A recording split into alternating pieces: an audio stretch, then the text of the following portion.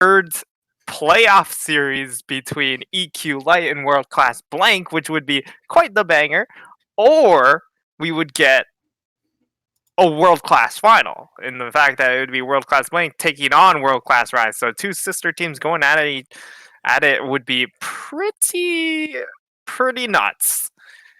So Yeah. it would either way make for a very exciting final for next week. So that should be very exciting to look out for. However, in this game, yeah, I mean, World Class Rise have really slowly ramped up here in the playoffs. Yeah, you see Big Daddy Colton on the mid lane has been playing a lot of mage players, and they have been doing quite a bit of playing around him in the late game. Shot, of course, their support has been moved to their main roster, or moved to this roster for playoffs. He does play on the World Class Outlaws, which is one of their plat rosters as well. Does do fairly well there. As we've seen, he's played a lot of engaged supports this particular playoff series. However, he has some mage supports in his book bag as well. I did cast a series with him earlier last week, I believe last Tuesday, where he pulled out the Bard, if I'm not mistaken. My memory might be wrong, but we'll see. Echo being banned away by World Class as EQ Light bans out the Volibear. Karma as well being banned away. This one is a huge support pickup for Great Homie, so I like to see this one. Dissuades the Ezreal Karma pick that EQ Light had picked last week in, I believe, game number 1, where they were able to win that. I might be mistaken there as well. My memory is not the best. Yeah. And World Class, they're going to get a lot of bonus information, not just from the extra FODs, but also the fact that EQ Light has played against World Class Blank 3 times total this split. So there's a lot of extra information being gained by Blank that they can just send over to Rise here, as we see immediately it's going to be Caitlyn matched by the Ashe, probably the two most oppressive AD carries at the moment, just because of their range and push potential in a lane to just really control that bottom half of the map. Yeah, and the Morgana being banned away by World Class Elite is really kind of a respect ban, right? Typically, when you pick a Caitlyn, you want to pick a Morgana with it, but since you're first picking the Caitlyn, it does make sense. Elise got to be picked up by EQ Light. This is a jungle pickup for them that their jungler has been playing quite a bit in solo queue. I don't really like it all that much in competitive. I feel like Gragas does what Elise does, but better in the current meta. However, at the moment, it really just depends on comfort as World Class Elite to pick support and jungle here. Opting not to pick the support, instead getting the Vladimir for their top lane. Red Flame Evolved. Yeah, Red Flame Evolved has been probably one of their big carries for the side of World Class Rise, and it makes a lot of sense. He either goes into really big scaling champions like the Vladimir GP or the Camille, or he goes for super lane dominance, as exemplified in champs like the Jace or the Lucian.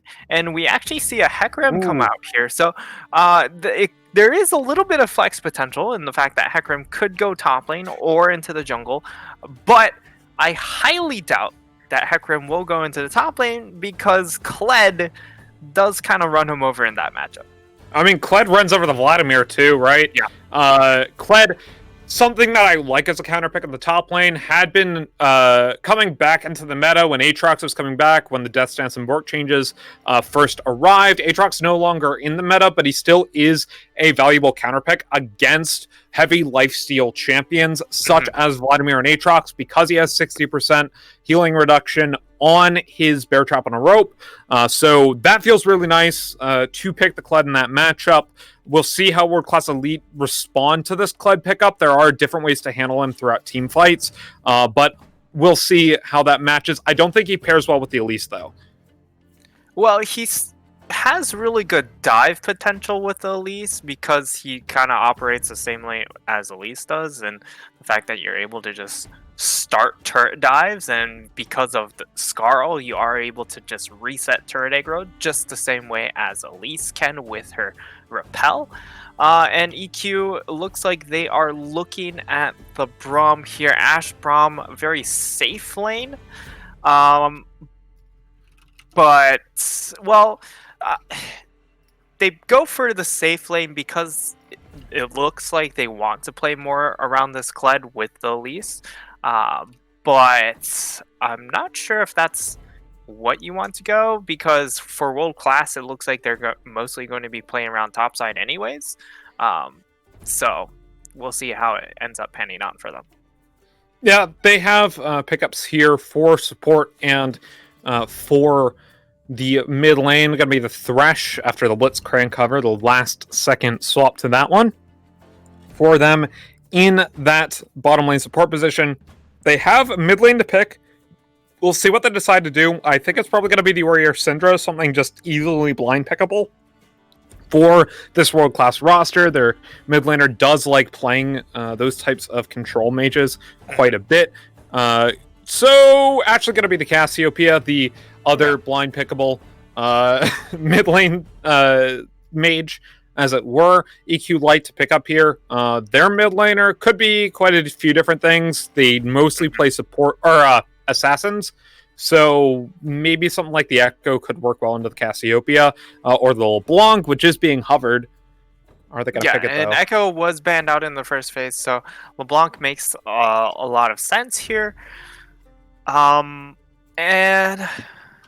actually, well, the LeBlanc makes sense for the player. I just don't know if it really makes sense in this game because of the fact that it can be difficult to find flanks onto champions like the Cassiopeia, Vladimir, Hecarim. They're also going to be fairly bruisery type champions, so unless if you're able to really find a very nice angle onto Cassiopeia, mostly you're looking to zero out the Caitlyn or use the LeBlanc sort of like a poke mage. Yeah, and we are about to get into the in-game draft here, so we'll see exactly if there is any sort of trickiness to the Vladimir and the Cassiopeia here. I think you could potentially see the Cassiopeia being taken top lane into the Kled and the Vladimir rotated mid lane to kind of mitigate the advantages that the LeBlanc has and that the Kled have in their respective lanes. We'll see how this world-class Rise roster wants to approach that. It's probably going to be Vlad top and Cass mid, but you never know. Yeah, I think it would be really cool to see lane swaps happen, whether it is just the two players swapping lanes or we see the Cassio being put into the hands of Red Flame Evolved. It kind of plays into both of his styles in that he wants to be a little bit more lane dominant, but also be able to scale. That is definitely Cassio's memo.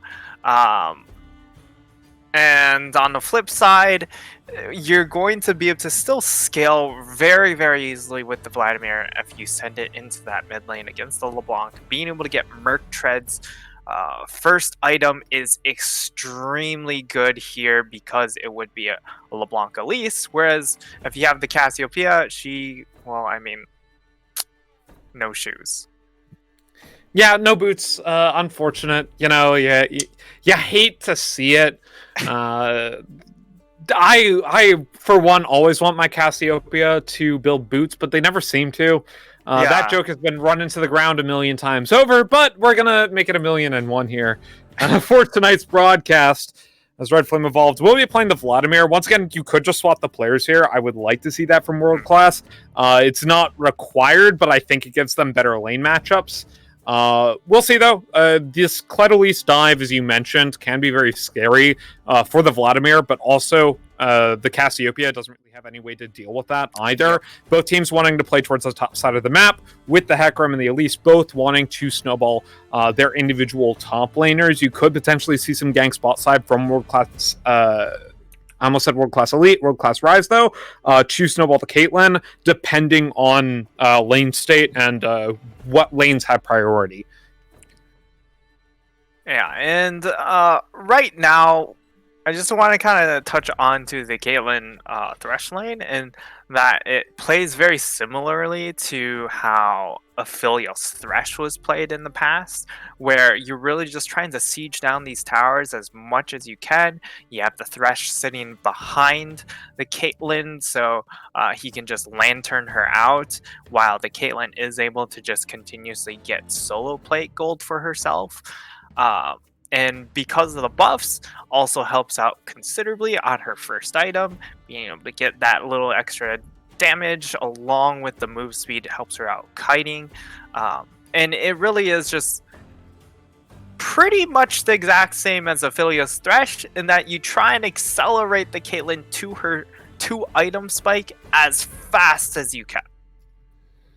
Yeah, I hope that this Caitlyn is going to go for the Stormrazor build. However, that's my just personal preference with Caitlyn. You do see variations of Stormrazor, IE, and Rapid Fire Cannon, depending on what the AD carry wants in the particular matchup. You could see IE first, you could see Stormrazor first. She's one of the few AD carries that doesn't buy Mana Mune in any of her builds. Ashe, meanwhile, a little bit less flexibility. You're either going to see an IE or a Mana Mune start, I believe.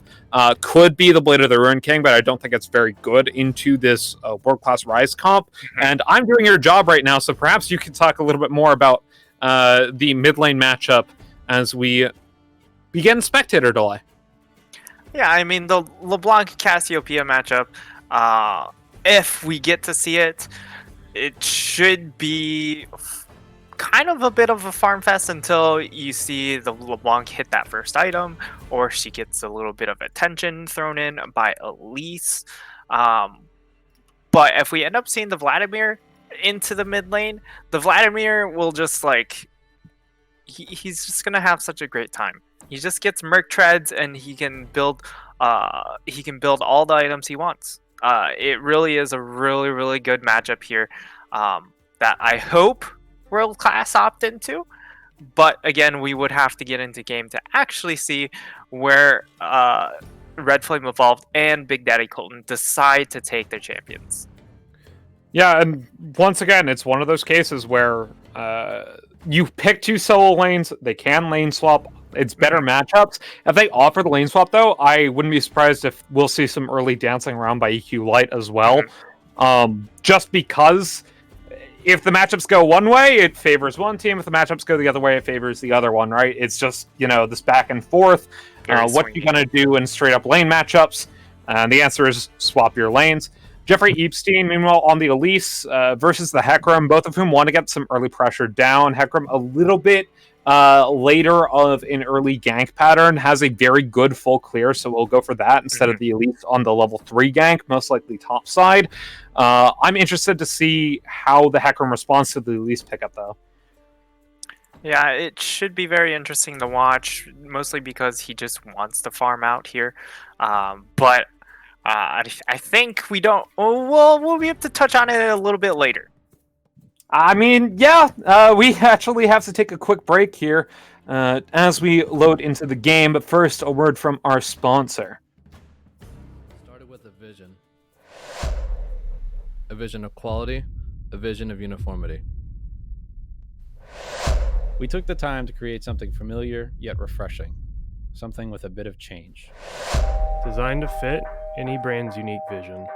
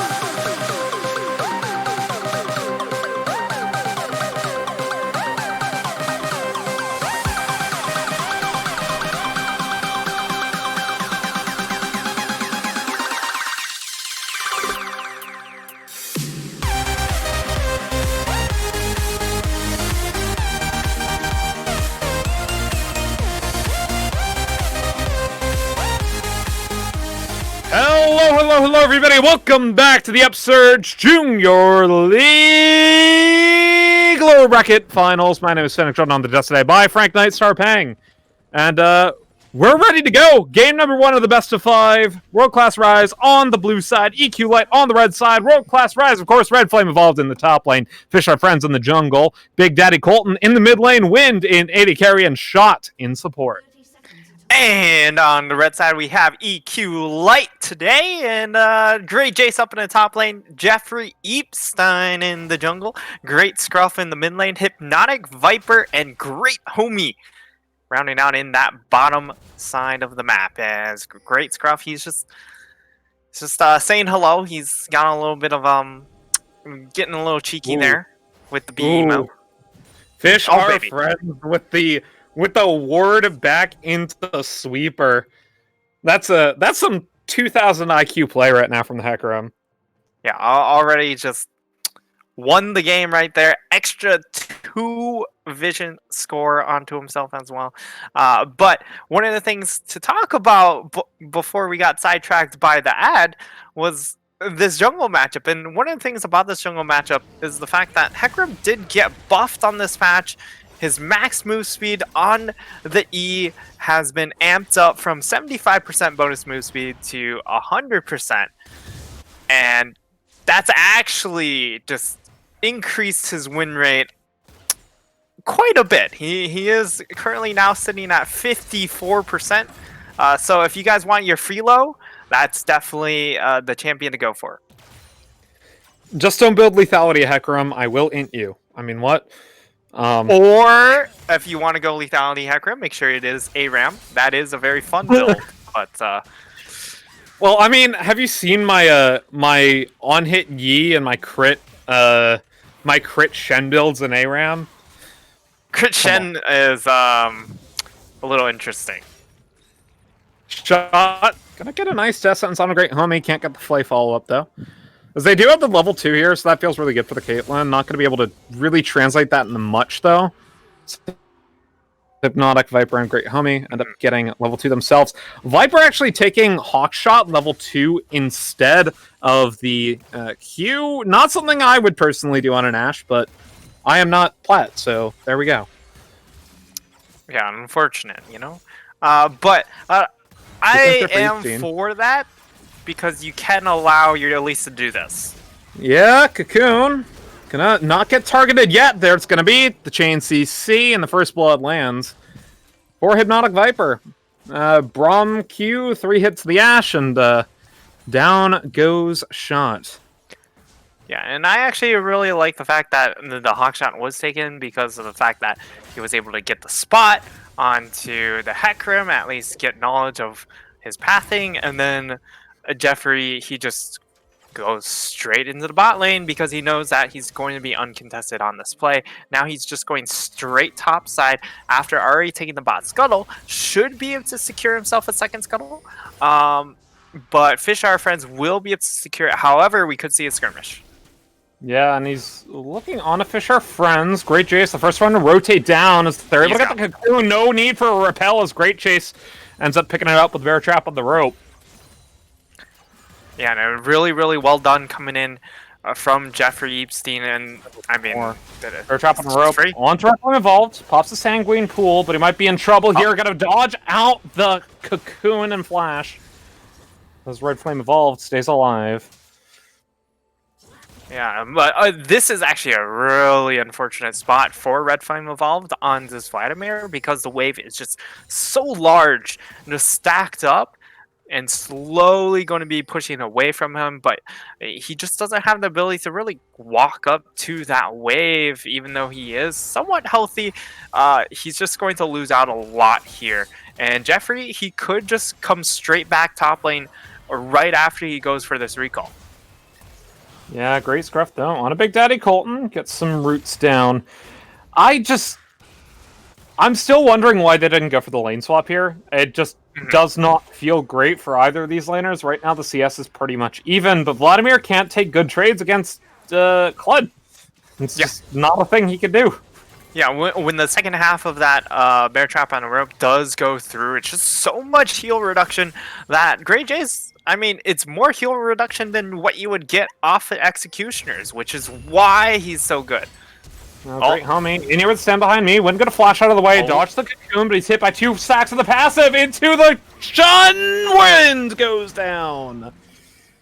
Whew. That was an auto attack from the Elise that actually got the stun there. So really well done from EQ Light. 3 kills to start out the game. They're pushing the tempo very well with this Elise pickup.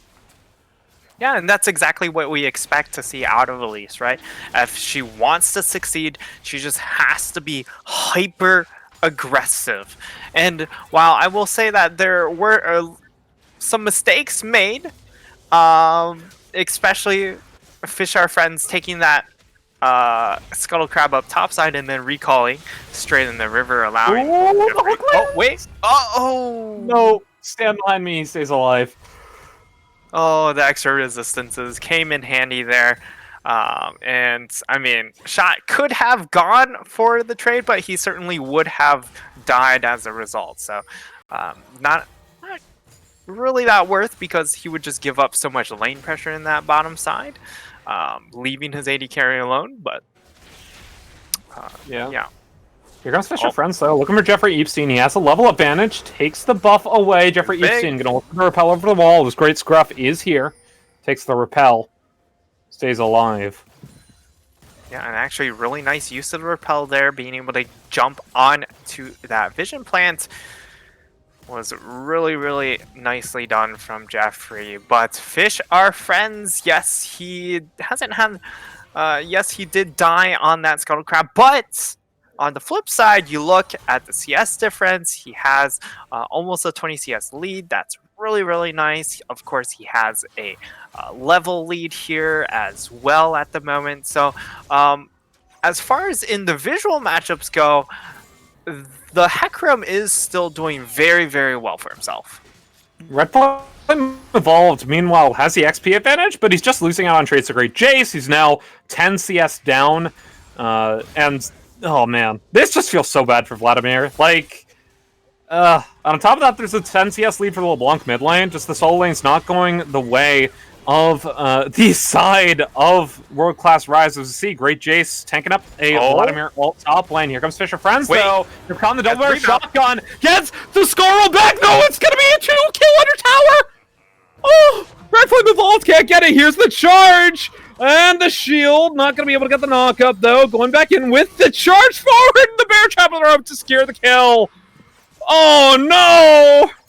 You can't forget the Scarl. You can't forget the Scarl. I don't know about that one, man. In trouble, though. Blast Cone back. Gonna be caught in the Casio ultimate, but he stays alive, and Shannon Crystal Arrow goes down on the support, and that's with the repel out over the wall. Great homie here with the stand behind me into the Unbreakable. TP getting channeled by the Vladimir. As we see, is no get used back into the hook. Jeffrey Epstein should fall here. Big Daddy Golden picks up the kills. Great Jace is already TP'd into the fight. Hypnotic Viper gonna get some damage down onto the enemy top laner. Here comes Great Jace. And there goes the ultimate being used. Great Jace on a rampage as he tries to make his way out of the fight. Loses Scarl, but it doesn't matter. Fisher Friends goes down. Gets Scarl back. Diving under tower. Has 2 health bars. Triple kill. Make that a quadra kill for Great Jace on the Kled. Great Jace.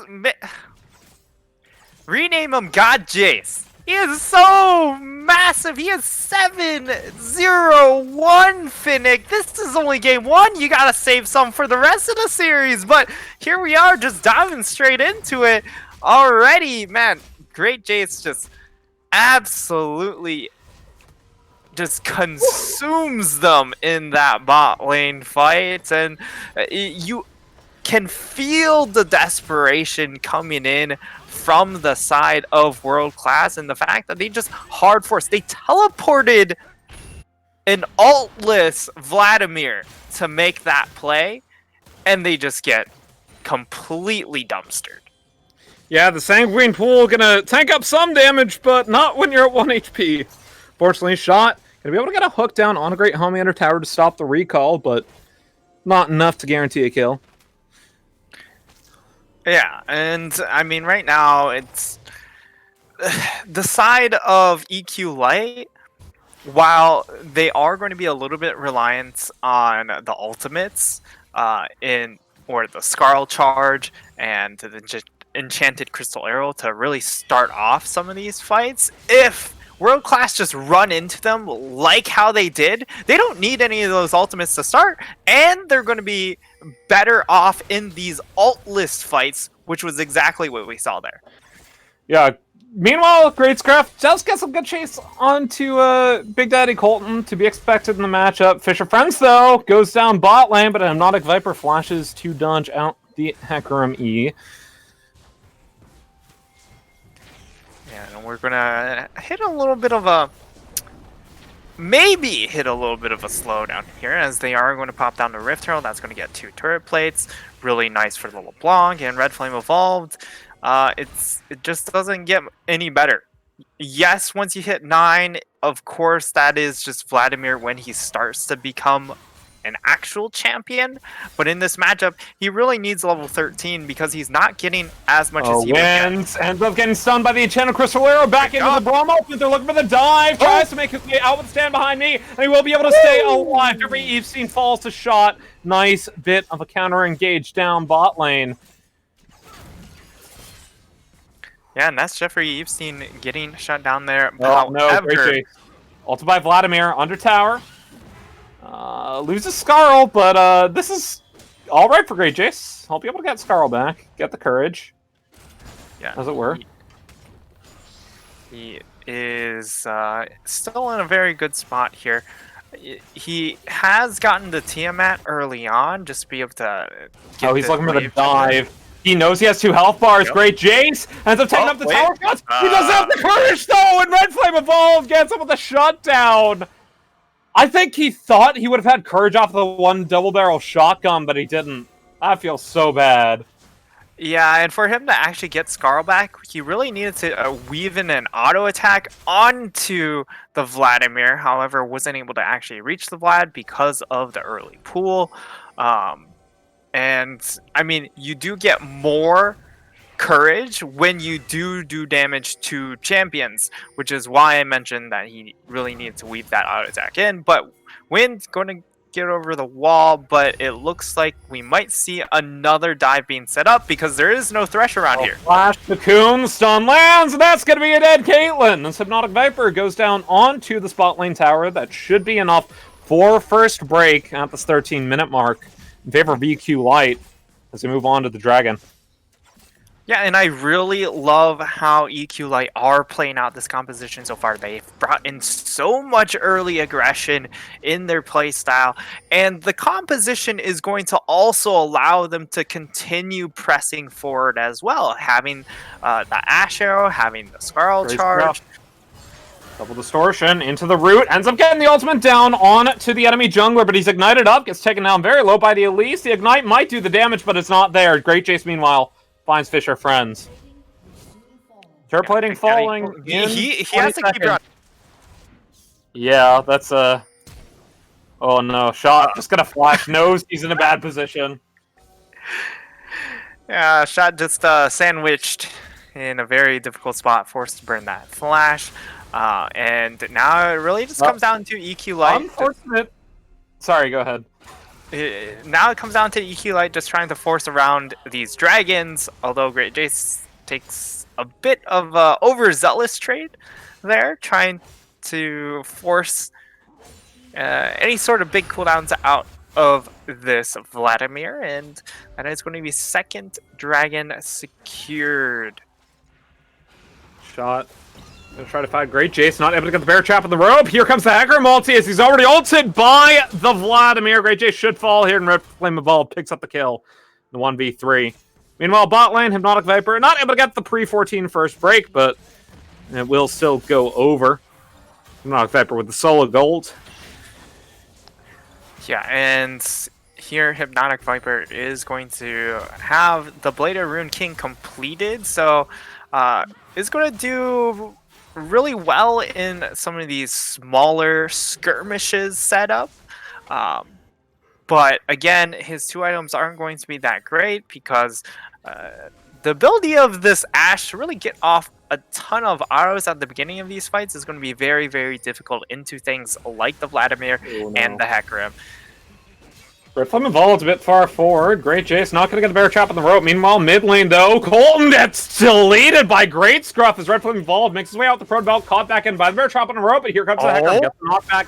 Great Jace still has Scarl. Ghost gonna be popped, but he's faster! How are you faster than a Hecarim? Oh my god! What? What? That comes from the move speed from the Rage passive really coming in nicely there for that Black Cleaver. Black Cleaver. I was going to say Black Cleaver Scarl, but Black Cleaver Kled. And that's just another kill. It's just another kill. And now we get to see Fish Our Friends finally completing those tier 2 boots. So it shouldn't happen again. But yeah, I mean, not great. But on the flip side, yes. On the flip side? On the flip side, the Dragons have been somewhat slow here. Great Jason, 1v2. Slide from the fall pops the ultimate, but he should be worse for wear. Ends up going to the Sanguine Pools. Great Jace now in a 2v1 up against Fisher Friends. He pops the ultimate, gets the fear down. Jeffrey Epstein gets some damage. Great Jace with Scarl now going back onto Red Flame Evolved. Shot makes his way up. Fisher Friends gets killed on Jeffrey Epstein as the trade comes through. Great Jace gets the kill down onto the Vladimir, but here comes Big Daddy Colton, puts the W down. Great Jace should fall, and Shot picks up the kill. 2 for 1 in favor of World Class Rise in the top lane. Yeah, Shot's going to be able to get that kill. Unfortunately, it does go on to Shot, and not one of the more valuable members on the team. But we are going to see more. Oh no, the distortion forward back into the play. Pops a stopwatch. Shot should still go down. Gets ignited up here as Fisher Friends. Will be the next one. Fall double kill for Great Scruff. Not Viper now. Looking for a solo kill on the win. Flash out of the Enchanted Crystal Arrow. Yeah, actually really well done coming in from Wind to dodge out onto that arrow, but this game is really starting to turn into a bit of a fiesta as it's just been going very, very quickly, and that certainly favors the side of EQ Light and just continue to have this more fiesta style gameplay, just because it doesn't allow the side of World Class to get their items, to slow the game down, to allow them to get those levels for those skill points for that Vladimir to become relevant. Now they're just kind of being chased around the map.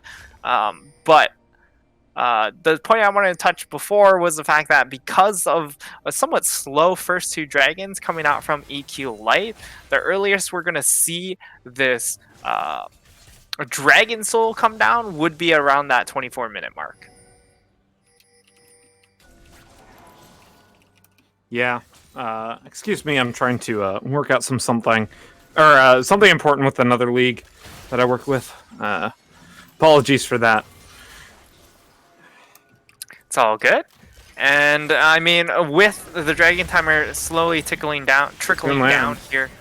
Big Daddy Colton, slowed up by the Ashe, takes the lantern over, Jeffrey Epstein, pops the stopwatch, but here comes Shot, back into the Enchanted Crystal Arrow, tries to get out with the repel, but he won't do it. The Cassio gets the ultimate down, but Great Homie stays alive. Wimbo gets the auto down, double kill for the Cassiopeia, as Hypnotic Viper tries to get out of the fight, he can't do it. Set is here, by that I mean the Kled, looking for more off the back of the charge. Red Flame Evolved, pops his own his Hourglass, but this Kled is so huge right now, they're going to look for the 2v3 fight. Great Jace, though, loses Scarl, has to double barrel shotgun out. It's a 3 for 2 in favor of World Class Rise.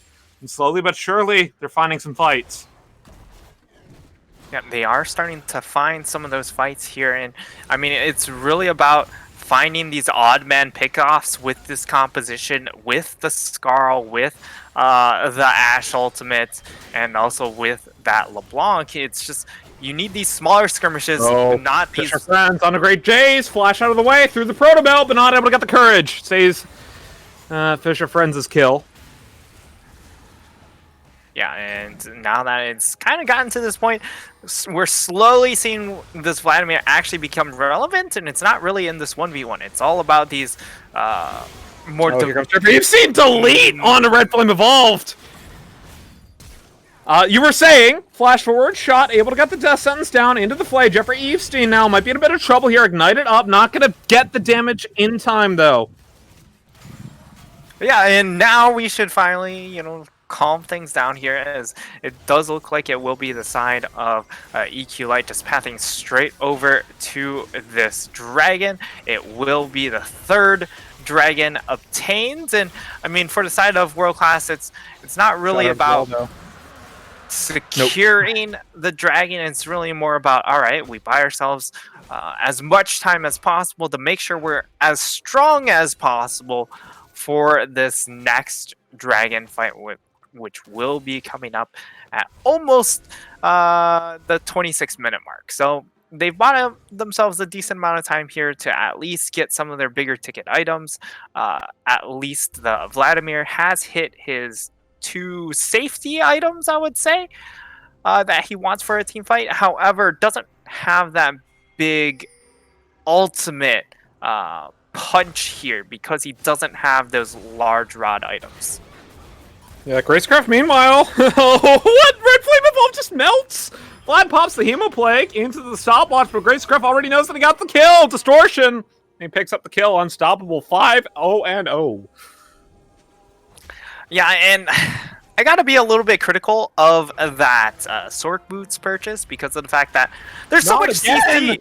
Charge! Jeffrey Epstein gets the cocoon down onto Big Daddy Colton. That's going to be 2 stacks of Braum Pass to make that 4. Hypnotic Viper picks up the kill. And Give my man some time to speak, please. Oh, just... Fiddick, the value of Merc Treads this game is so insane. And then we see a Sork Boots on this Vladimir. I've never been more disappointed in a loss to Shopkeeper here. Can we call this an LS Shopkeeper difference? We could.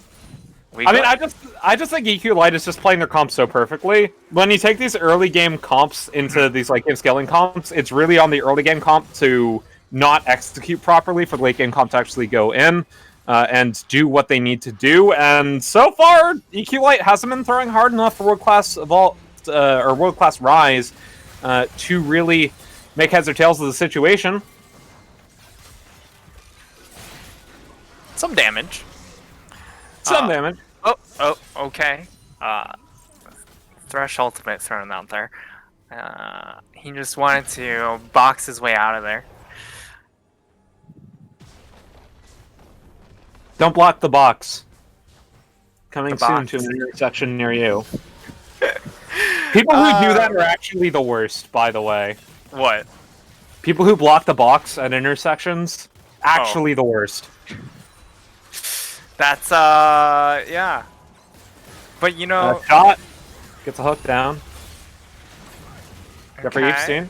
Inside. Ace in the hole. Dodge shot by the repel. Gracecraft is in the wings, though. He's so far away from the rest of his team. Has to do distortion to get back to them, but he won't do it quite yet. Yeah, and Fisheye Runs had the ultimate available, but decided not to throw it down. And now we're 2 minutes before really the end of the game here. If the side of EQ Light are able to secure this next dragon, definitely would be their big win condition. Being able to secure themselves that Ocean Soul. And you know there's a lot of fighting happening in the game when you look at Great Jace, who is 9-4-2 at 122 farm and still has 14 stacks on his call. That was a late call then. I mean, he's still ahead. Like looking at the net worth, he's still 2k ahead of the Vladimir. Yeah, he got the call on his first back, and still hasn't cashed it in 25 minutes into the game. It really shows you how much they're fighting, and not really focused on trying to get farm onto some of these side lanes. Because, I mean, just comparatively, you look at Great Jace, the amount of farm he has compared to his mid and AD carry is a large difference. Meanwhile, Gracegruff took the 10-stack Darkseal and bought a Magi's in addition to completing the Morellonomicon. Morello's, of course, very good against Vladimir, kind of required in these types of games. Great homie, though, might be in a bit of trouble, but the Enchanted Crystal Arrow hits. Bard ult not going to be used. Here comes the box shot, taken down very low as Great Jace hits in the backline. They're able to get the kill. Meanwhile, the Vladimir does quite a bit of damage to the CQ backline, but he can't get the kills. Jeffrey Epstein picks it up.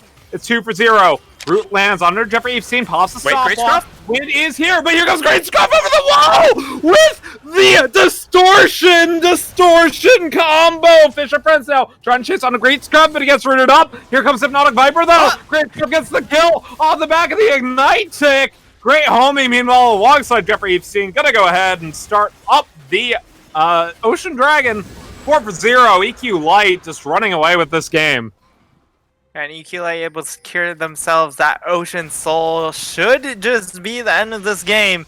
And, I mean, just really well done from EQ Lights. Yes, there were some mistakes in the fact that World Class just didn't respect the jungle aggression this early on. And they fell victim to so many of those early ganks. And hopefully we get to see a little bit more caution coming in from the World Class roster coming into game number 2. But again, you can't just say that they could have played it better when EQ Light. They had the pedal to the metal and they never let up. I mean, when you play these types of comps from World Class Esports, or from World Class Rise, right? They needed to... what they needed to do, right, was they needed to punish mistakes. I think that starts with the lane swap. I think it was a mistake of World Class to not go for that. But on top of that, right, like, you can punish aggression from an Elise if she ends up not respecting your vision line. There were a couple times there where World Class Rise found some good kills, found some good picks. But unfortunately, not enough this particular game as Great Jace tries to get on the Hecarim, but he's out with the Lantern. Oh, here comes the collapse, though. Oh, boy. EQ Light looking for the end here with this fight, most likely. Jeffrey Epstein is here. Oh, the Jennifer gets flashed out of the way, but here comes the charge. Gets on a Fisher Friends, pops the ultimate, trying to get back onto Jeffrey Epstein. He goes golden as Fisher Friends is taking down a half health. Jeffrey Epstein, though, taking down very low. Bard gets the ultimate down, and I keep saying Bard, not Braum, as the kill goes on to the Elite. Shutdown, double kill for Vladimir. The shutdown. Hypnotic Viper trying to cut out of the fight as the Kled is around. Not going to get a very up, though. LeBlanc on the side. 22 stack Magi's. That would be a very good kill if it could go over. EQ Light, though, still looking for more. Great Scruff. Distortion into the root. Just needs a second distortion forward. Not going to get it. Great Scruff, though, in a bit of trouble. Gonna get out over the wall. Yeah, the Ocean Soul healing coming in big time for Great Scruff, just keeping him very, very healthy, even though he was a bit out of position, and now it will be the side of EQ Light just trying to Great Scruff around here. Out of the Caitlyn, and he's out. Whew. Oh, man. All right. Fish our friends? He wants it? Nah, No. He's found some food. Or hasn't found any food yet, I should say. Just a boatload of fish. Yeah. And Great Scruff might be in trouble here. Ends up getting popped back by the Thresh. Distortion over the wall.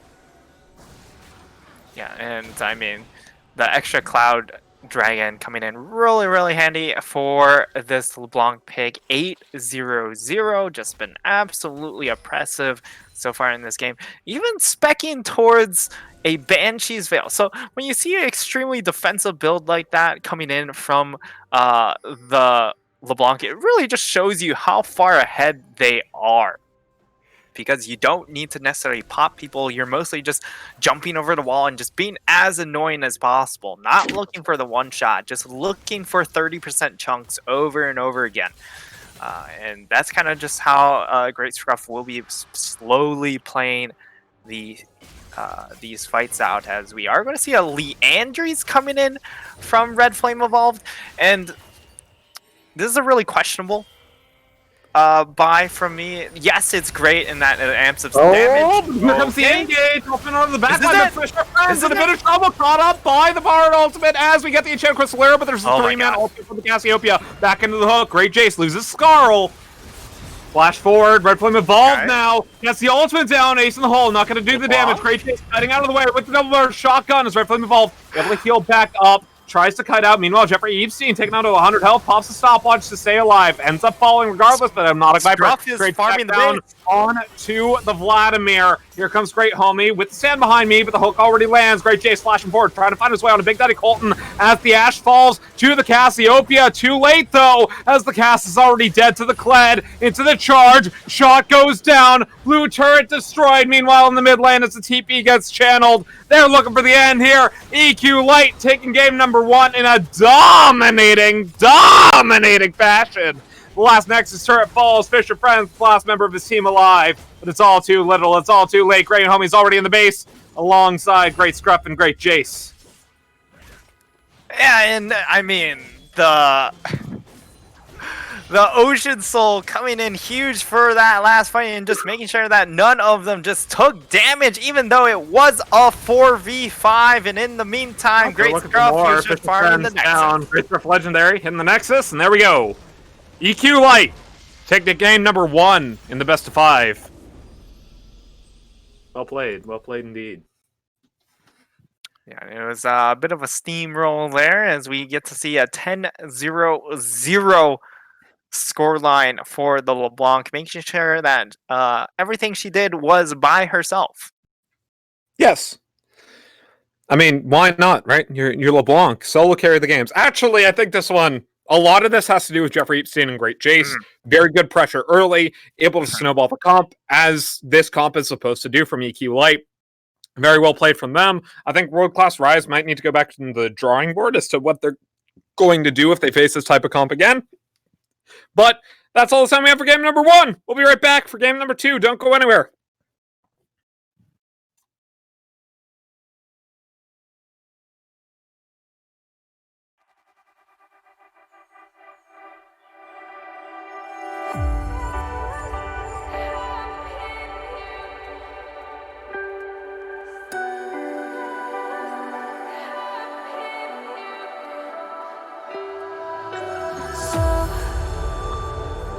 To speak, you're quick to change your mind. And I know it's me that followed you in blind.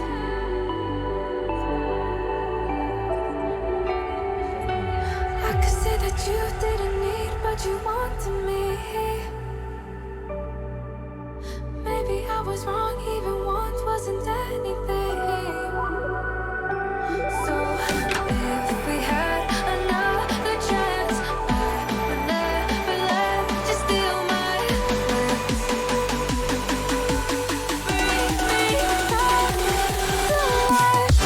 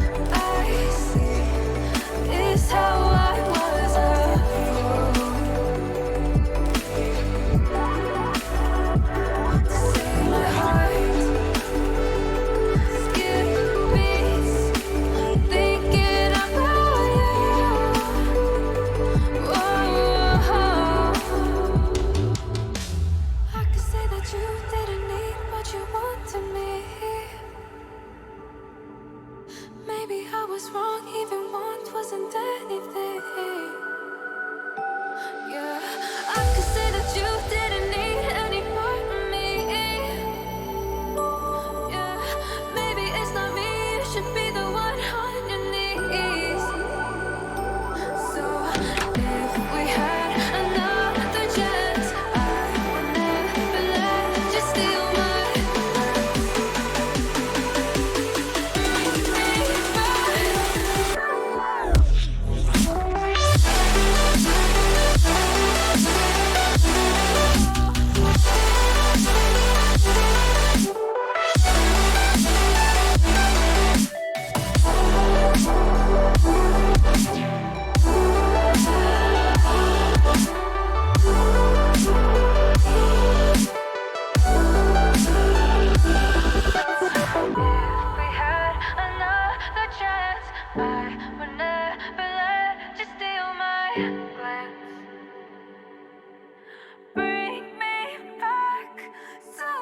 if we had another chance, I would never let you steal my glance.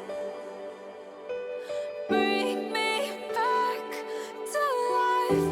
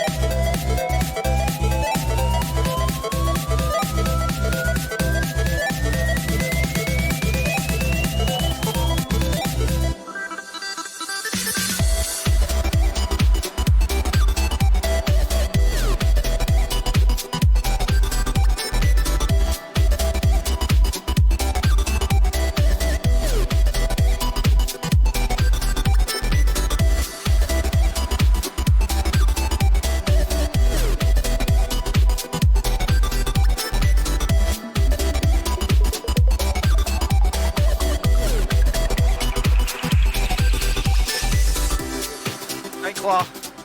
Let's go.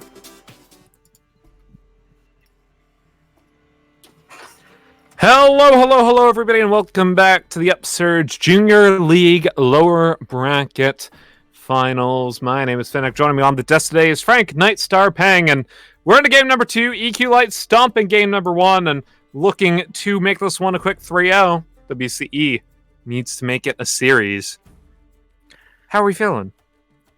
Yeah, I mean, that was a very excellently executed game 1 coming in from the side of EQ Light. So very, very pleased with how that went for them, as we are now into pick and ban. Volibear Olaf Leona taken away by EQ Light, really addressing a lot of the early aggression possibilities that could come out from a world-class Rise to try and just pressure them out here. On the flip side, we see the Echo taken away again, and then Caitlyn Ashe. So we are going to see different AD carries this time around, Finnick. Yeah, Caitlyn Ashe both being got away. Different AD carries, feels good. EQ Light, though, immediately with the Ezreal pickup here. They like playing Ezreal Karma. We've seen that last week during the upper bracket final, looking to continue playing that one as the Kai'Sa gets picked up by WCE here.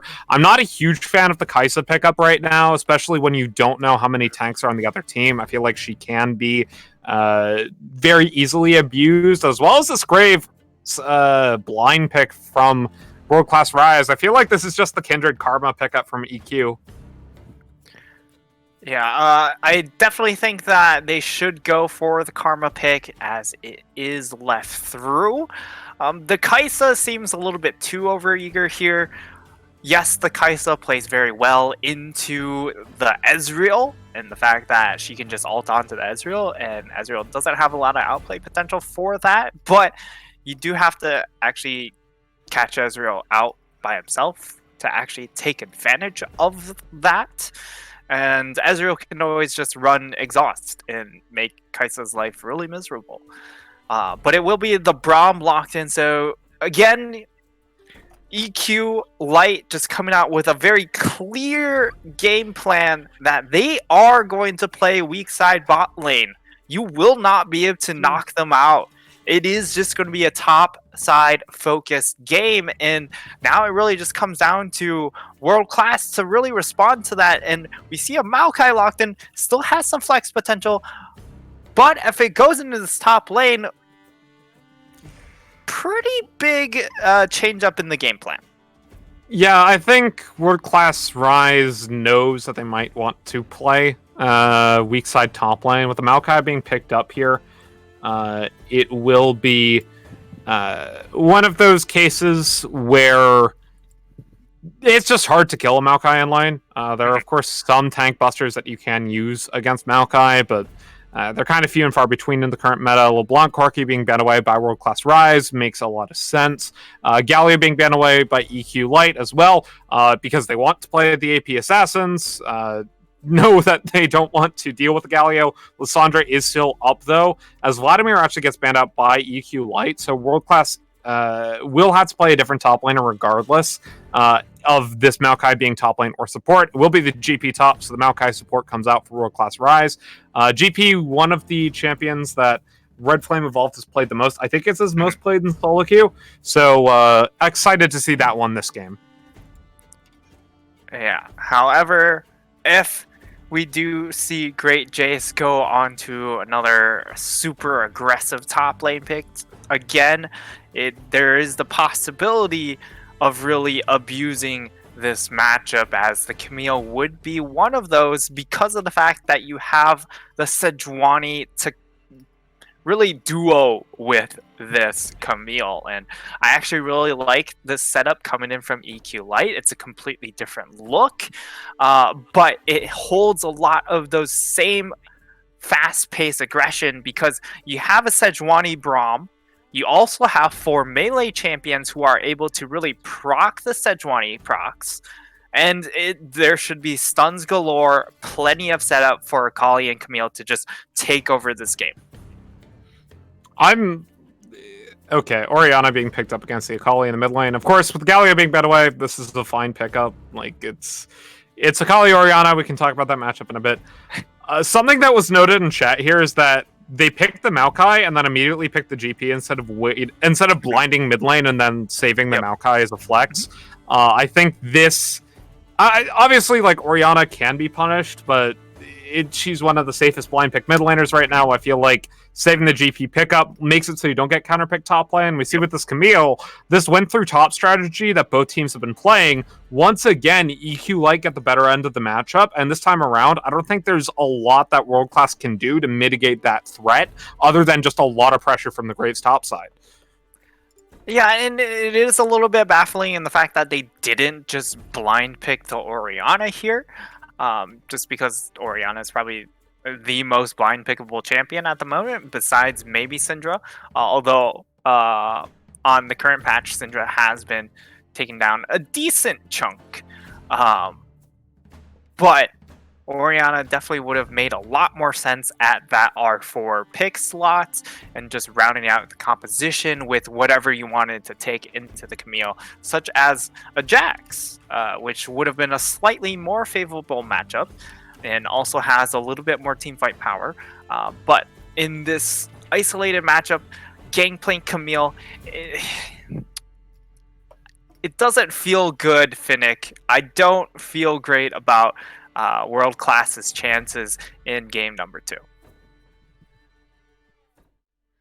Yeah, I mean, Chat was saying, Finnegan betting against World Class. I bet for World Class 3 games in a row, mind you, last week. All right? All right, let's make this clear. I bet for World Class 3 games in a row last week. But this time around, this draft's just a couple of question marks from me. Last week, I think we criticized EQL's drafting patterns. They shored this up quite a bit. This time around, they're getting counter picks where they want them. They're getting good blind picks and making good bans out of their draft here. Once again, I think they just have a much clearer and easier to execute team comp. They have Kali Camille, they can snowball that lane. They have late game insurance with the Ezreal Braum. And Sejuani makes this early to mid game pretty much impossible for the Graves to actually abuse. Yeah. And for World Class, again, they've gone for the scaling option. However, it's hard to see a lane they could possibly try to snowball off of and just really grab a hold of this mid game. It really feels like they're just waiting for 3-4 items, and that just feels way too long in the game to wait. Win the Camille, win the Akali spike at 1 and 2 items, the Ezreal spikes at 2 items as well, and it just feels like the window of opportunity for EQ Light is just that much larger in comparison to World Class Rise. Yeah, grant you, they did pick Sejuani Braum into a Kai'Sa. Kai'Sa not going to be able to abuse the Braum in lane. However, once Kai'Sa gets to 3 items, she should be able to shred through both Sejuani and Braum just fine through use of Blade of the Ruin King, Guinsoo's Rage Blade, and Cathian Rain alongside the fully stacked Muramana. Just lots of damage on the Kai'Sa late, but how do you get to that late game if you're World Class Rise? That's what I want to know. Yeah, that is that's the elephant in the room. And it is quite a massive elephant. Hopefully this time around they are going to be a little bit more active in the Vision game, because they definitely weren't in game number 1, which led them exposing themselves to a lot of these Jeffrey ganks very early on from the Elise. So it was well played from the Elise to actually go for all the early aggression, but at the same time, World Class, they had wards available for them to use. They just didn't get to them. Yeah. That said, I'm excited to see how Jeffrey Epstein plays on a decidedly less dive-intensive jungler. Sejuani hasn't had the ability to level 3 dive in 6-7 months now, whenever the nerfs hit her. However, she still can be very impressive early, deals with the Graves well. Not going to win any 1v1s, but she's not going to lose them either. Jeffrey Epstein, though, if you win this game number 3, if I don't see a Lilia, I'm going to be very, very disappointed in you. As we go to our ad read, this time it is going to be Kono Keyboard. If you're looking to take your game to the next level, it all starts with your peripherals, from keyboards to keycaps, mice, and more. Our friends at Kono have got you covered. Kono works with the world's best designers, inventors, and makers to bring you some of the best gaming peripherals around. Kono have been huge supporters of us here at Upsurge and have made generous contributions to our prize pools. If you need to find a new keyboard, check out the Hexgear's X-Tac 1 RGB low-profile Bluetooth mechanical keyboard. You can use the discount code UpsurgeGG for 7% off your first order. For more information, head over to kono.store to check out all they have to offer. That's KONO.store. Kono, discover amazing products.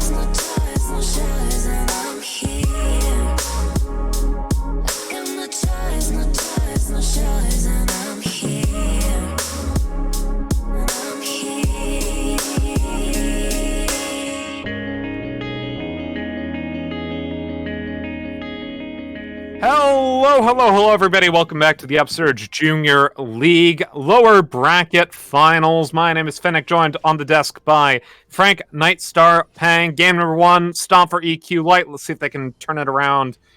Game number 2 and make it an equally stompy game. We were discussing during the break, though, Pajama Guardian Ezreal, fun fact, has cat slippers. You can see them right now.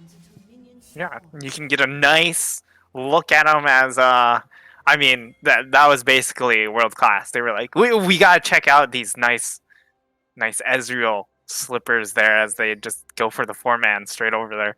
Unfortunately, Orianna doesn't get a good look at them, but you know, you're playing Orianna in the mid lane. What are you really trying to? Are you really trying to enjoy League of Legends? I mean, if you're playing Orianna, obviously not. I joke, of course. Plenty of good Orianna players abound. EQ Light, though, Sejuani not going to take the early sweeper back, or actually does take the early sweeper back, but hasn't sweeped out the pit quite yet. I am interested to see how this top lane matchup unfolds. It should be Camille favored, but Red Flame Evolved has a lot of GP games, so could always be a fun one there. Sejuani not going to get the ward. Instead, it's going to be the Ezreal. So already winning bot lane. Whole 10 gold. Yeah, an absolutely monumental lead in that bottom lane as Red Flame Evolved just trying to get as many grass procs as he can here. That is pretty much the name of the game in this bottom lane, and or top lane, and just who can get more grass procs, and most likely it's GP because he's a ranged champion. Well, he's a melee champion with a ranged ability, whereas Camille is fully melee. Yeah, he's or I pretty should say much a a ranged ranged champion. on-hit ability, I should say. Q applies on-hit effects, whereas W from Camille does not. However, you got to be very respectful of the Camille sustain in lane. Red Flame Evolved, flash forward, gonna look for the auto down, gets the Q down, the shot! The first one to Red Flame Evolved!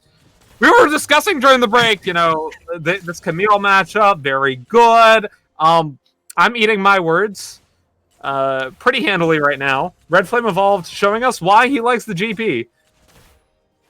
All right. Yeah, I mean, the GP blind picked ends up paying off there. He was able to hit level 2 right off the bat and just really own that one level difference. And that was really the difference in that fight here.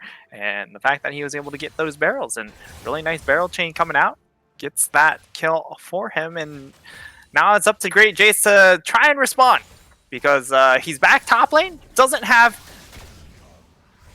Okay, yeah, he doesn't have any potions, so once GP comes back, GP actually has the advantage in this lane until Camille finally gets another back. Buys the call on the ward. Whole 780 plus 3 life on hit. But you know what? It's all good. Graves? Graves, not out here. The rotate's coming in from Red Flame Evolved. Flash forward. Fisher Friend stays alive. Hookshot, though, on Red Flame Evolved. Not going to be able to get the stun. Sejuani, 2 stacks of Permafrost. Make that 3-4. Going to get the stun. With the flash out of the way, it's our friends. Tries to find his way onto Great Jace. Ends up staying alive for the time being. 3 stacks of Permafrost. Going to look for the 4th one is Great Scruff, but not going to be able to find it. Yeah, and Great Scruff, he kind of scuffed up that flash, because they still want more. Gets Permafrost down. Red Flame Evolved, though, has the orange. Great Scruff out of the shroud and into the fire. No, doesn't work. No. Because, you know, the burn on... Orianna coming up, though. Shot. Twisting advance on a great homie. Big Daddy Colton, meanwhile, gets killed in Jeffrey Epstein, and directed camera just didn't want to show that. Okay. Nothing to see here, boys, as they just... Great Trace, though. Nice stun on the this Fisher isn't what Friend. you want. He's going to trade his life for it. Gets the tactical sweep down, but here comes Big Daddy Colton trading 1-for-1 in the top lane. And immediately, world-class Rise, turning the series right back on its head, getting an early lead for themselves on the late game scaling comp. Very nice rotates from Fisher Friends and Big Daddy Colton. Yeah, and I mean, the early fighting happening up in the top side actually had huge repercussions in the fact that after he got that kill, there was just so much pull into that top side from the side of EQ Light to try and be like, all right, well, our Camille is going to be down, and we just need to try and force and get this Camille back in control. But they end up throwing, I would say, too many resources, and now you're going to see an Orianna with red buff in the mid lane against the melee champion, which is, I mean, Orianna already wants to just auto attack the heck out of this Akali to begin with, and that just accentuates that. Yeah, this Big Daddy Colton getting leads on the Orianna against the Akali, not something you typically will see. Did opt into this matchup, so definitely one of the matchups where it should be Akali favored, but not by much. Nice to see the lead on Big Daddy Colton as Red Flame evolves, has this gigantic wave about to crash into his tower. That's lots of Silver Serpents waiting to be gained. Yeah, very nice big wave coming in there. The GP is in a somewhat comfortable spot. Yes, he is going to still struggle once the Camille gets her items. But you are going to have a little bit more flexibility in what you can do with the champion because of the ultimate and just being able to make plays around the map. Yeah, here we are. Yep. Orianna gonna build into the Luden's Echo first item, as it were. As the Akali is on her Hextech Revolver. Great Jace, though. Level 6 to Red Flame Evolved. Has to be very careful. Yes, it is going to also be the Camille hitting that level 6. And now we're just looking for what the next play will be. We see Sejuani hovering this bottom side here. I'd imagine they might look for a play in this bottom lane. However, the GP ultimate definitely could swing things poorly. Red Flame Evolved, tanking up a lot of damage from Great Jace. Pops the Cannon Barrage, but here comes the Camille ultimate. Able to get the trade down, 100 health in the orange. Flash out of the way, but it's too late. Red Flame Evolved picks up the kill. And you don't want to take a Hextech Ultimatum on a Cannon Barrage. I feel like that's rule number 1 to playing against GP. Also, another rule number 2 is you gotta respect the fact that he can just press W and heal 250 HP there. Because Great Jace didn't factor that in and just lost the trade very, very easily. And, I mean, that's just miscalculation on Great Jace's part. You know, rule number 1 of League of Legends is don't chase Singed. Rule number 2, also don't chase Singed. But rule number 3, don't fight in a Cannon Barrage and don't fight in a Glacial Storm. Jeffrey Epstein down here. Braum passive right into the ultimate shock and a flash out of the way, but they are able to get that GP down. I should say the Kaista down through use of the Glacial Prison. That is the GP, but it's a different kind of GP. Yeah, same acronym, different meaning. But yeah, that's a really nice kill coming in from the side of EQ Light in response. And I mean, so much action has been happening up in this top side that we do forget that this Ezreal pick does have a CS advantage, is going to have that Manamune completed first, and also has a call ticking. So a lot of good things happening for Hypnotic Viper. Definitely set up to succeed in this game. And also, on the flip side, you do have to wonder, with this Kaisa pick, was it the best idea for her to just run heal and not maybe a cleanse summoner when there is so much CC piled up and the possibility of just getting exhausted? There's your friends, though. Come Permafrost, Flash, and should be able to make his way over the wall. Uses the collateral damage to do so, actually. Not sure if that was intentional or not, but it is a great ult down. Yeah, that is the Graves ult down. I mean, at this point in the game, it's pretty whatever. Not super important for the Graves to have the ultimates up or down. And it looks like they're going to start out Rift Herald. They want to, but the rotate's already coming in from World Class is Great Jace. Taking some damage from Red Flame Evolved. Q gives the Grasp proc. It should be the Rift Herald 2 World Class. They grab it. Jeffrey Epstein going to try to kite out of the way of the Nature's Grasp. Still gets rooted up, but he should stay alive. Yeah, not too much worry there, as it's really just about hitting these 2 items here for the side of EQ Lights. And Graves with this Rift Herald, we'll see where he decides to plop it down. Of course, you'd love to throw it into that top side, but given the fact that he was just top side, most likely we're going to see him path down towards this bottom half of the map, and that might mean that we're going to see Rift Herald thrown down into this bottom lane.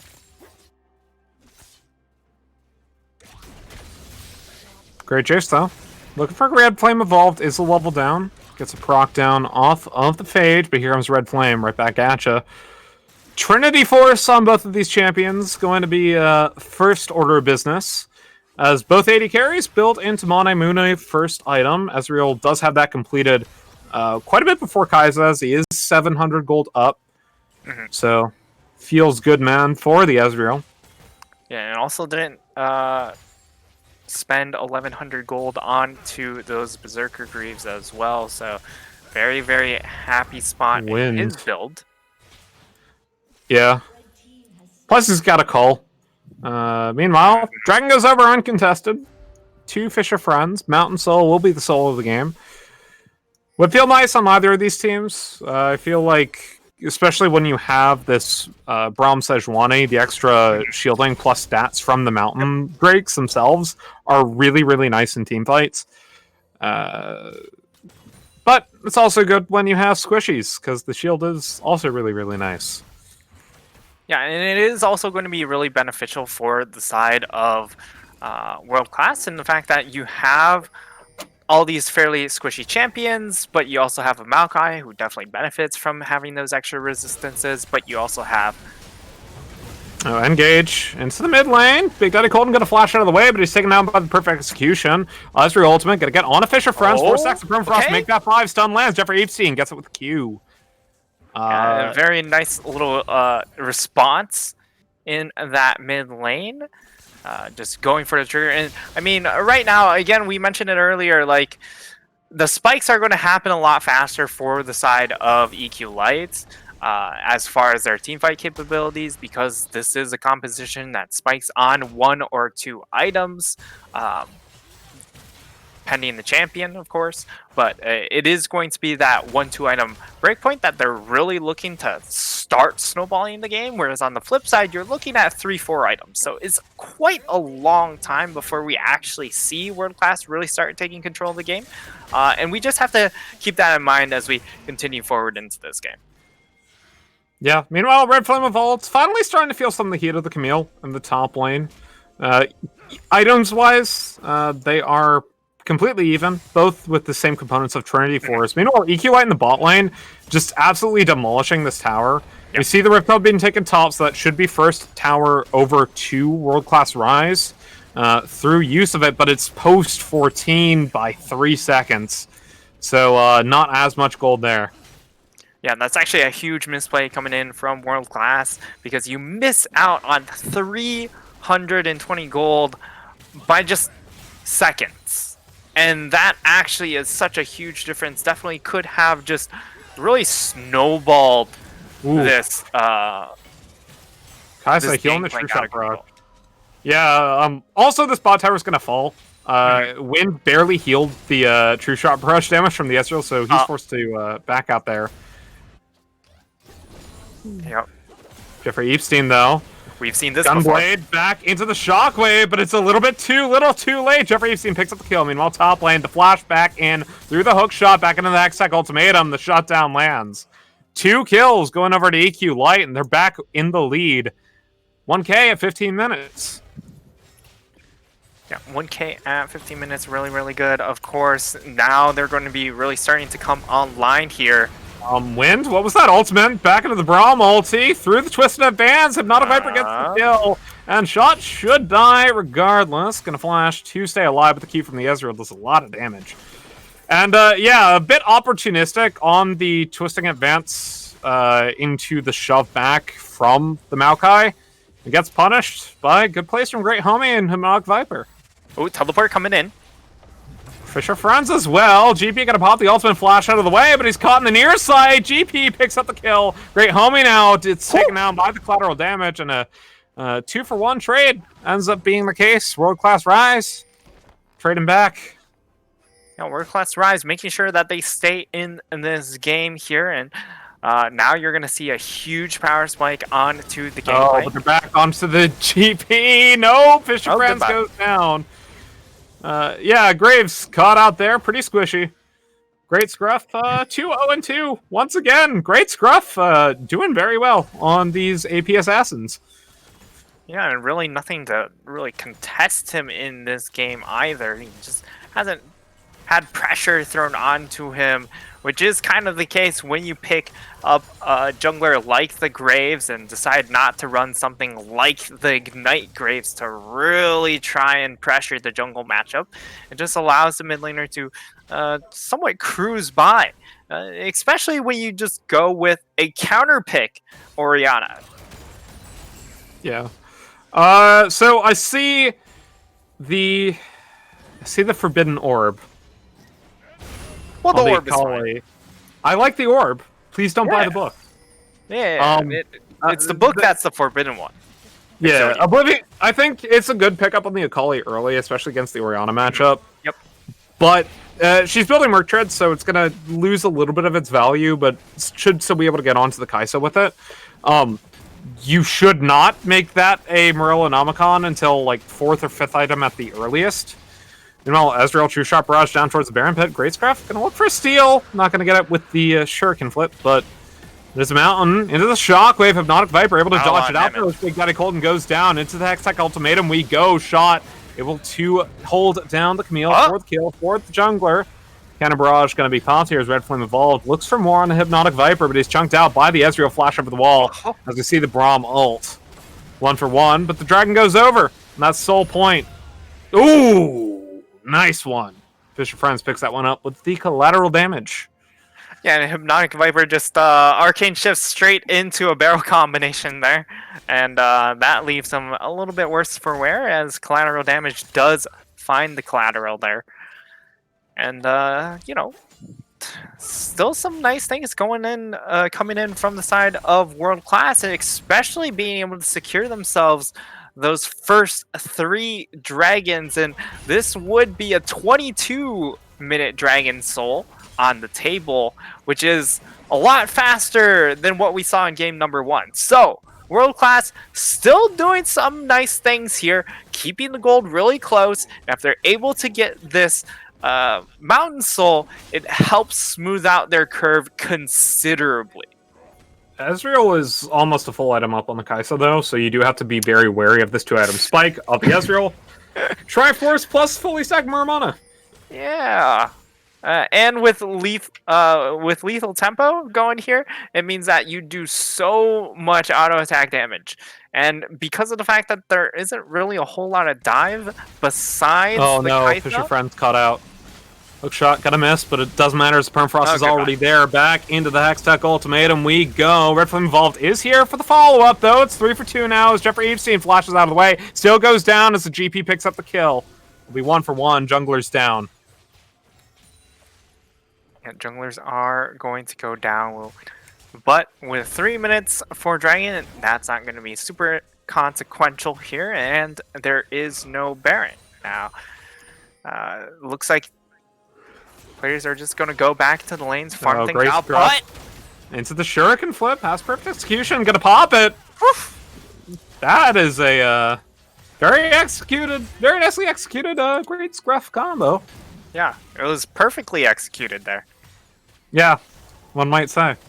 Yeah. Yeah, just I believe that was just the first proc of the perfect execution into the 5-point strike, if I'm not mistaken. So just like not even needing the second proc of it to get the kill. Yeah, Did that Colton, had shockwave? Yeah, shockwave available, but I mean, you're sitting on just this Ludens. You have the Merc Treads as well. To be honest, it's not gonna hit that hard because you don't necessarily have the magic pen. And at 20 minutes, the magic resistance you're getting from levels is going to be enough to really mitigate. Oh, here comes the twisting advance, though. Onto the 80 carry, knock back in. Braum already popped the ultimate shot, goes down very low. Fisher Friends gonna flash. He gets caught out by the Ezreal as the Q lands the double kill. Meanwhile, Jeffrey Epstein in the top lane. 4 stacks of Permafrost. Gonna get 5th. Stun lands. They're just looking for the charge of the Rift Herald. Should be able to go and hit the tower. Shut down Lance, though, to get to go on to Camille. What was that barrel crit? Hello? Jeffrey Epstein now in a bit of trouble here. Knock back up. Gets Permafrost stun, but he won't be able to find anything more. It will be a 2-for-2 across the map. Turret going down. Yeah, that was an Essence Reaver crit right there, and that's what you can get when you are that far ahead on to the Gangplank pick. But that's really all that World Class have going for them, because if you look up and down the rest of the team, everyone's kind of just struggling to keep up with their opposing laners, and it really is just up to this Gangplank to do as much of a 1v9 job as he can until they hit either the Dragon Soul or the 30-minute mark. Yeah, and yeah, when you look at the scaling from both of these teams, we see the Ezreal Camille scaling versus this GP Orianna Kai'Sa scaling. Like, it's not to say that World Class Rise necessarily outscales late game, because technically Ezreal outscales Kai'Sa, and Camille is pretty close to the Orianna scaling, so you're really looking at how well can Red Flame evolve to play this late game. They need to get the 1-4 down basically perfectly in order to make this happen. EQ Light, though, starting up the Dragon. Soul point, but it looks like it'll be uncontested, so EQ Light will pick up their first Mountain Drake of the game. Yeah, it is. I would say that this is a smart decision coming in from EQ Light and not trying to hard flash back into the 5-point strike. Caught in the cannon barrage, perfect execution 1. And so getting some damage down. Red Flame Evolved stays alive, though. Yeah, but do they go for the chase? Wind looks like he really wants it, and that definitely could be a big mistake. Yes, Glacial Prism. Wind. Couple shots of passive.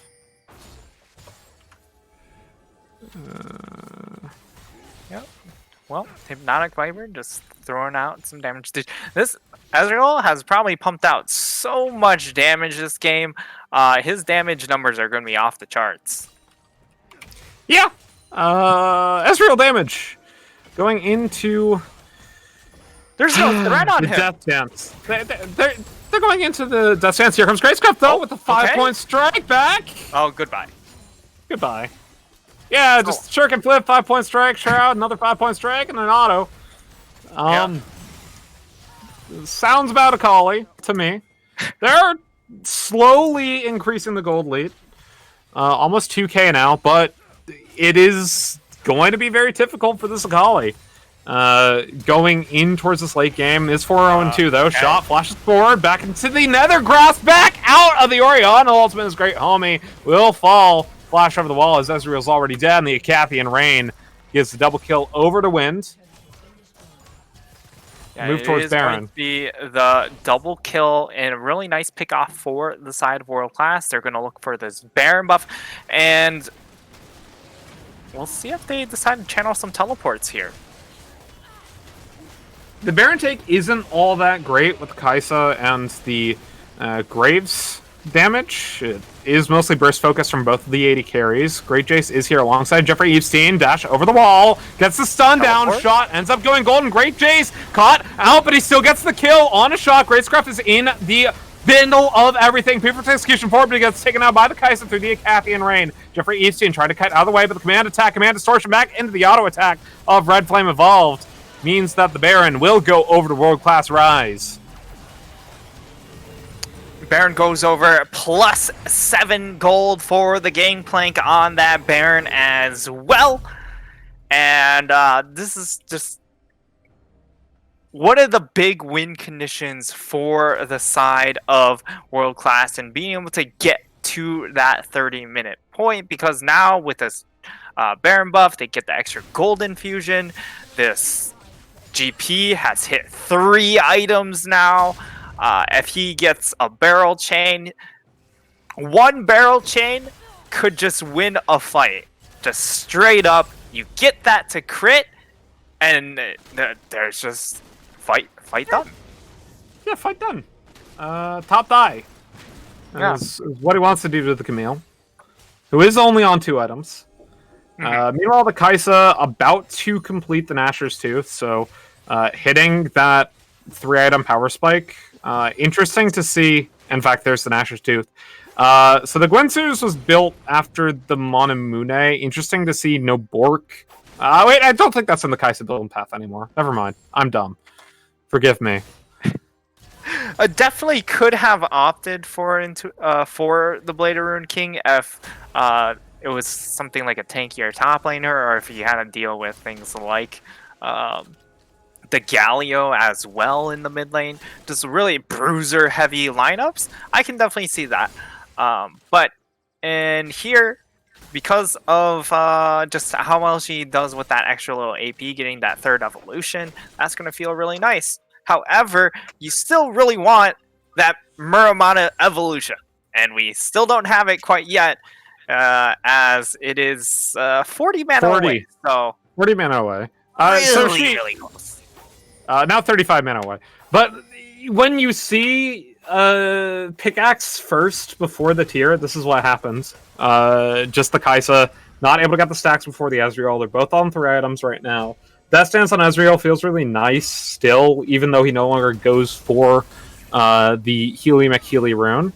Alright, Flame Evolved, though, might be in a bit of trouble. Already popped the orange. Into the Hextech ultimatum he goes. Pops the Cannon Barrage. Jeffrey Epstein is here, though, and tanks up the damage as he picks up the kill shot, though.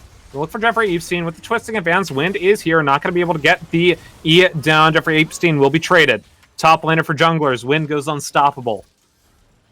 Yeah, it does look like they're just going to try and run down mid as hard as they possibly can, although it looks like they are going to pull off. So here is... Coming cut out. Pops the ultimate, gets 2-man knockup. Stand behind me, but here comes Wind. Back in with the Prey Seeker. Finds it back out into the Orion ultimate. The shutdown's already there. The Collies into the fight. Big Daddy Colton down. Sweeper shot. Now the next one to fall. It looked like it could have been the fight for World Class Rise, but Great Jace out of nowhere picks up the triple.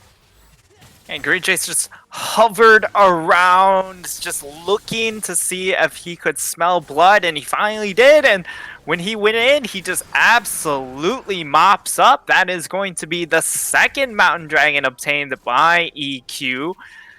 And this game is back in back even. Yeah, Gracecraft, though, might be caught out. Alright, Flame Evolved is here. Pops the Gunblade. And he gets out. Akali things. Has the Death Cap, as well as sitting on an Amplifying Tome, so thank goodness Great Scruff knows LS. Holding on to the Oblivion Orb, really, really nice. Looking to complete the Void Staff, especially with how much magic resistance is being built up. It certainly would have been very foolish for them to just complete the Morello without getting the Void Staff first. Gracecraft forward, though. On to Red Flame Evolved. Shuriken Flip, flash out of the way. The flash out is still a very big summoner here, because that is their main team fight DPS at the moment, since the Orion has gone for a pretty low damage build. And I mean, I feel like in this game, the Orianna certainly could have pathed towards something like the GLP here, because it's just 400 gold cheaper. Also, you're not losing out on a whole lot. Yes, you lose out on a bit of the wave clear, but the active is just so helpful. and trying to generate picks and also just kite out the Sejuani. Yeah, and I am. It's one of those cases where I feel like you take Night Flash from Great Homie to get out of the way of the Nature's Grasp, but still, it's one of those cases where I think you are right. Just getting for the earlier spiking build helps you a lot. Or I should say the earlier first item. It doesn't spike earlier per se in terms of timing. Bloons Echo is a better spike. But I think you're right. The utility here for the Orianna would be very nice. Might be caught out, but twisting advance, but not a Viper's already here to do the damage. Ult comes out from the Braum as Wind with the Cathy Rain flash forward. Collateral damage, not going to get the damage out. This EQ Light. Pick up a tower bot lane and don't lose anyone for it. Camille splitting top, about to get the top lane inhib tower as well. Yeah, and right now it's just the side of EQ Light really flexing themselves around the map with this 1-3-1. You even see Great Jace just hiding out and setting up his own little bush trap. We'll see if anyone decides to fall for that, but it doesn't look like Big Daddy Colton is interested in walking into an unwarded bush. Yeah, and Camille will just go ahead and take the back here. Baron seems to be the call soon from World Class Rise. They ward up around it.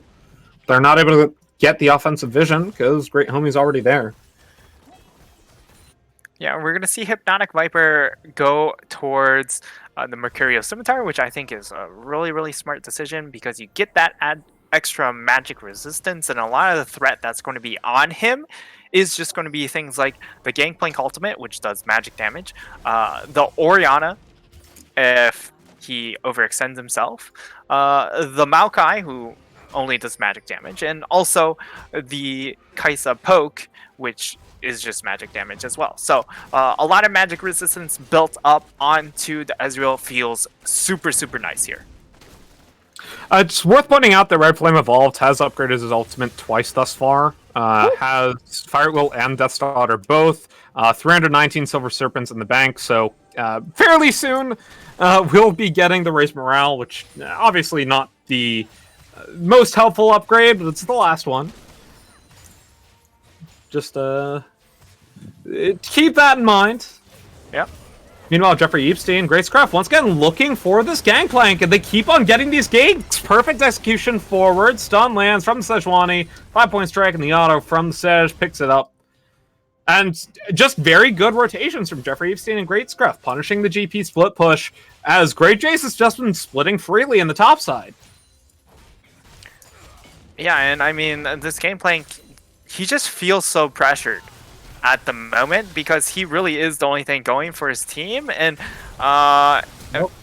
Relentless Hunter down, shot, goes back in. Great Jace should fall, and the shutdown lands on the Kaisa. Meanwhile, though, EQ Light, trading an inhib turret. So Yeah, top and to that's top, just- the inhib turret goes EQ Light. yeah, it's really just the same process every single time. They make a play onto the side lane, and then on the flip side, they just get another tower. And it just keeps on rinse and repeating over and over again. Ultimate back in the Sejuani. Ezreal pops the ultimate as well. Big Daddy Colton goes low. That's going to be the Dragon going over onto EQ Light. They're on Soul Point as well with 3 of these Drakes. Orianna gets an ultimate, but it's only onto Jeffrey Epstein. His Wind goes gold, and now in a bit of trouble gets some Cathy and rains down onto Jeffrey Epstein. He's down to a 1/3 health, but here comes Great Scruff into the back line. Gets 1 kill. Big Daddy Colton goes down, shot, looking for the damage on Hypnotic Vipers. Cannon Barrage gets channeled. Great Scruff going to tank up the damage down to 200 health. Can't get hit by the barrel as the Ezreal goes down. Great Scruff now in a bit of trouble. Gets taken out by the Q. Great Homie now tries to make his way out with the way of the minion. But it's too late. Fisher Friends gets it with the collateral damage. They should be able to get the Baron. Sejuani. Sejuani, though, going for the backdoor play. Obviously, won't be able to get a whole lot because they are sending one person back, and the GP is just more than enough to deal with that. But now it's just a matter of how fast do they do this Baron, because Kaisa, now that she has 4 items, does do considerable amount of damage at this point in the game, and it's really up to Great Jace to try and put a stop to that. We'll see if the Sejuani decides to opt into this as well. Doesn't look like it though. Yeah, honestly, I think it's not the best trade, but it's a half decent trade for EQ Light. They get the third mountain. They keep Mountain Soul out of the game for another 5 minutes. They trade away a Baron, but the Baron buff will stop at the same time that the Mountain Dragon spawns. So, or pretty close to the time Mountain Dragon spawns. It's like, what, 2 minutes left on the Baron? Yeah, never mind. It'll be like a minute before Mountain spawns. I'm dumb. I can't do math.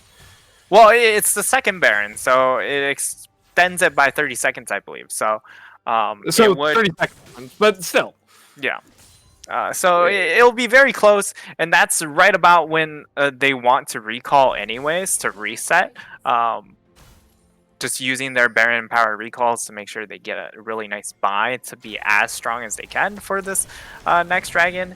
And now it's really about trying to get control of these waves. We're not going to see them really take down any tier 2s just because they're so far away. If they do, it'll probably just be one. So we'll see. We'll have to see what lane they decide to focus their pressure into. Yeah, but at the moment, World Class hasn't been able to push down any objectives with the Baron. In fact, they only have one tower over the entire game. And they're about to lose Baron. 1 minute left on it. They should be able to get the mid tower at the very least, but EQ Light has been very, very solid, despite the gold being fairly even here. And they just want to fight for the soul here. That's, I think their game plan is get Mountain Soul and just be unkillable. Because they already have 3 Mountain Drakes. Yep. That is 6% armor magic resist per Drake. Yep.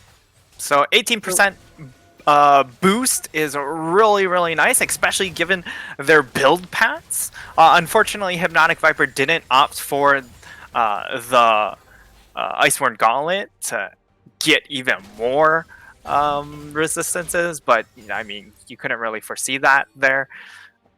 But he just has so much magic resistance right now. It's very, very difficult for the Orianna and for the Kaisa to actually be able to find kills, although Great Jace... Oh, ticking down, and Win picks it up with the Void Seeker. I don't know what Great Jace was trying to accomplish there, because that's a death. Yes, it's not going to be super consequential because of the fact that he will be... he will respawn in time to run straight over to the Mountain Dragon, but it's certainly cutting it close. Yeah, and I am... Whew! Yeah, 8 seconds to get back in. He will have TP. So there is the possibility of him, you know, saving the TP for a fight. The Baron only able to get 1 tower off of that. So World Class Rise not going to make the hugest or biggest use of that Baron buff. They are up about 3k, but this is 40 minutes into the game almost. So it means less. Great Scruff gets the early Elixir too, just to give him that true damage and ability to fight. This might as well be the last fight of the game. Yeah, and the waves aren't necessarily in a position for the side of EQ Light to really force a side lane play while they are posturing for this dragon. They are just going to have to Win go just for a melts teleport. the thing. Nature's Grasp, but here comes the Glacial Prison. Not able to get the steal. It goes over to the side of World Class. Hypnotic Viper trying to cut out of the fight, but Fisher Friends is already there. Great homie now trying to tank up the damage. He'll stay alive as we see the Camille onto Red Flame Evolve, but he's not able to get the damage out. Great Scruff has to take the perfect execution out of the fight, and Great Jace is down. They're only able to get 1 kill though. EQ Light holding on. Yeah, EQ able to hold on, but that is the Mountain Soul going in favor of the side of World Class. And I mean, if you're putting the Sejuani into a side lane to try and take the 1v1 against Leandri's GP, it really just says that they understand. It's very, very difficult for them to come back and win this game without really a lot of smoke and mirrors play.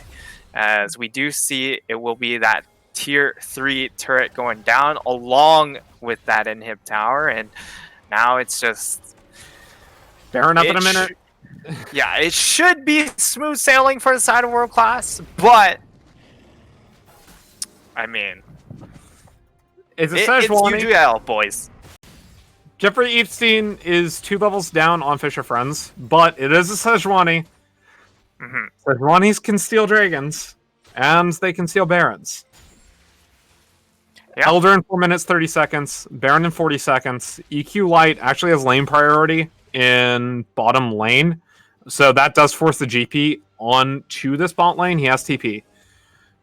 He does have TP. He also has the ultimate to use. And really, it's about just making sure you have control of these waves. And unfortunately for them, they don't really have a whole lot of vision in that bottom half. So they don't know where that Sejuani is. But Sejuani just... Spotted on a ward shadowing. now. They're just going to shadow the Akali. So they're looking to take this in-him tower. Baron now available. They just have to go for the Baron. And we'll see if we get the teleport coming in from Great Scruff. Jeffrey Epstein gonna fight the GP in base.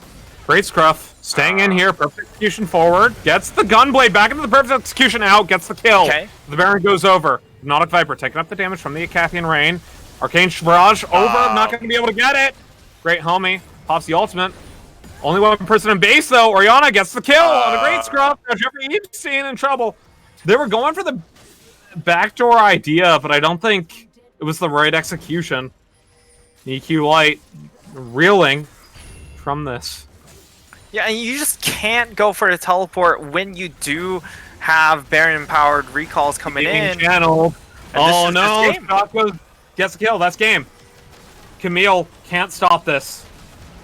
Yeah, Camille and Sejuani. Sejuani's just too far behind, and I mean the series is all tied up, and we've got a series on our hands. Whew. That game was so tense, and I honestly no huge explosion of a team fight at the end. It was just 3 picks. And World Class Rise ended up taking game number 2. We have a series on our hands, as you said. Honestly, I'm looking forward to it. Yeah, and I mean, this game number 2, while it started out being very, very messy, at the very end, it really just came down to the side of EQ Light just trying to flex their way around the map with smoke and mirrors tactics. They understood that their composition had sputtered out towards the end, and we see that in how the game did end at the end there. Yeah. Looking at these damage graphs, Gangplank did 46,000 damage.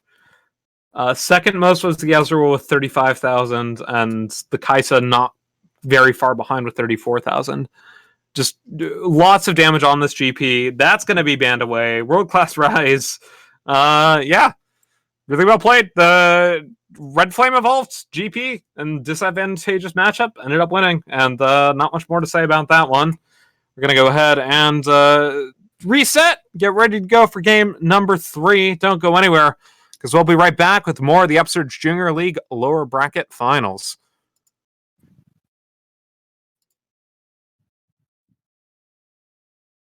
YouTube Premium removes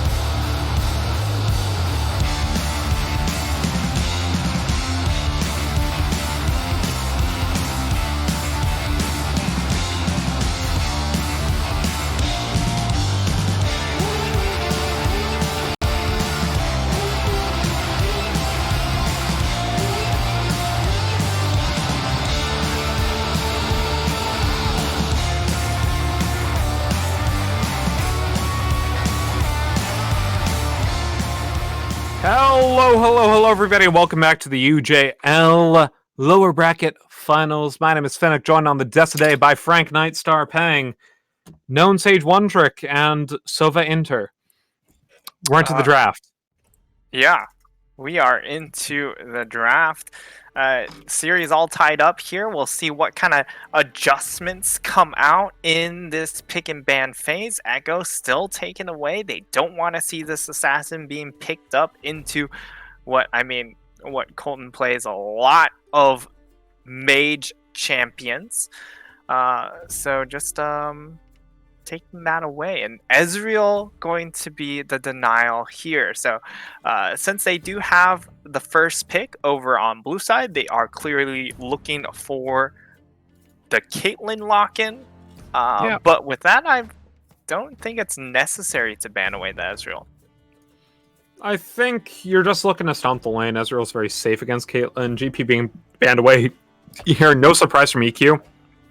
That GP did wonders for World Class last time around. This does mean that the Volibear is available, and they're actually going to pick it to this Caitlyn first pick. So EQ Light, pick up the Volibear, as Caitlyn does have the Morgana available for the Caitlyn Morgana lane, but with the Senna already, EQ Light probably going to pick up the Maokai and just play fasting Senna and then play around topside.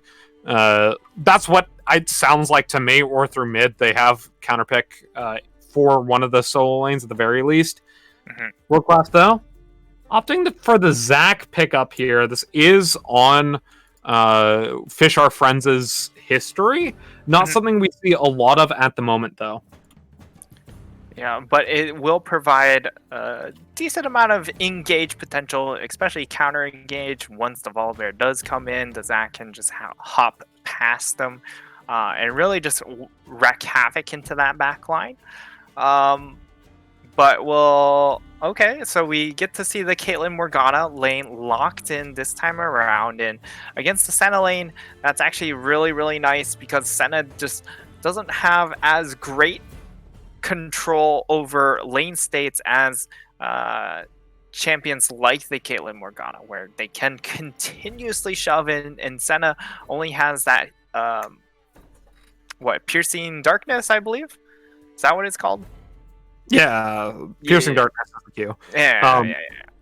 So it doesn't shove quite as well against the Caitlyn Morgana. Cassio being banned away by EQ Light. Don't want to play against that one again, as LeBlanc gets banned away by World Class.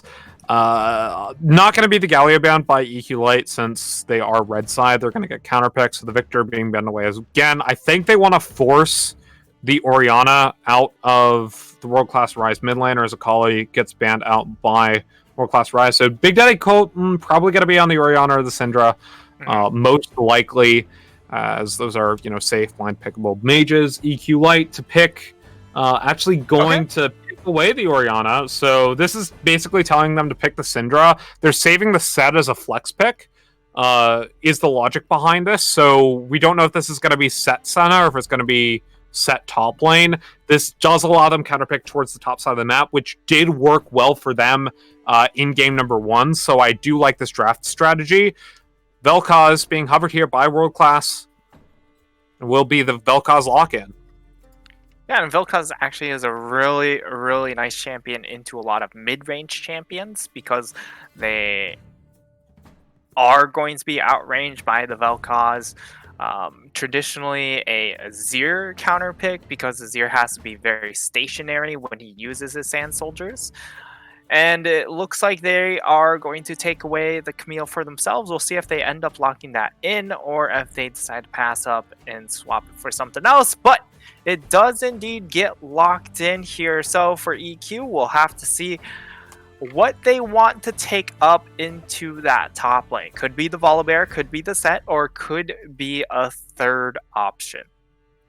Yeah, and I think you have quite a bit of leeway. If you take the Volibear, you can pick something else for your jungle here and take the set support. We'll see if they opt for the set top or the set support, and it will be the Volibear top Wukong jungle set support from EQ Light. Okay. Or it could be the Wukong top Volibear jungle and set support. Regardless, it's the set support. I don't like the set support here because you're playing into Caitlyn Morgana. It's just incredibly difficult unless you just constantly force flash plays or hex flash plays onto that bottom lane. I would have liked to see a mage support or an enchantress support in that bottom lane to try and counter shove against the Caitlyn Morgana, but yeah, for World Class, it's really up to this bottom lane to just take that bot lane tower by the 10-11 minute mark and just open up the map as fast as humanly possible. Yeah, so I think you're right. It's probably the Wukong top and the Volibear jungle here. Technically, it can be set jungle Volibear support, but I think when you're playing with a Senna, it's most likely going to be the set, right? And Volibear support hasn't really seen any sort of buffs recently. In fact, really, he's just been shoved into the jungle role as of late. But, it's going to be the top lane matchup once again. I think the deciding factor for this game, as it was in game number 1, game number 2, great Jace now. Got the counter pick top lane this game. He got the counter pick top lane game number 1.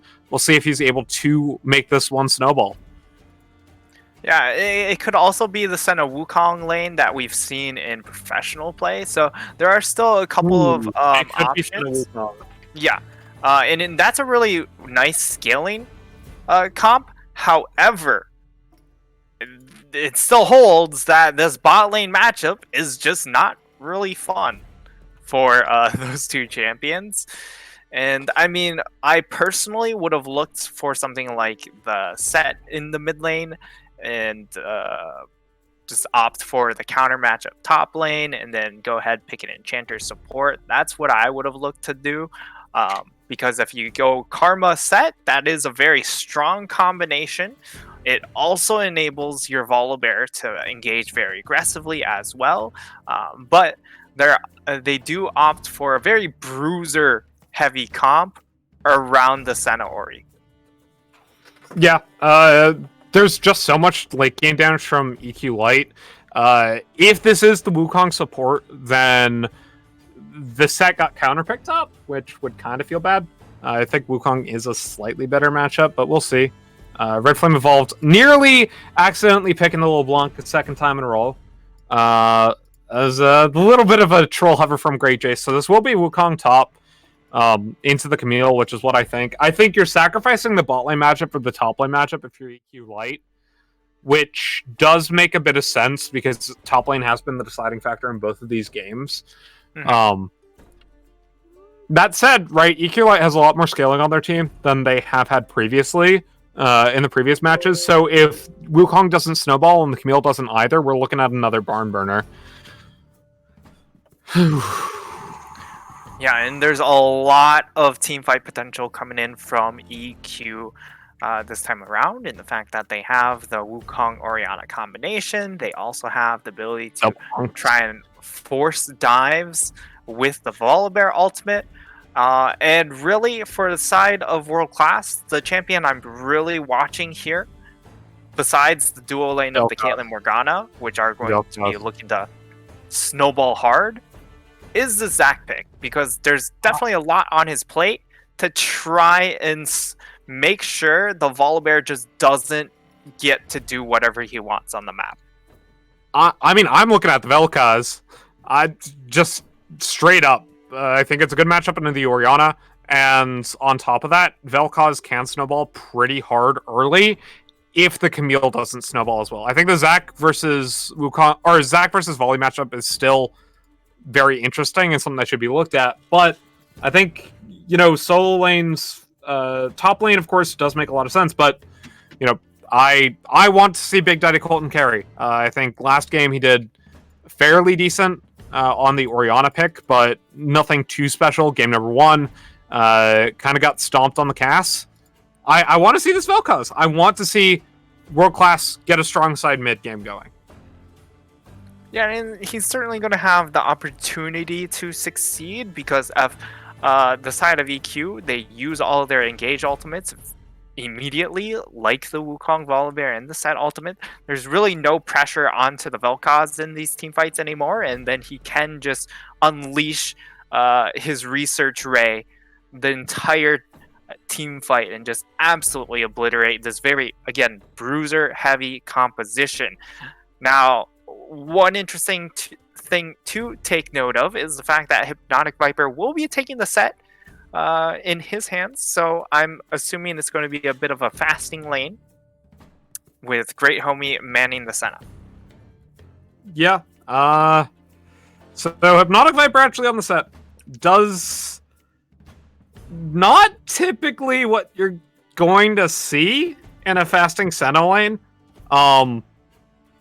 With the AD carry player playing the quote-unquote support, the support player playing the actual support. But, you know, we'll see. I'm honestly not sure which draft I like better. I like the Vel'Koz pick quite a bit. But these games have been top lane focused. And I just, following that theme, I like the top lane matchup better for EQ Light.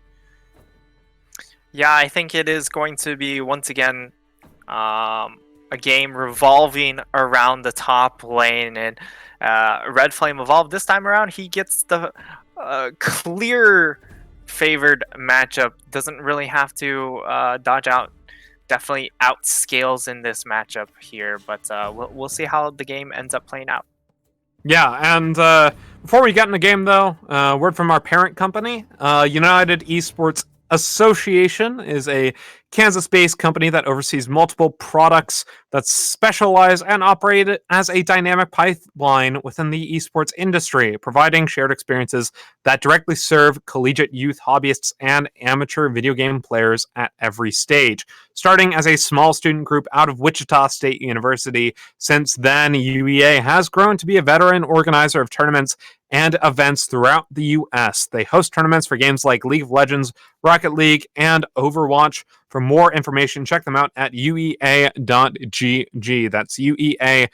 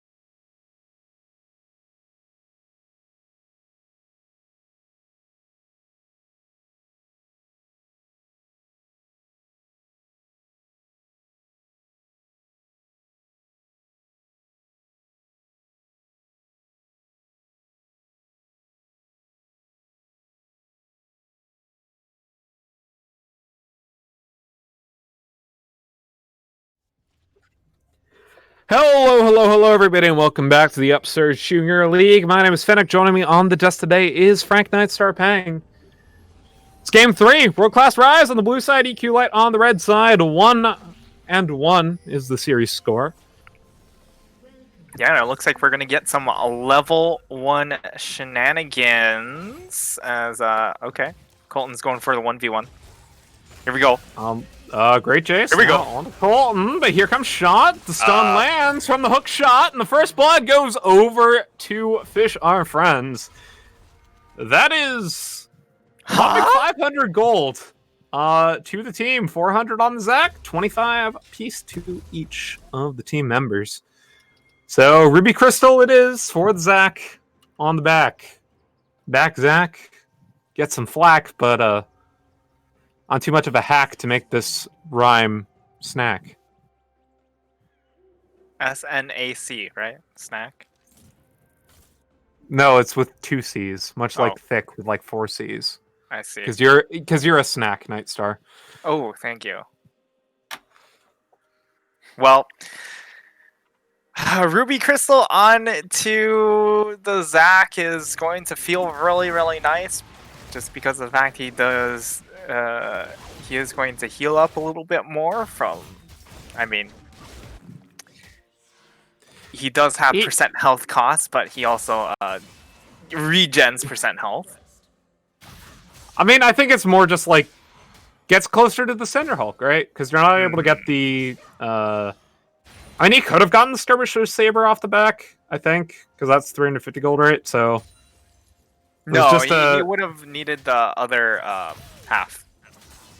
Oh, that's He would've right. needed the machete. I Which meant, isn't that great. I meant Hunter's Machete, not whatever. Because you need both to build the Skirmisher's Saber, but still.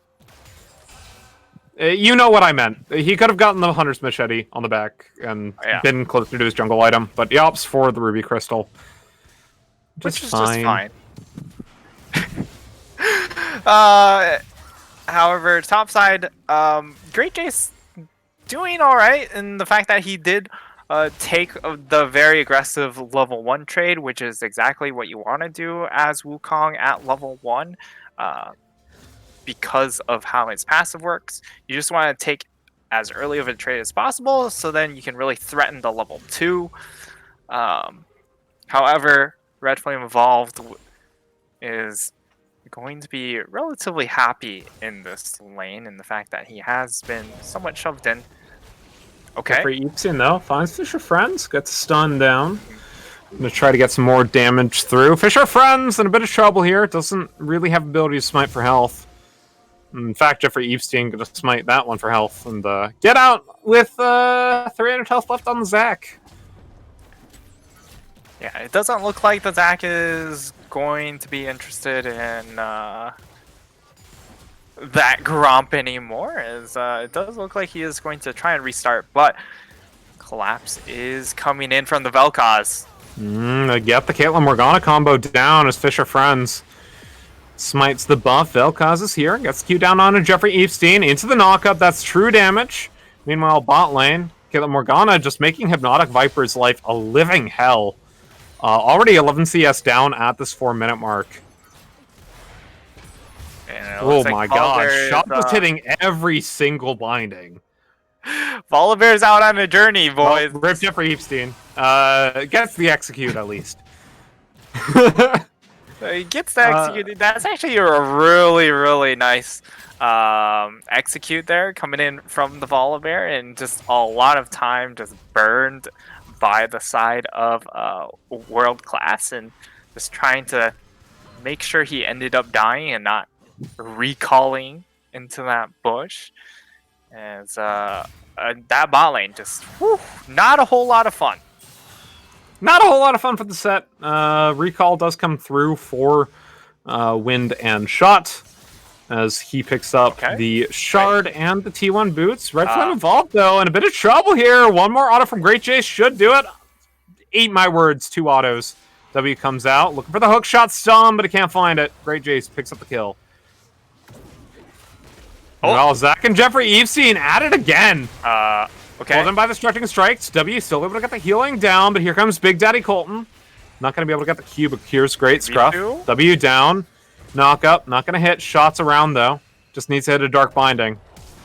Flash forward, Dark Binding, gonna miss. That's the first of the game, but here comes the Zac. TP being channeled. Jeffrey Epstein still alive, though. Not able to get in the W in time. Big Daddy Colton picks up the kill. Not Viper, though, with a 3-man face breaker.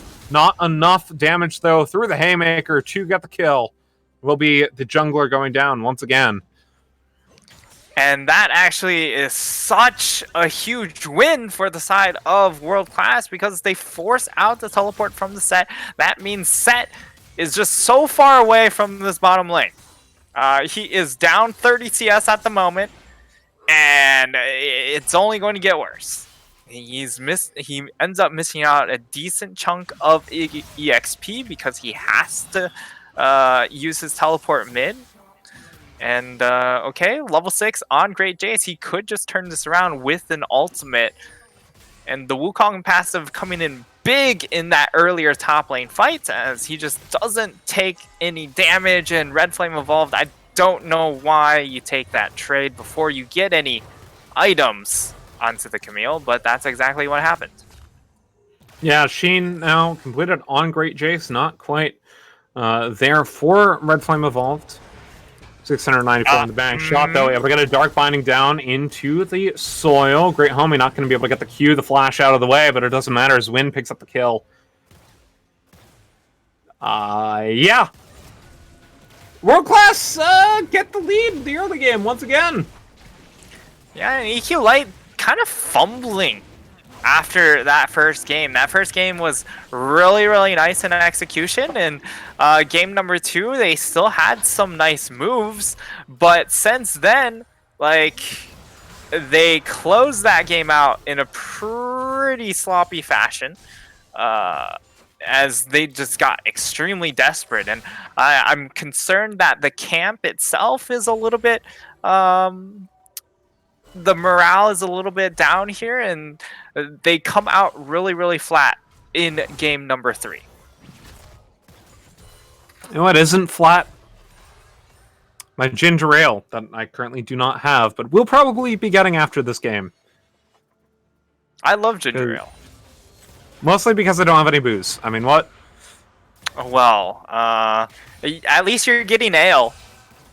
That is true. As Wind, he just... I would never drink on stream, by the way. That was a joke. I see.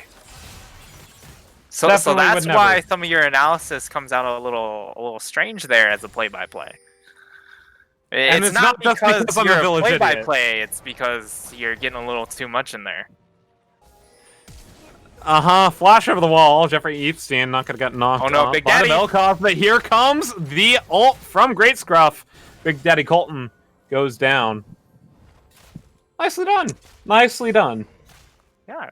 And, I mean, quietly, Great Scruff has amassed a huge lead in this mid lane.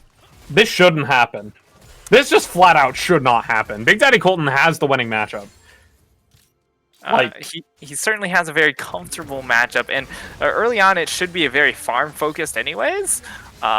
So to see a 30 CS difference when it's not even like a melee versus range disadvantage like we see in this bottom lane is a little baffling and a little concerning, because the Vel'Koz doesn't necessarily scale super well at the 4 or 5 items like an Orianna does, and really just looking for the 1-2 item power spike to really find maximum effectiveness on this champion. Meanwhile, Jeffrey Epstein just starting up the Rift Herald. Yeah, and just like 30 CSD in both bot and mid lane for either team, just equalizing out. Yeah, it's very strange to see such large farm differences in a very even matchup in one side, but also a very uneven matchup in the other side, and just for both of them to happen in one game without any jungle involvement is certainly something you don't see often. Grip taken. Here comes Jeffrey Epstein. Hook shot, but it doesn't matter. It's already knocked up. Into the Hextech Ultimate we go, and the dunk not going to land. Red Flame Evolved gets out by the skin of his teeth. Yeah, but here comes the Zac! And now going into the Let's Bounce. Great Homie gonna stay alive for a little bit longer through the Curse of the Mist. Set, gonna pop the ultimate. A shot gets the kill on the Great Homie. And turrets gonna get some damage down. Yeah, and this is actually a really nice play coming in from this bottom lane, and the fact that they were able to just siege down this bot lane and find the gank, find the kill, and now potentially set 40 up CSD in the bot lane. almost 40 CS in the mid lane though. So, you know. I mean, 35 to 40. I am just... This game has me confused. There's also almost a 20 CS advantage for Great Jace in the top lane. I mean, the Wukong should have advantage for a little bit longer because of the fact that he was able to find that kill. It's really once the or not the Tiamat, but when the Triforce comes in for the Camille that it does start to turn on its head. Although Great J is taking up a lot of minions here. What do we get? A Conqueror proc makes himself scarce as Jeffrey Epstein makes his way in, gets the healing off the W. Great Jace picks up the kill with the dash. You know, sometimes you got to take opportunistic trades. Unfortunately, not when there's a Volibear on Vision. Yeah, that wasn't it, boss. As he once again takes another L in that top side. That's going to be Rift Arrow thrown down. That's going to be this Wukong very comfortably ahead now. And really, the Camille taking the Tiamat, while you'd like to be able to just farm and push back against the Wukong, I think it's the wrong decision. You just need the Triforce as fast as possible. What are these CSDs? 50 CS almost. So it's 64 CS in the bot lane. 37. It's 50 CS in the bot, 40 in the mid, and 30 20 in the top. Yeah. Oh, meanwhile, let's bounce. Lands. And another kill. Great, homie. Nautic Viper caught up in the ultimate of the Orianna. Gonna take it back with the Showstopper. Gonna try to get it onto wind. Will be able to find it through use of the Haymaker. High stack ultimatum though. Into the Phrase Breaker. Shot goes down low. Pops the Stomp Watch to stay alive. Jeffrey Epstein though. Gonna try to find his way on to Fetch Friends. Has passive available to him. Goes in the blob form. Red Flame Evolved though. Might be in a bit of trouble here. Blobs get taken down. Meanwhile, Great Scruff trying to kite out of Red Flame Evolved. Will end up following a shot. Goes down to the Wukong here on the bot lane. Great Jace on the killing spree. 3 for 2. Favor VQ Light. Yeah, a lot of death happening onto this screen here. A lot of kills just being traded back and forth. And it is going to be the 3 for... I think it was a 3 for 3. You know, respawns may have come out. Yeah, I'm honestly not I sure. believe it was a 3 for 3. EQ Light is the gold lead now. As we take a look, once again, 45, 46, 47, 48, almost, 50 CS lead for this Caitlyn in the bot lane. Mid lane, it's 35. Top lane, it's 25. Yeah, and I think... What are these CS numbers? We're going to see, like, 2 Flame Horizons this game, I swear. Oh, so the key CS difference is going to be that top side for the side of EQ, and the fact that they are just so far ahead on this Wukong, and if the Wukong didn't go for Tiamat, he would just have Triforce completed by now. And I mean, on the flip side, it looks like we're having a Titanic being rushed by Red Flame Evolved, which is very interesting. Fisher Friends, though, over the wall, on a Great Scruff, and Let's Bounce we go. Not going to be able to get the knock up, but the Lifeform Disintegration Ray picks up the kill regardless. Okay, so it is going to be Raven's Hydra completed by the Wukong, which is going to be helpful in trades. By the Camille, not the Wukong. Oh, yeah. So that's actually a really nice spike here for the Camille. It allows her to actually start trading against the Wukong instead of just constantly getting bodied. But Wukong should have the Triforce very, very soon. Jeffrey Epstein might be in a bit of trouble. Con the Hextech Ultimatum. And a flash over the wall, not going to get knocked up by the Vel'Koz, but here comes the Zac back over as Great Jace makes his way in. Going to flash in, grab the kill on a Great Jace.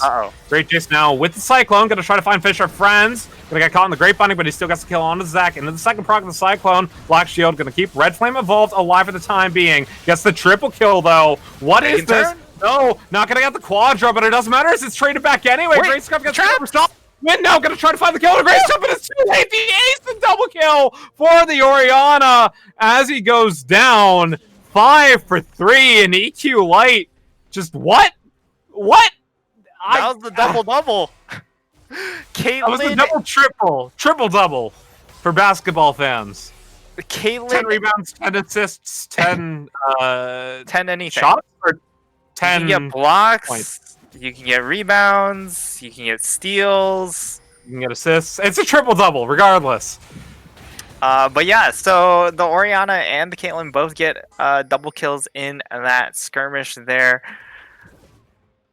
And I mean, the Wukong just lived for such a long time, and now he has Triforce, and now he's ready to just really take over. Now that he's at 6, 2, and 4, his team fight impact is going to be crazy. And he's almost to the Ravenous Hydra as well. Mhm. Yeah, so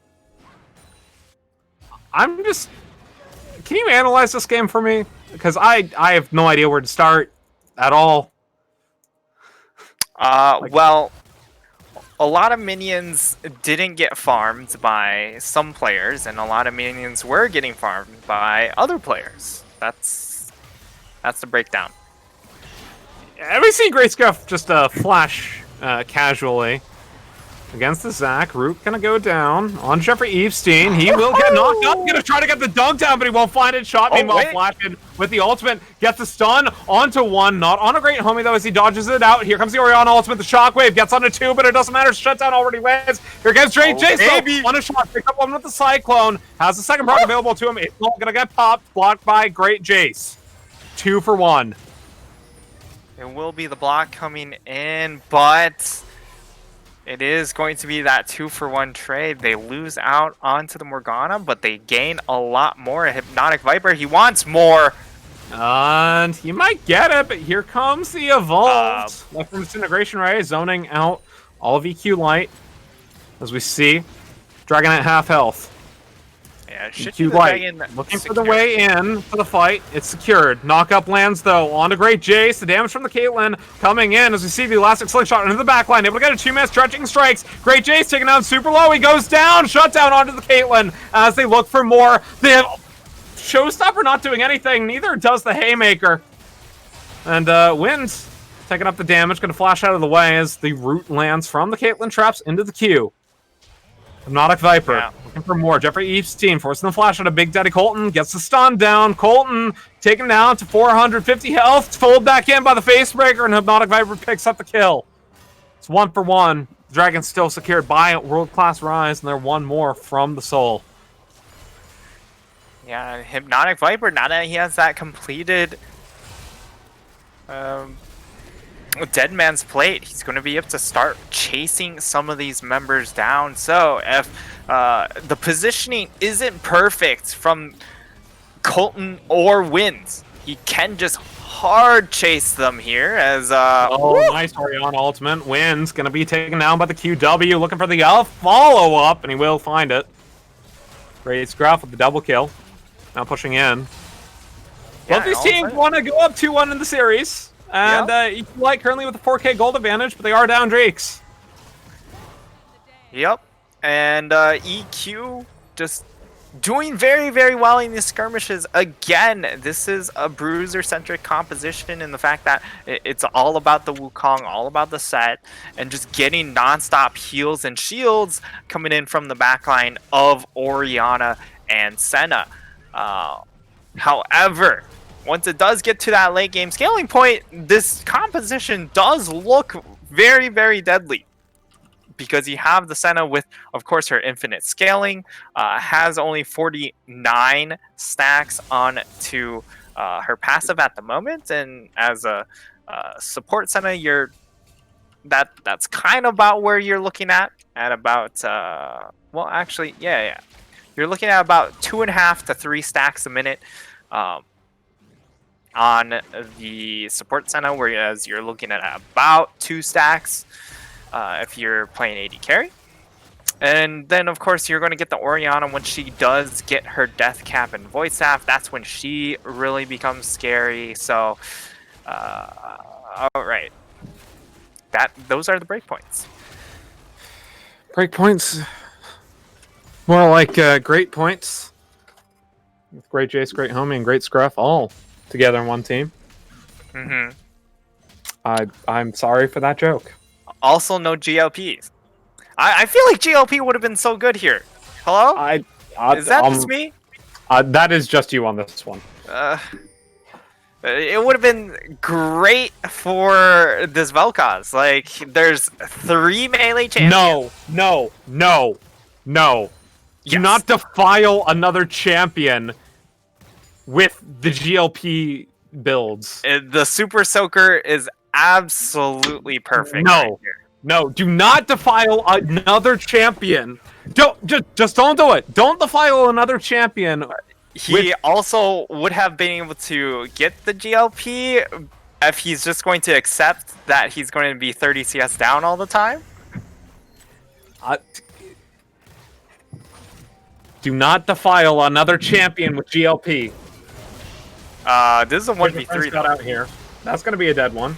Possible Let's Bounce Flash out of the way. He'll stay alive for the time being. QW from the Orianna pops him into the blobs. As you see the collapse come out. Great Jace able to get the kill. His Great Scruff's on the killing spree. Hextech Ultimatum going to be popped here, but Red Flame Evolve goes down to the dunk regardless. Shot now going to be swinging wide with the Q. Double kill on to Jeffrey Epstein now as Big Daddy Colton tries to make his way out of the fight. Yeah, and Vel'Koz looks like he wants to go for that Death Cap instead of something like the Leandries, which would have been, again, really good. But opting for maximum damage. Are his ratios? I don't think his ratios are that insane. Can you clarify that for me, Finnick? His ratios? I'm pretty sure second item, Leandries is better. What do you like second item? If you're snowballing, Death Cap. If you're not snowballing, Leandries.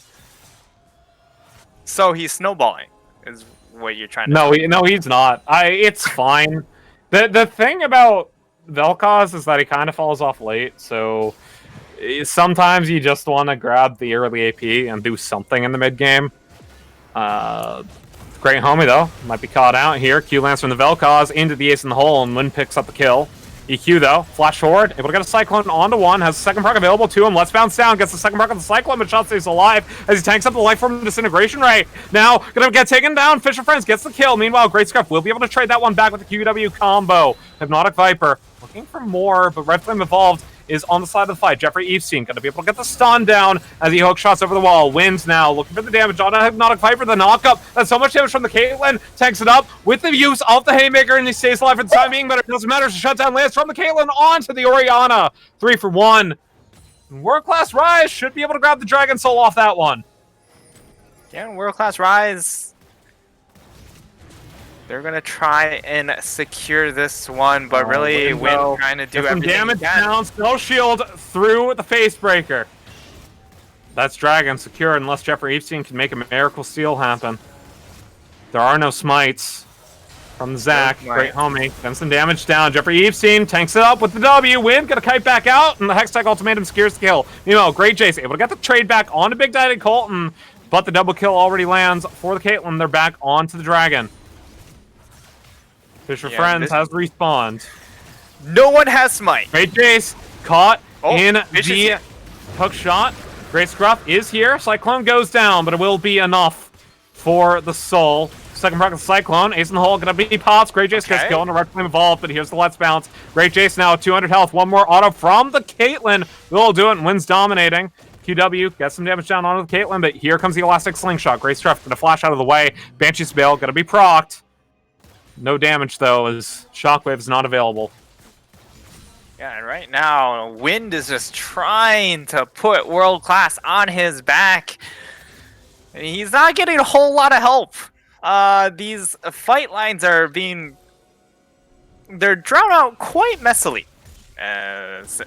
which makes it very difficult for Colton right now to find his team fight impacts because he just likes very clear-cut lines. The Caitlyn, because she's so far ahead, is able to kind of circumnavigate that because she just pumps out damage and no one can really contest her. So yeah, she just runs around the map with her damage, whereas Vel'Koz is really confused. He's not going to get the maximum output out of his kit because fight lines are so messy instead of just straight up front to back. But I mean, as long as Wind is alive, that's all that really matters. I should add that Vel'Koz, when I say decap second, I mean if you're snowballing, you go... yeah, this has been bothering me. When you're snowballing, you go Ludens into Oblivion Orb into decap, I should say. But you're not snowballing, so Leandry's is better. There we go. I've corrected myself. Well, it doesn't really matter because Wind exists. So, just no GLPs, please. GLP Leandry's. No. GLP Leandry's. Get out of here with that GLP stuff.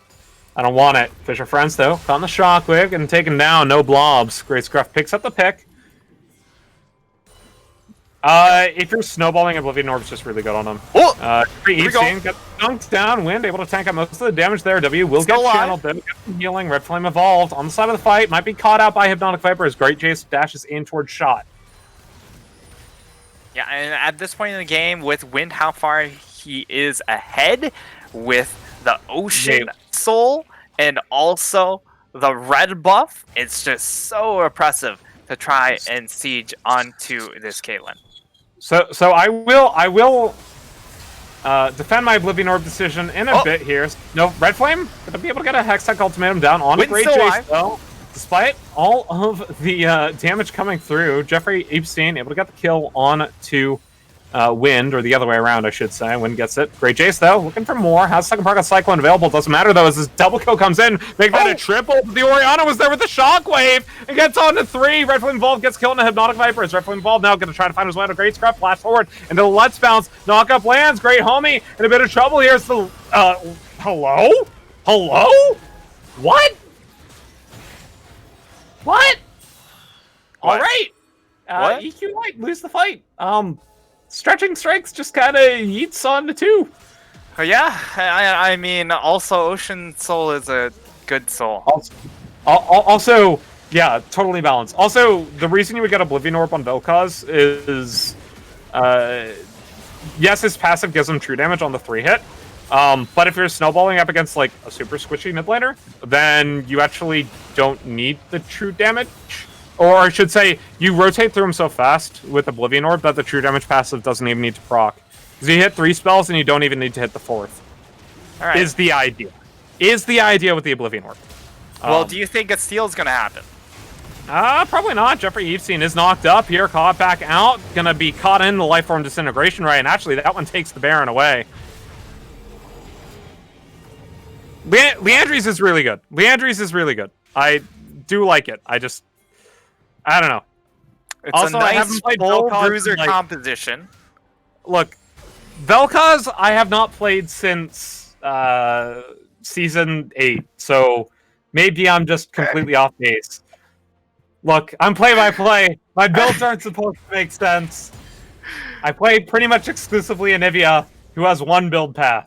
Do you think I want to think when I play League of Legends? Or when I'm casting? I say words fast. I mean, you've certainly been trying to think a lot. You tried to do math in the cast, and then you also tried to debate on cast. And I'm completely wrong. Just forget everything.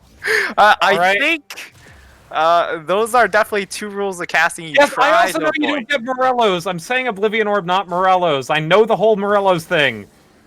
Jeez. Morellos actually would be really good here, coming in on... No, you already have Grievous. Orianna. Reminder. Jeffrey Epstein gets taken down low and out. No, you don't get on Orianna. There's not enough healing to justify it. Wins. Ocean 2 shots, Oriana. But yes, I know Morelos isn't very good in the current meta because you spend like a crap ton of gold on nothing but Grievous Wounds, and you only really buy it against Vladimir and Mundo. Like, and or Naraka. Ocean Soul. No! No! Get it Ocean out! Soul. Get it out of here! Alright. That said, you do have some decent executioner calling targets in the fact that you have Wukong, who should They already be able to have a hit portal reminder! multiple backline threats with the executioners there, but I don't think it really matters a whole lot in this game, given the fact that it is going to be a It's World Class Rise's game Elder to lose Dragon Caitlyn. Elder So, I mean, none of this really matters as long as Caitlyn lives. The ultimate, and Great Homie goes down. Meanwhile, Hextech Ultimatum pops in the top lane. Great Jace will be able to get the kill onto the Camille as Fisher Friends goes back in towards the back line. Just a leap. Great drop as Hypnotic Viper tanks up the damage from the Life Orb Disintegration Ray, and the double kill lands for Wind. That should be game. World Class Rise go to game 4 up 2-1. And they know it. Just dive in tower with the Zac, and yeah, see you in the next one. Yeah, I think we might see some focus onto Caitlyn. Perhaps. In the next Perhaps. That Yeah, might be just, really important. Just yeah, great stuff DCing. This is a mental reset from EQ Light. World Class go up 2-1 in the series. EQ Light gotta win the next one to stay alive. We'll see. Game 4 coming up after the break. Don't go anywhere.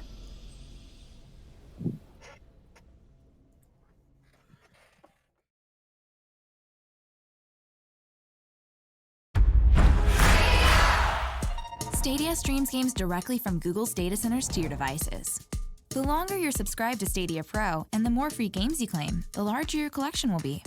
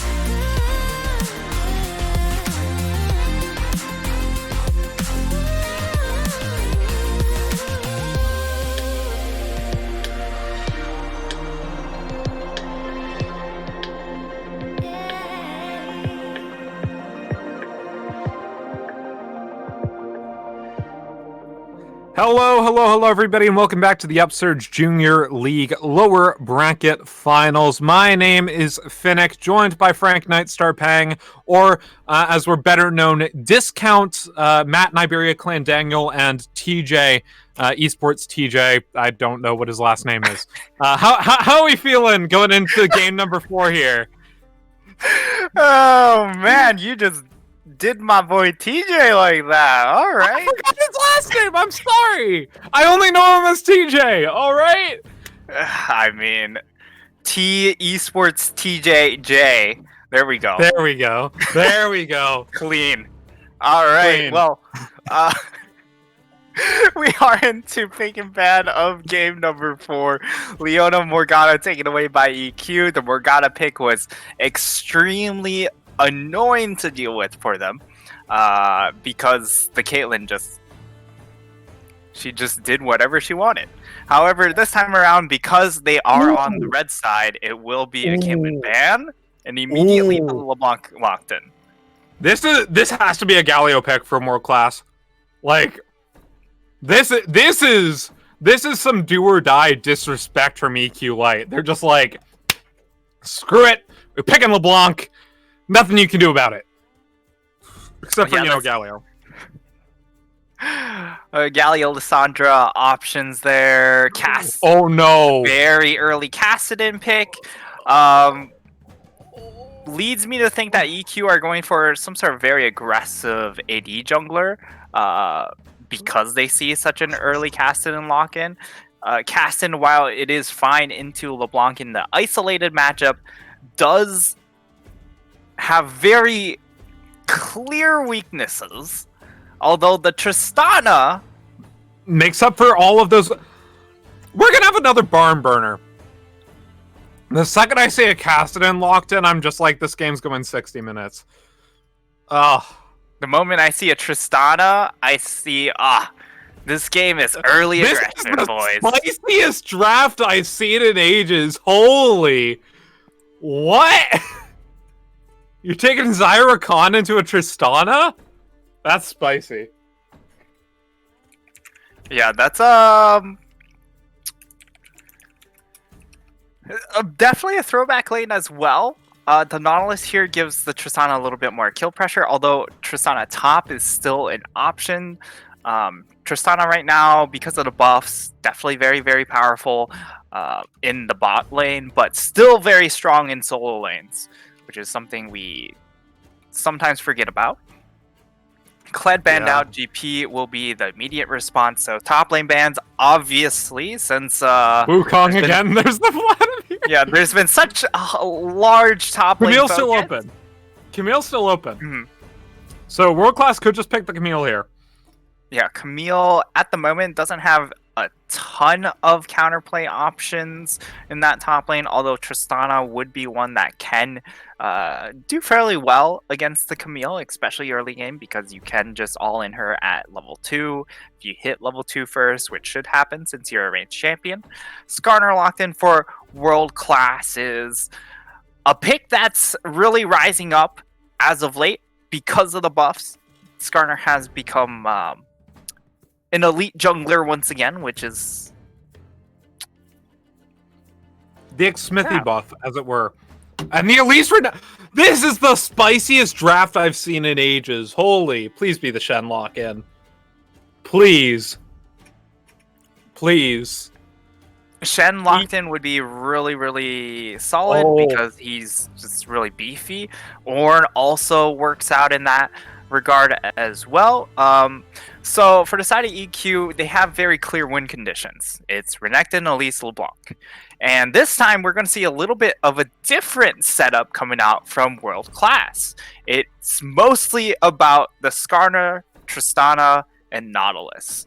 That's going to be the setup here, at least for the early portions of the game. Of course, once Cassidon gets to level 16, of course he's a win condition. But until then, they're looking to play around mostly that bottom half of the map. I like how EQ Light structured their draft, though. They saw the Cassidon, and immediately we were like, all right, we're just going to go early game. Like Renekton and Elise both fall off a cliff straight up at 25 minutes. However, the Elise pick did do well for them in game number 1 alongside the Kled. And the LeBlanc as well. This is the same 3 cores that, or core 3 from EQ Light that won them game number 1. It's good to see them coming back in. Meanwhile, you have this really oppressive bot lane of the Tristan and Nautilus into the Zyra Khan, which is fine as a weak side bot lane, but like you cannot feed this Tristana. And then you have a weak side top and mid, both of whom want to scale. So we're looking at strong side bot for World Class Esports versus a strong side mid and top lane from EQ Light.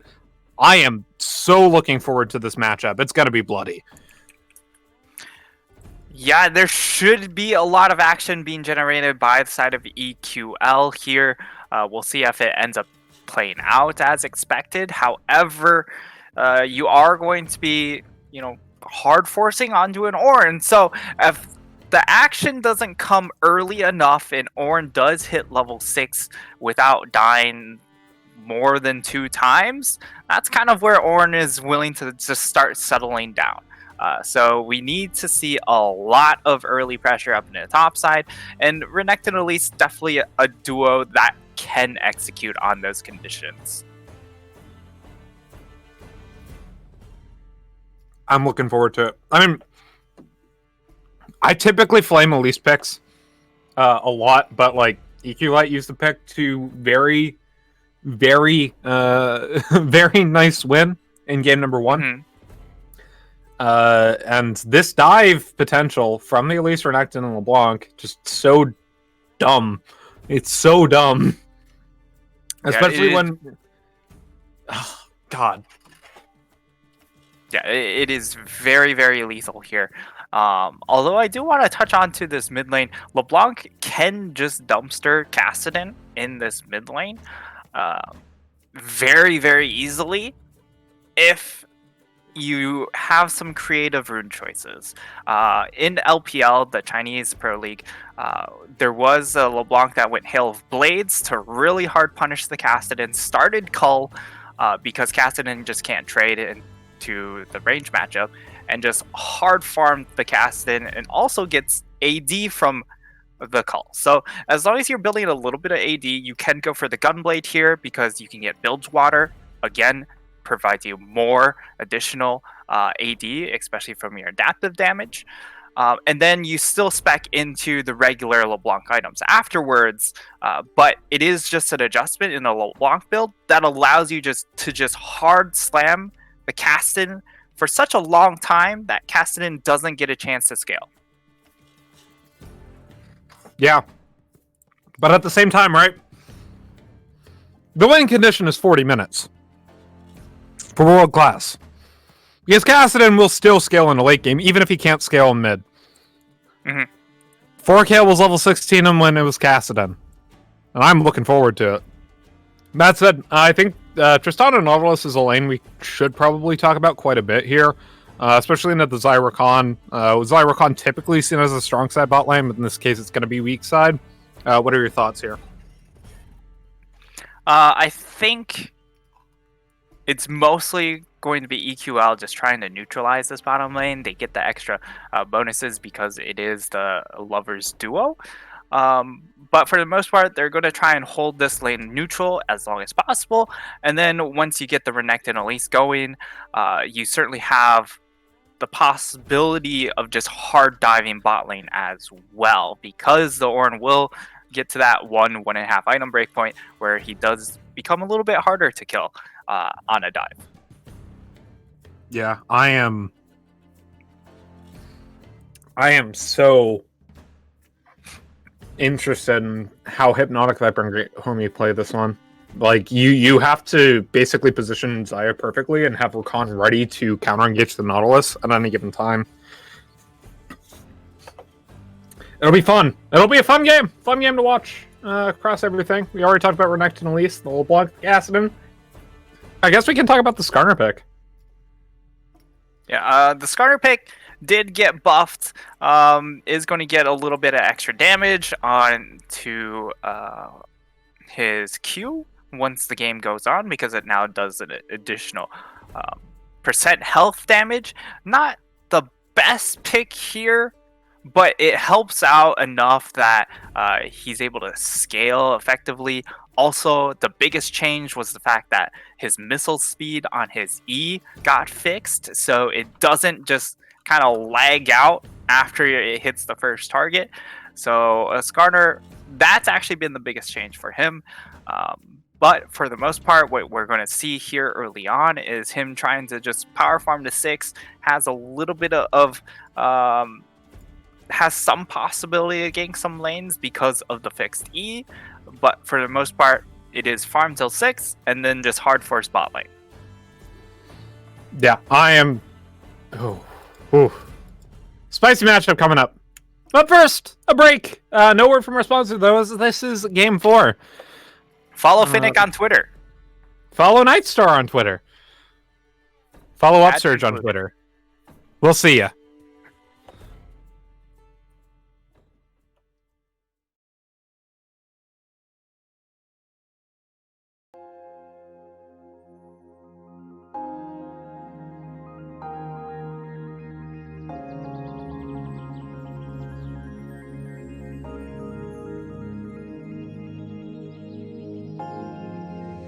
Say the words, even if it hurts. We've been pretending nothing's wrong for far too long. Say it out loud, like you really mean it now. 'Cause this is the last time.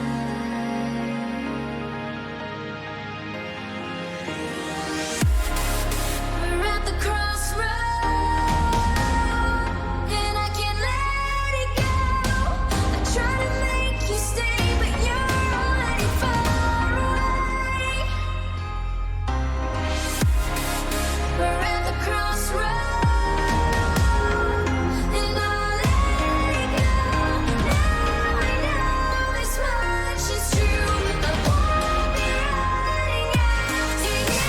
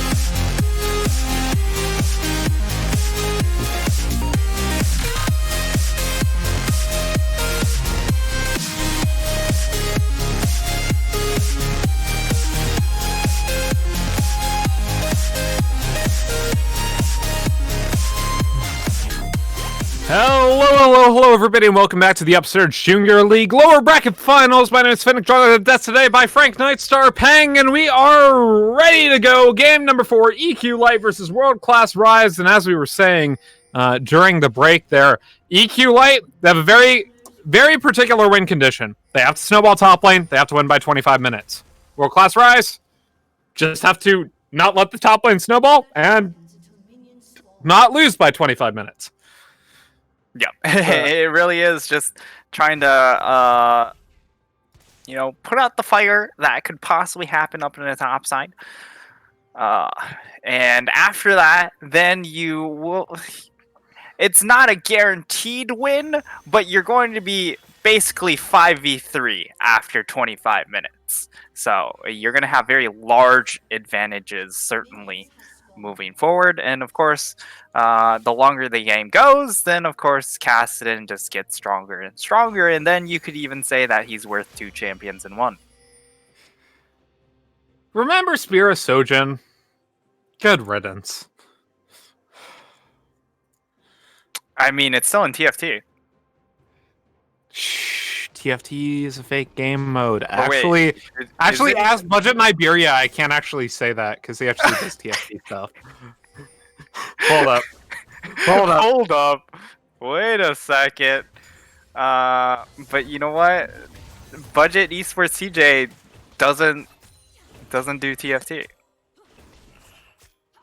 Maybe we got our roles confused. It doesn't matter. SGC playoffs are over. And here Fun we are. time. Here we are. Gray Scarf on LeBlanc, Big Daddy Colton on the Cassidy. Great Jace on the Renekton, Jeffrey Epstein on the LeBlanc. Or not the LeBlanc, the Elise. Very interesting jungle champion coming in from WC. Great homie, though. Bon almost purely stacked. You gotta be very careful, as Rakan. You can't engage onto the Nautilus, you have to counter-engage. It's much like playing Leona into Nautilus. You can't use your Zenith Blade until after Hook's already used. Same thing with Grand Entrance here. Oh, yeah, and I mean, the main thing when you play Rakan is to play him kind of a bit like an enchanter during the lane phase. And I mean, he certainly, for the most part, plays like an enchanter. Slice and dice. Hurtfully Okay. Evolved. Down to 100 health. Yeah, He's it'll be fine. He's orange. It's fine. It's fine. Yeah. It's fine. Everything is fine. Great Jace just like, nope, you don't get a stopwatch. But he does anyway. He actually doesn't get a stopwatch. Wait, what was he stopping? He didn't stop anything. I mean, he was trying to buy something, so you know, Yeah. he doesn't get to buy it. Now he gets. The now Ruby he gets Crystal. the Ruby Crystal. There we go. Look, all right. It's 10:43 on a Okay. Monday. Yeah. Twitch chat shuffles in. There's a Night Star sitting next to me, Mm-hmm. talking about this game full of sin. Uh-huh. Okay. It's a reference There's to Piano certainly Man by Billy Joel. Sorry. There's Did certainly you just now get that? Or am I, like, totally off base? Am I dumb? Did you get that and I didn't realize it? Wait, what? Help me. Help me! You certainly need some help, but you know what? There's League of Legends, so that's all the help the help I everyone needs. Watching the game of League of Legends. Game number 4. Hook lands. There's the counter engaged by the Rakan. Should be enough to dissuade any further damage by wind. And this is what Great Homie needed to do at the beginning on the level 2. Obviously wasn't punished by it, but that was like, oh yeah, I'm Rakan, that's Nautilus. Just use the Grand Entrance to counter engage. Mm-hmm. It's 8:44 on a Monday. Twitch chat shuffles in. Shot just got a hook on Great Homie. And I don't know a rhyme that ends with N. Jazzman coming in here. I'll have you know it's piano rock, not jazz. Is All that right. what you did? It's Billy Joel! He's Yeah, not a I know it's jazzer, Billy he's a Joe, rocker. but I also know that you played at a jazz club. That's true. Jeffrey Epstein, though, able to get a nice cocoon down on a Red Flame Vault, but should be fizzling out here. Yeah, no, I did. When I was in high school, I played at 2 jazz clubs, in fact, as with part of my jazz band. One of them was with my combo, and the other one was with my big band. Played there 4 times. Up, flash out of the way from Winds. Great homie. Net it up. Elise's top lane here and could stick around.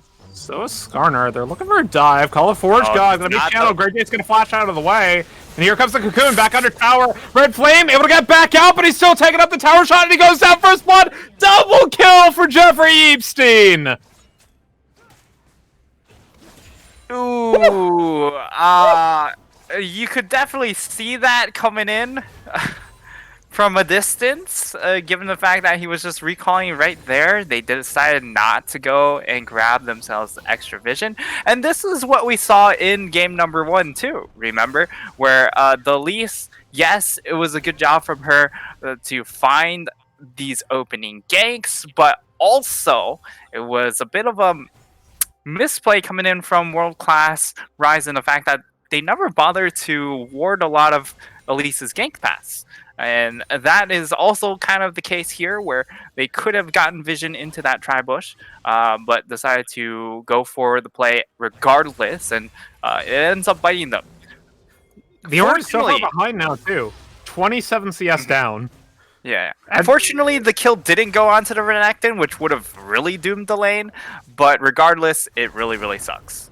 He's still 1,000 gold down despite that, though. Like, Yep. that is just... Elise Renekton, man. Elise Renekton. And now she's going to rotate towards this bottom lane, start pathing towards this dragon. They need the early dragon control here. Something that won them game number 1 was the early drag control, but World Class Rise had that control in the first 2 games. They need to adjust that here. Hopefully they will. If you're an EQ Light fan. Yeah, we will see if World Class are able to match any of that pressure. Skarner level 5, so he's getting closer to level 6, and the damage still coming in from the Renekton. Renekton does have his ultimate, so could look to try and force the opening here, as the Ornn doesn't have ultimate great up for scratch. another couple seconds. And with the distortion, the Rift walk out. Oh, we actually get to see the Bilgewater come out from Great Scruff, so it does look like he's going for the Gunblade build, which allows him to... That's your typical build, though, is Gunblade, right? But she typically starts Revolver, and now she's starting with... No, you would go for the Ludens. the Luden. Oh, yeah, Kali goes Gunblade. That's right. I'm mixing up my AP assassins. It's Lichbane Echo, Luden's Akali, or Luden's LeBlanc, and Gunblade Akali. Bomb goes down a great homie. He's able to get a nice grand entrance, though. Rocket jump over the wall, takes the blast cone to safety. As the dragon goes over to the Elise. Meanwhile, Hypnotic Viper might be a bit of trouble. He has no Cleared up flash. by the Nautilus passive. Shot. Caught out by the Cocoon there. As Jeffrey Epstein goes on the killing spree. Gets the kill into the Nautilus, but Kassadin somehow lives against Gravestruck. Well, Fisher... it was the... No, Skarner that Fisher somehow- Friends. Yeah. I think the second distortion just missed, and then Great Scruff went kaboom. Yeah, Great Unfortunate. Scruff didn't have much HP when he went for that play. He, at best, was going to trade 1-for-1, and decided that he still wanted that trade anyways. He gives the kill over to the Kassadin, who now has EXP advantage in this mid lane. So, you know what? World Class are still in it. They're still in it.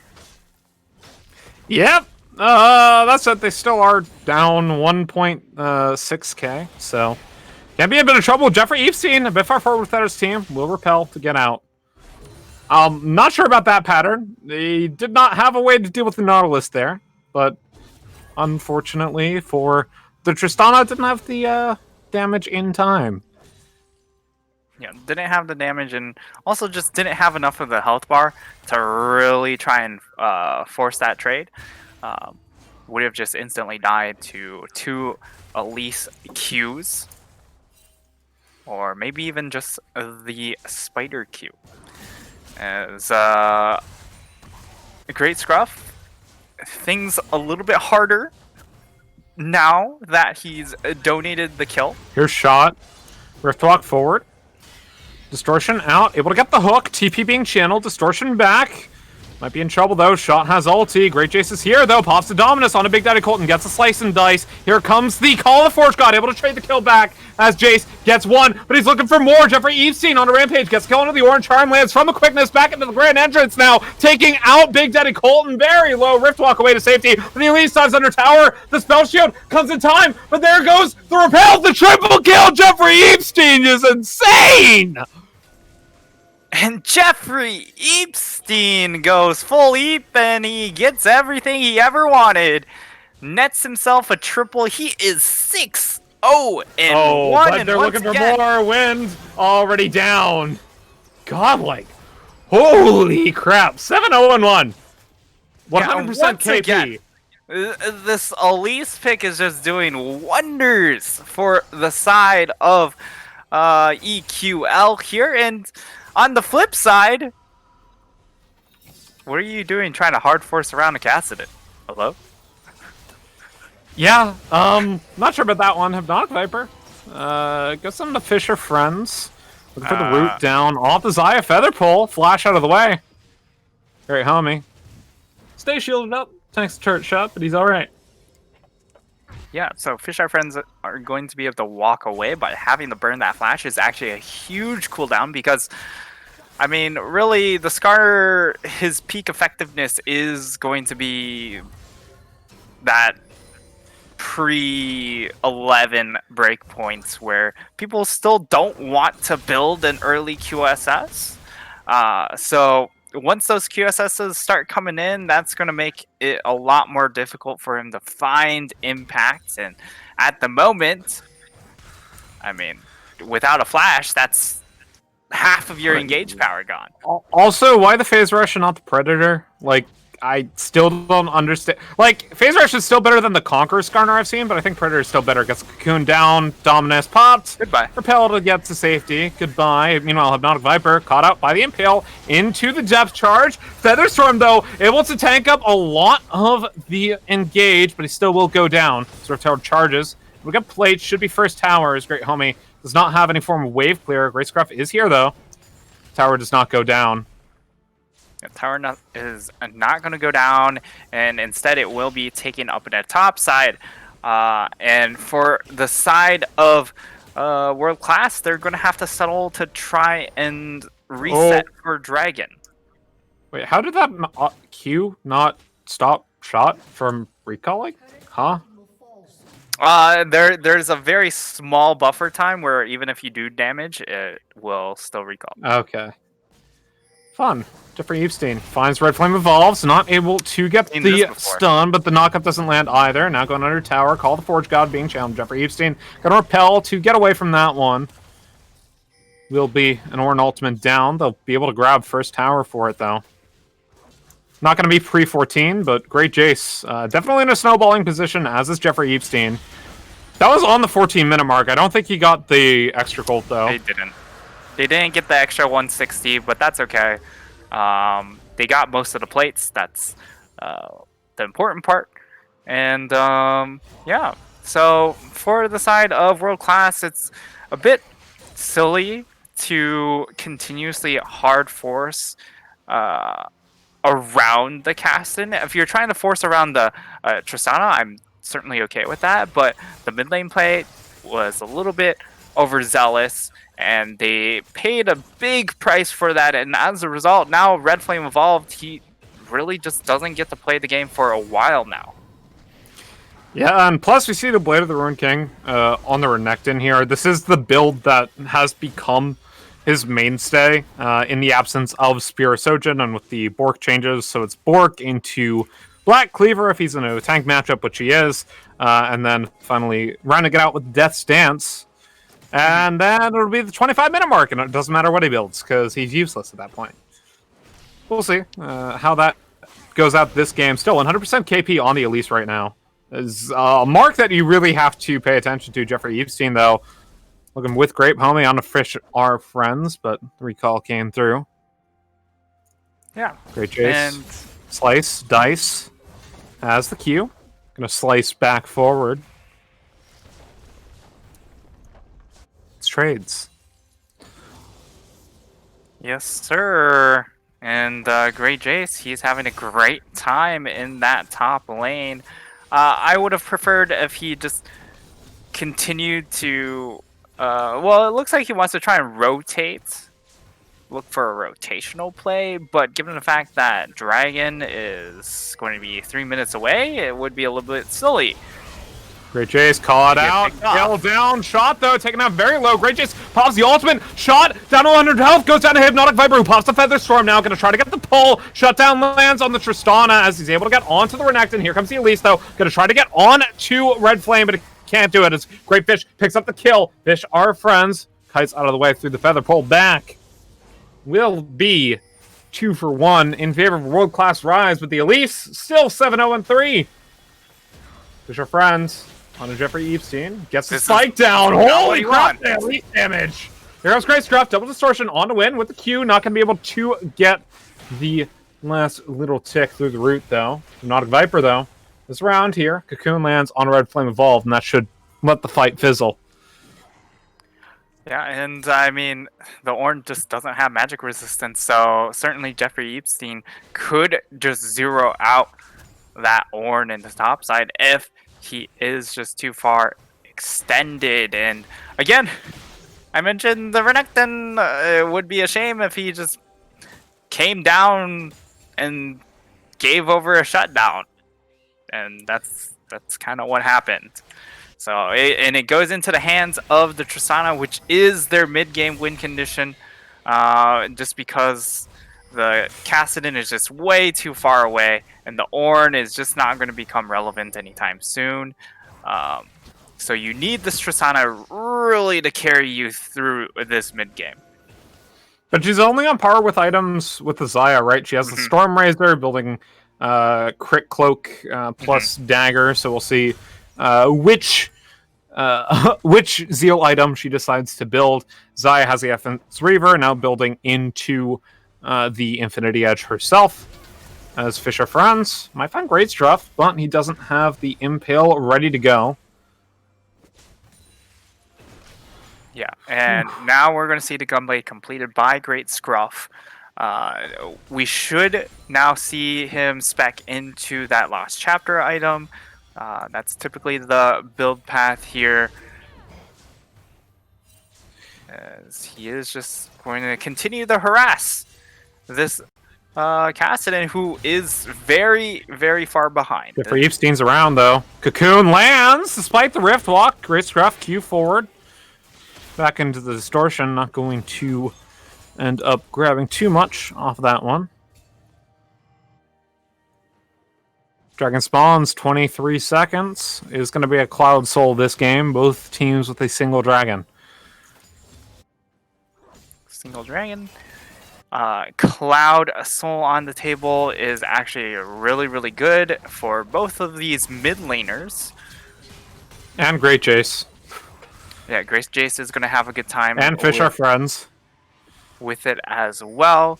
The Impale is really key for a lot of their engages. I don't know, like getting extra to CDR will certainly be nice, but it's going to be more important for him to have the flash up to make engage plays rather than having the ultimate necessarily.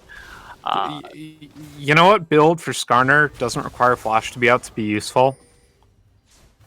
It's called Predator. Hex Flash. It's called Predator. Hex Flash, baby. It's called Predator. Phase Rush. I know Hex Phase Flash. Rush is broken, but No, Phase Rush is very good in teamfight settings because it allows you to continue to access the backline. But I would agree that the Predator would be a lot more necessary, especially since you're looking for picks with the Tristana Skarner setup, and your teamfight will naturally come online.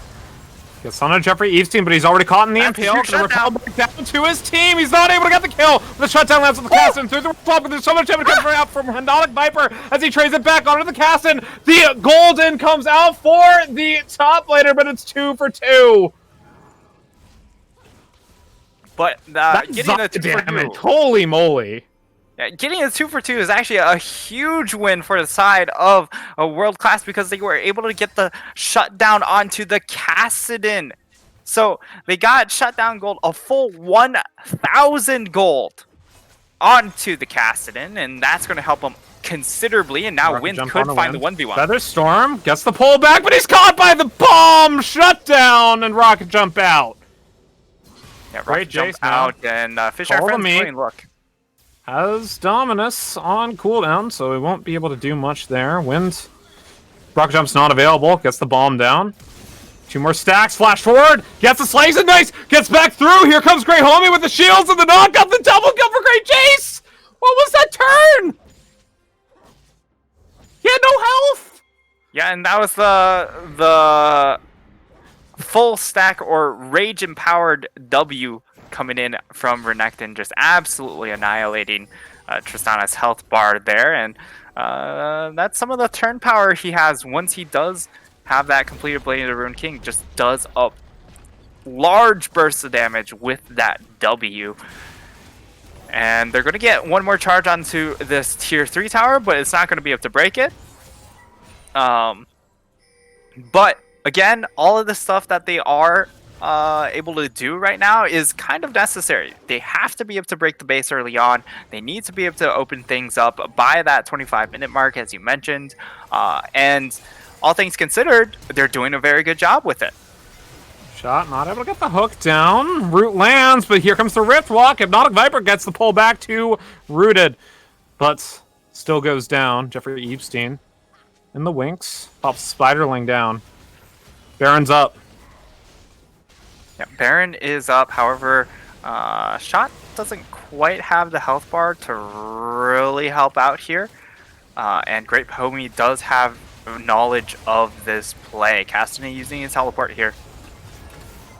Yeah, they really just want this. Call the Forge God. They're looking for the turn. Elise gonna dodge that one out with the Repellus. Here comes the quickness into the grand entrance, getting him 2-man knockup. Tristana going onto the backline with the rocket jump. But look at this engage. Great Scruff so far forward. Flash out of the way. Smite it up. Gonna try to get the kill, but he won't do it. Red Flame gets it up, and here comes the Renekton. Gets one. Goes forward with the slice. Looks for the dice. Gets it. Double kill. It's 2 for 1. Win now in a bit of trouble. Renekton and the Elise pulling forward for the team.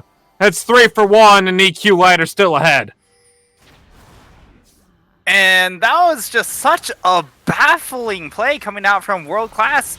We talked about in game number 3 that EQL looked really, really flat that entire game, but Going forward. Caught out, but here comes Grey Homie with the grand entrance. He's dominating. Big Daddy Colton did no damage. yeah, and I mean the shield from the not the Renekton, but the Rakan able to cancel out pretty much all of that damage. And the Cassidy just isn't online. Yes, he has 3 kills. Yes, he got that big shutdown, but it's not about He's only got 4 stacks of Rua. Yeah, it's not even about having the gold. It's about buying the time for the items to actually turn into real items. Rod of Ages at 3 stacks when that fight happened doesn't really count as an item. When you get Archangels, yes, it's a nice spike, but it doesn't really get you max value until it transforms into Seraphs. And yet, World Class continuously look to force around this. Yeah, I'm not sure about that one. Able to dodge out the root, but Great Homie's already there, and through the quickness, we'll be able to secure the kill. Yeah, We and might be also going to game Ornn- 5, Nightstar. I might be calling it early, but this is a 10.4k gold lead for EQ Light. It's a Renekton Elise comp. About to hit 25 minutes, but they're at win condition. Yeah, I mean, they're at 3 items, and with how far ahead they are, like, Ornn isn't even close to donating any sort of masterwork items. And it's just really, really sad to watch. He's about to get Flame Horizon right now. And yeah, I must say, Red Flame Evolved should not play Ornn anymore. I don't think the Ornn was a bad pick. I just think he just got ulted dumpstered. Elise numerous times when Elise still had Repel. I think more accurately, when you look at an 8-1-7 Elise, 16 out of 19 KP, as well as the Renekton with the same KDA and same KP, I think the answer to the draft is ban Elise. Like, EQ Light. This pick did so well game 1. Come back to a game 4. They might take it to a game 5 on this one. 11.5k goal lead at this 26-minute mark. Yeah. The Elise pick has certainly shined here. And to match, Renekton also has himself an 8-1-7 scoreline. And Great Scruff, he's done enough on this LeBlanc pick, and now he's really just riding off the pressure of this Renekton Elise and able to just exert himself elsewhere on the map. Matched up against the Ornn is really nice because Ornn doesn't have that much magic resistance built up, and on the flip side, Kassadin just can't deal with this Renekton.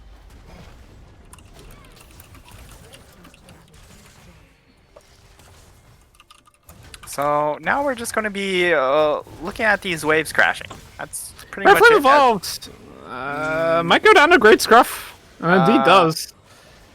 Who will try to not give the gold away to the Tristana.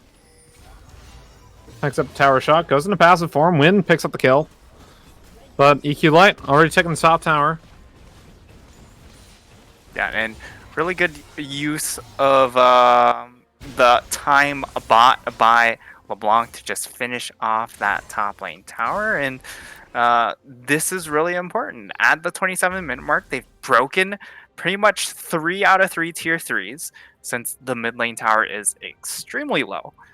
Shouldn't take too much effort to break that, as well as it's currently sitting at around 350 health. Of course, it is going to regen a little bit, but not really enough that it's going to survive a whole push coming out from the side of EQ Light. And now we're just playing a little bit of a waiting game, because we have Soul coming up in 2.5 minutes, and also Baron buff coming up in about 100 seconds. Yeah, this is Soul Point as well. Coming up in 210, as you already mentioned. 90 seconds on the Baron buff.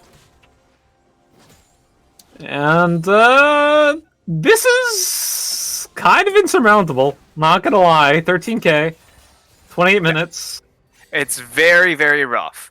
Thankfully, for the next fight, Colton should have the Rod of Ages fully stacked up. However, he's got a little ways before he hits level 16, which is the real power spike for this champion. So he's working with not the full hand. It's not going to be the full house here for him. It's just kind of 54 mana from Seraphs as well. But he's still almost... I mean, he's half an item back on the LeBlanc, but he's an item and a half back on the Renekton, which is the big issue. And how are you going to deal with Hypnotic Viper? I don't know. Already has QSS. No way to impale her. Yep. And now Fish Our Friends, he's really going to be struggling to find the impale target. He flashes, gets the impale. Okay. Just to All stop right. that. Jeffrey Epstein caught the bomb, goes golden, still goes down to Big Daddy Colton. But meanwhile, Great Jace just takes an inhib. Yep. For his And trouble. They're just going to continue working these lanes here. They are able to just control all 3 lanes. And a Great Scruff, he himself can also just continue to pressure while they look to try and rotate over for either the Baron or this Cloud Soul. Yeah, and really take your pick. Feels good on the Renekton, feels good on the LeBlanc, feels good on the Rakan as well. The quickness making you even faster. But on top of that, the Baron buff does help you close out the games. They have 2 inhib turrets down, 1 inhib. Lane priority in the top wave. Big Daddy Colton, level 15. Red Flame evolved, has ornaments on himself, but not on anyone else. He is level 13, 3 levels down on the Renekton. They're going to start up this dragon. No steal comes out, though.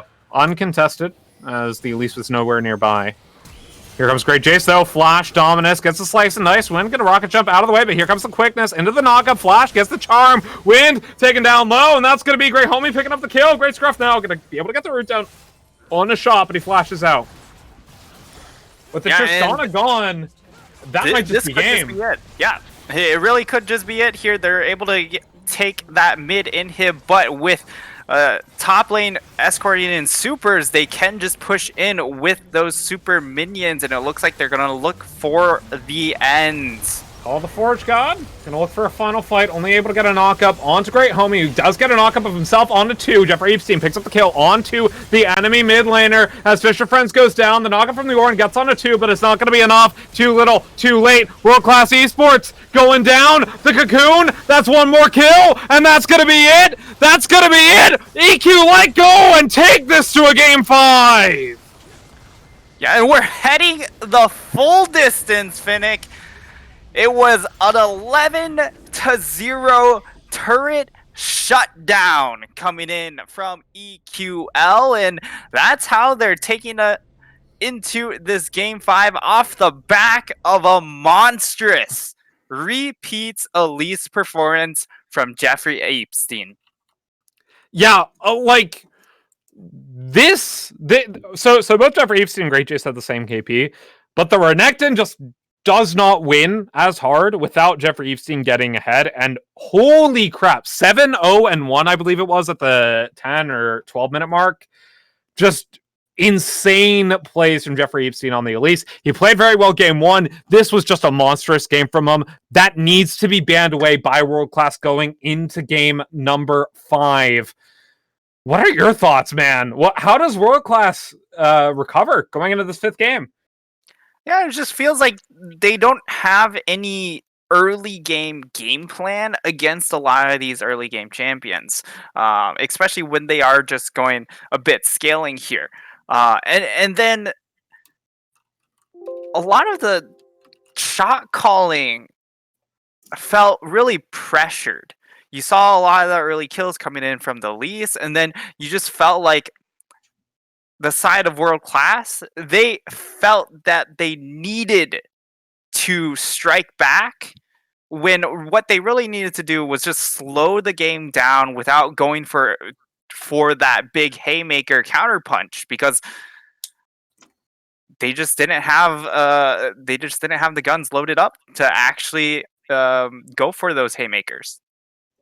Yeah, really, really one of those cases where drafts have made a huge difference this entire night. Going back to game number 1, they were able to get the Kled counter pick into the Vladimir. They were able to make some good dice happen with Elise.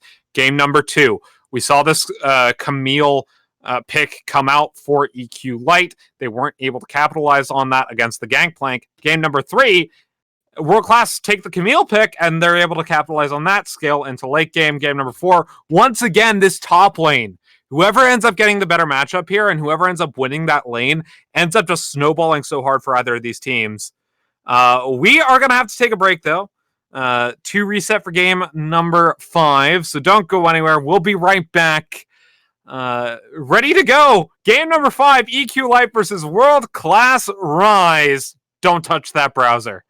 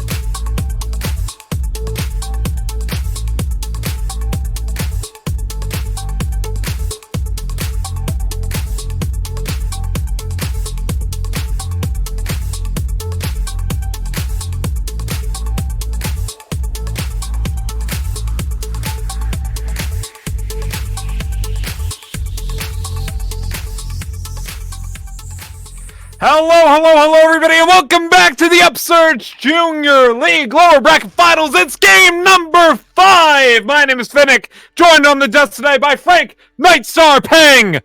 We're into the picks and bans. Echo LeBlanc being beat away by World Class. Should be the Elise ban. Please be the Elise ban. I swear if it's not the Elise ban, I'm going to be sad. Morgana Leona being banned away by EQ Light. How are we feeling? Game number 5. Let's go. It's been a long one, and we do get to see the Lees being banned out here. And I mean, thankfully for World Class fans, it's taken off the table because that was a bit of a nightmare. And Caitlyn also going to be taken away. So EQ, they take away their own nightmare, which was that Caitlyn 80 carry, which gave them absolute fits. And so this time around, we're going to see something a little bit different. Ash looking to be that pick locked in. So hopefully we get to see something like the Ash Karma lane coming in from World Class to really pressure in that bottom lane. And for the side of EQ, it really just comes down to having a mitigating bottom lane to allow yourself to continue to play top side focused. Yeah, top lane has been the story of the series here as Volibear gets picked up by EQ Light alongside the Rakan. So they will be picking the Zyra Rakan lane most likely. Ash, we'll see if this is going to be the Karma or if it's going to be something like the Nautilus or the Leona. Typically, Leona is seen as a counter pick to the Rakan, so it could be Ash Leona. We'll see though. World Class Esports popping into the Ash Braum once again. Ash Braum. Yeah, the Ash Braum locked in. Wait, wasn't it EQ that ran that previously? I am checking our previous drafts. The Ash Braum was taken. Ezreal Braum was taken by EQ Light. Ash Braum has not been picked this series. Ash Braum was locked in by EQ in game 1, and then they did Ezreal Braum in game 2. Zyra Khan locked in by EQ Light. Graves going to be picked up by World Class Esports. This time, not going to be a blind pick Graves, and it does work fairly well into the Volibear, so I do like seeing that. GP being banned away by EQ Light, of course, going to be the Vladimir as well. World Class Esports have a couple top laners that they want to ban away, but instead just going to full-on commit to keeping the mid lane shut down here, as EQ Light should ban away which one was it? It was the Camille. Camille. No, the Vladimir. The EQ Light picked the Vladimir. No, World Class picked the Vladimir. That's right. And they have counter picks, so I don't actually need to ban Vladimir. What am I talking about? They banned the Camille. That's right. We're good. We know how things work here. The Camille does end up being that last ban. Corki going to be the ban coming out from World Class. So it might be...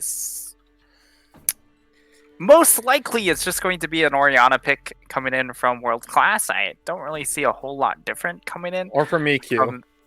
From the setup. EQ could also lock in the blind pick Orianna here for themselves as well. And there's a number of options they can go here. They can go top, mid, or jungle because they have the ability to just flex the Volibear, but the Wukong locked in still keeps it kind of up in the air as far as top jungle goes, but it will be a last pick mid lane. Yeah, EQ Light picked Wukong, which lost in game number 3, was able to get the lead that they wanted over that Camille in that early game, but unfortunately the Camille outscaled late game, and obviously we had that disastrous bot lane of that Caitlyn. Morgana just completely rolling over the Senna set. As we see, Vel'Koz and Jace being picked up by World Class Elite, so NA Jace in the top lane. Vel'Koz going to be in the mid lane. You have counterpick to Vel'Koz here. Oh no. Oh no, it's the Wukong Yasuo with the Rakan. Solo queue flashbacks. Wukong, Let's do this. Yasuo, Rakan, Volibear, Azaya. That's a whole lot of AD, but you know what is missing on the side of World Class? They don't have a tank. So this is a perfectly fine Yeah, AD Volibear. composition coming in Oh, World from Class. EQ. Yeah. So this is a perfectly fine AD composition coming in. You're also going to have the Black Cleaver built up onto the Wukong. That will help out their damage quite a bit. So it really is... I really like the draft coming out from EQ. And for the side of World Class, it really just comes down to winning the lanes as hard as you can. I mean, you have an NA Jace and a Vel'Koz mid. This is some explosive solo lanes from both these teams. Let's talk about this Jace Wukong matchup. It's not one we see a lot of because Jace is not a pick we see a lot of.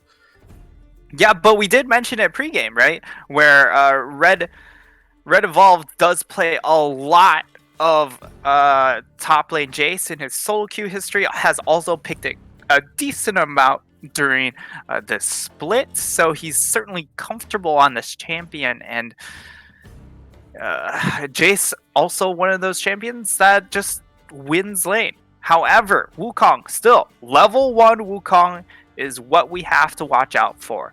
If he takes a very aggressive trade level 1, he can win this Jace lane at level 2 then. If he doesn't take the aggressive level 1, then Jace certainly holds the advantage.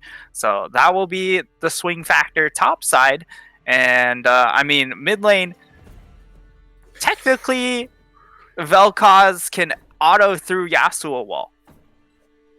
But besides that, it's not fun. He can also hit the knockup behind Yasuo wall as well because it's not a projectile. That is true. And I'm not sure how the Void Rifts interacts with wall. That just crashes into the wall. That just crashes into the wall and then okay, Go splat. goes splat. Yep. Like Jay Schlatt, but splat. Yeah. Uh-huh. So, the Yasuo Can I interest wall, you in some Schlatt coin?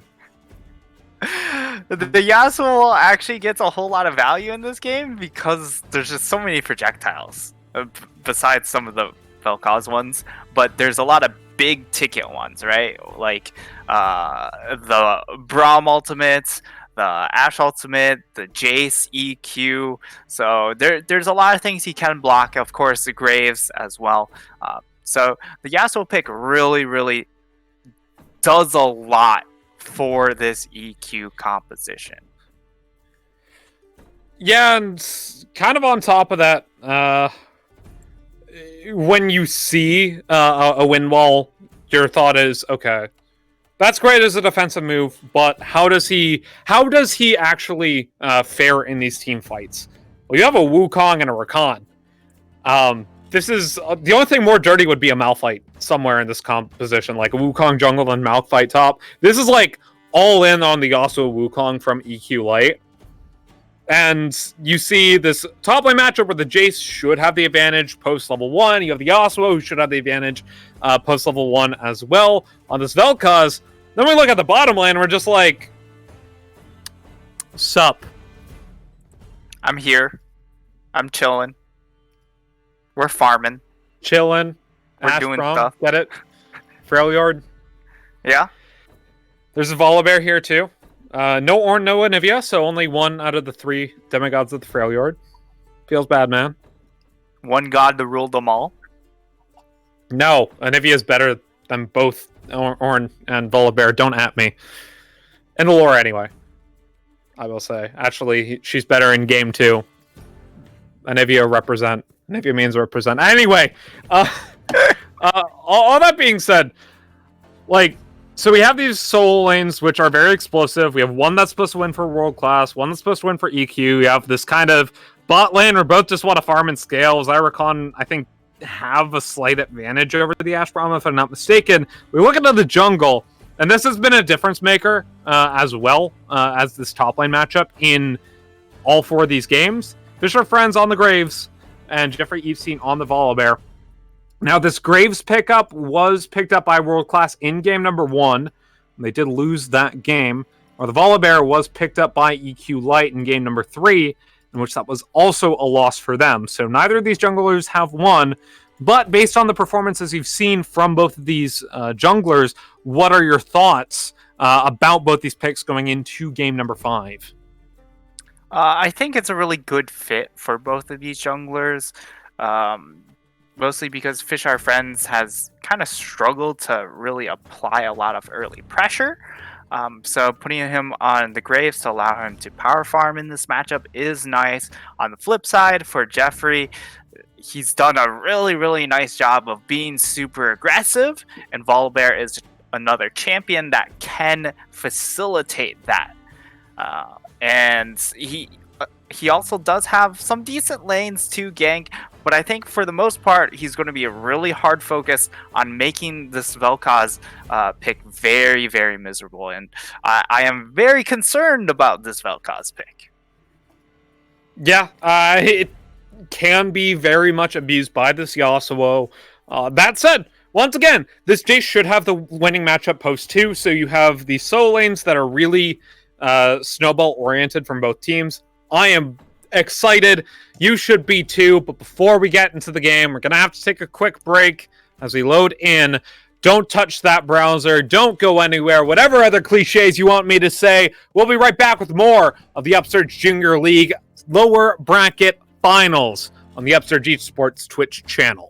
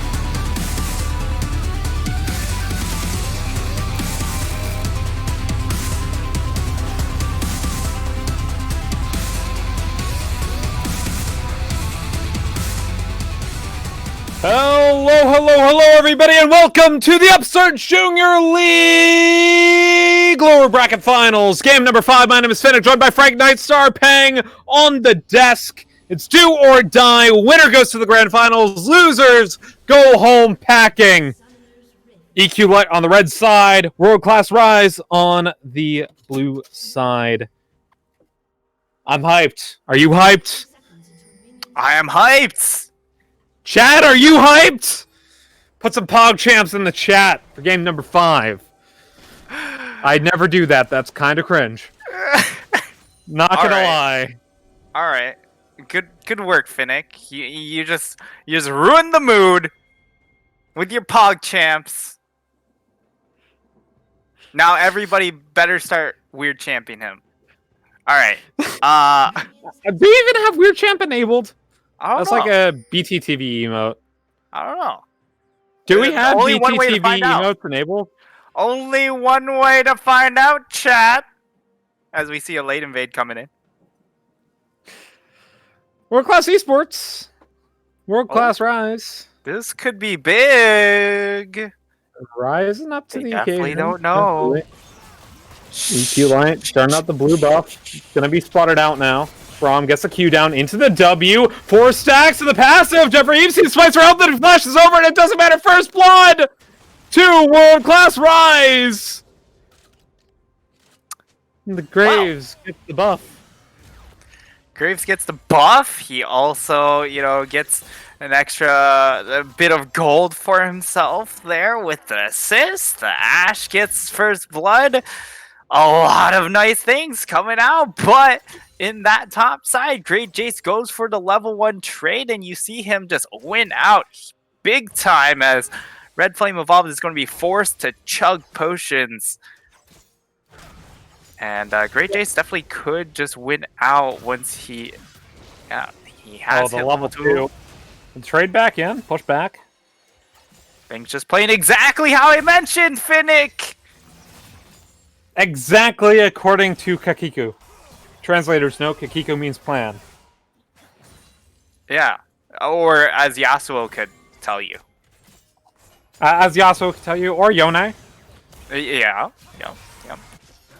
Or any of the Spirit Blossom champions.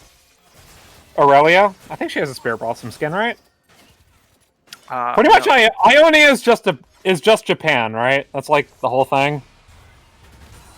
I'm not familiar with lore. That's the head of production. Hypertension. Not me. Yeah.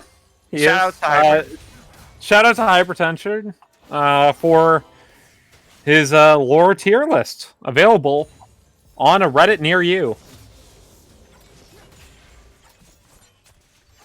Yep. And I mean, we could see a little bit of a slower early game here. Certainly excluding the first blood, of course. Just because it is game number 5, teams don't want to necessarily just go for the game losing or the game winning play straight up this early into the game. It feels like a lot of risk being expended.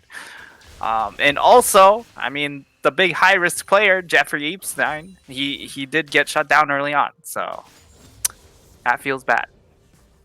Meanwhile, Red Flame Evolved now having a good old time in lane.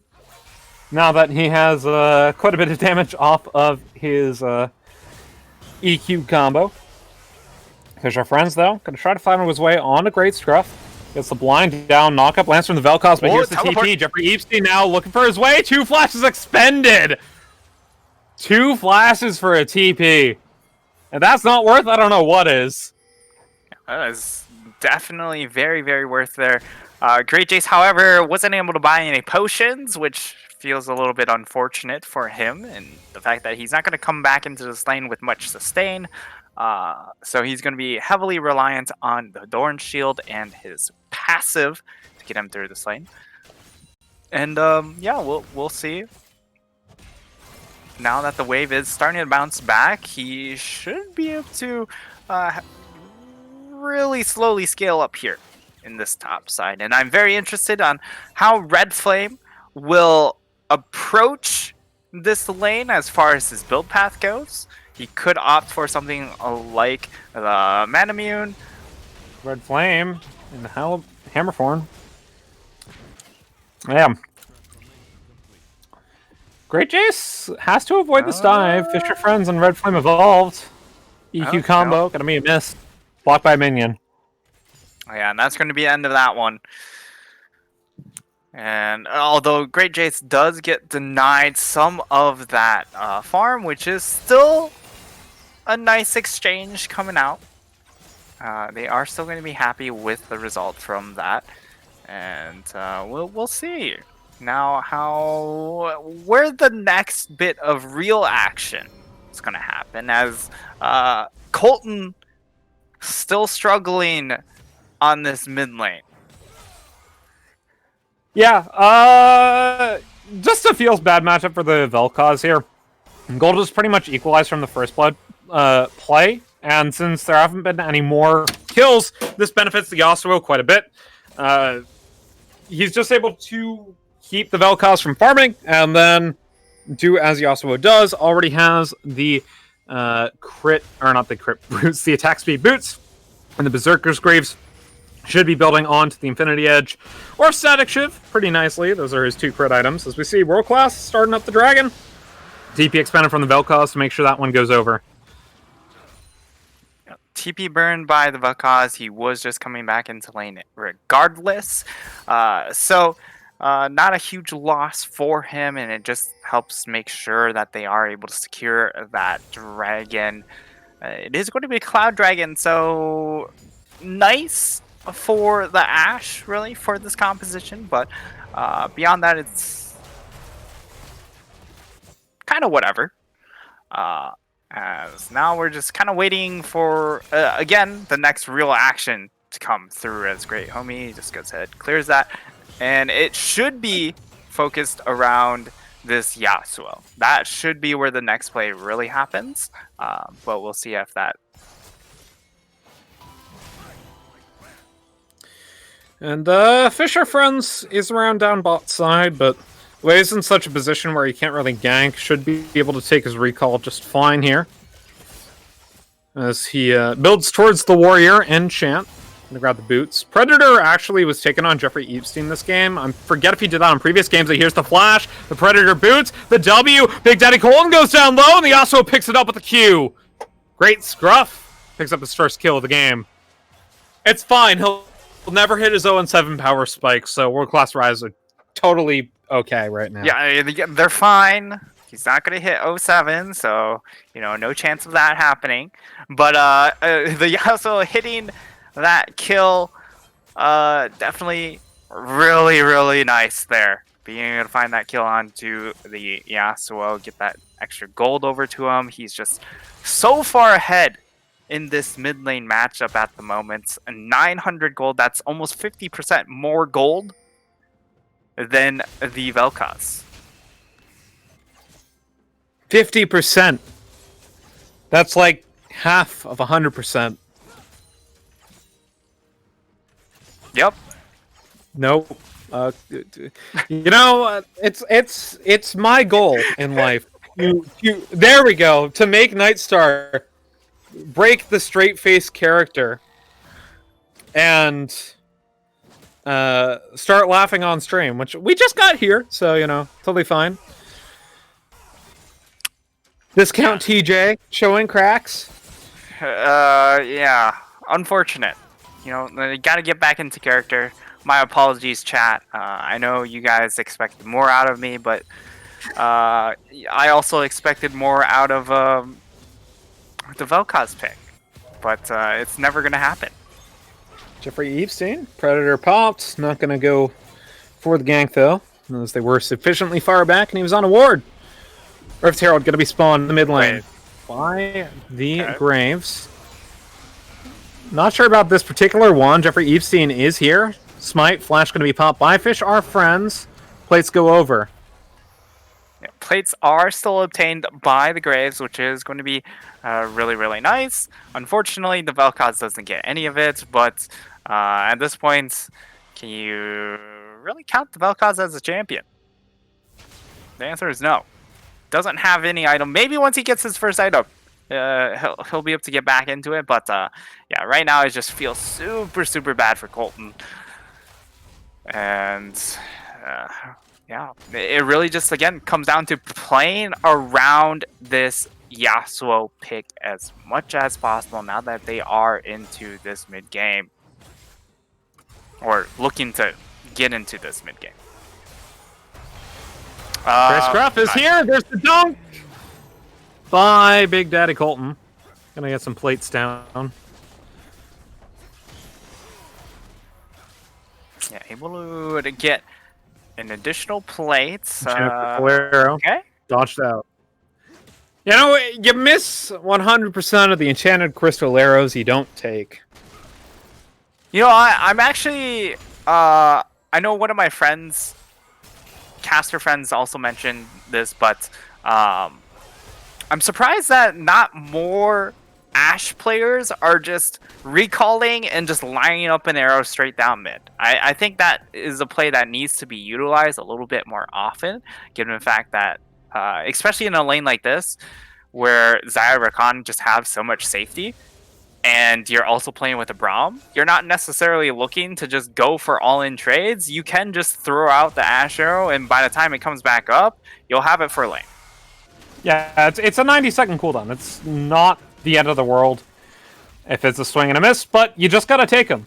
Meanwhile, World Class Rise gonna be able to take the tower. Mountain Dragon going over. Will it be the Cloud Soul? No, of course it's not. Cloud Dragon's already been taken. It's gonna be the Infernal Soul. Yeah, and Here's a fun fact for you. Here's a fun fact for you. This is our first Inferno. The team that has gotten first dragon in every single one of these games has won the game. First two have gone over to World Class Rise, but they are slightly behind at the moment. So you're already calling it. You're saying that Colton is going to be able to find the dub. I'm not saying anything. I'm just giving you a fact.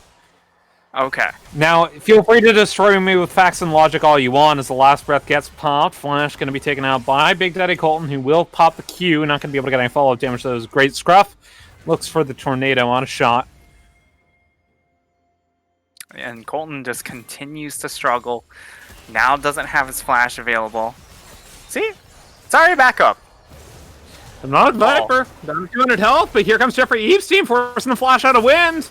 Great homie here with the quickness. Into the knockup. Viper gets it with the pole.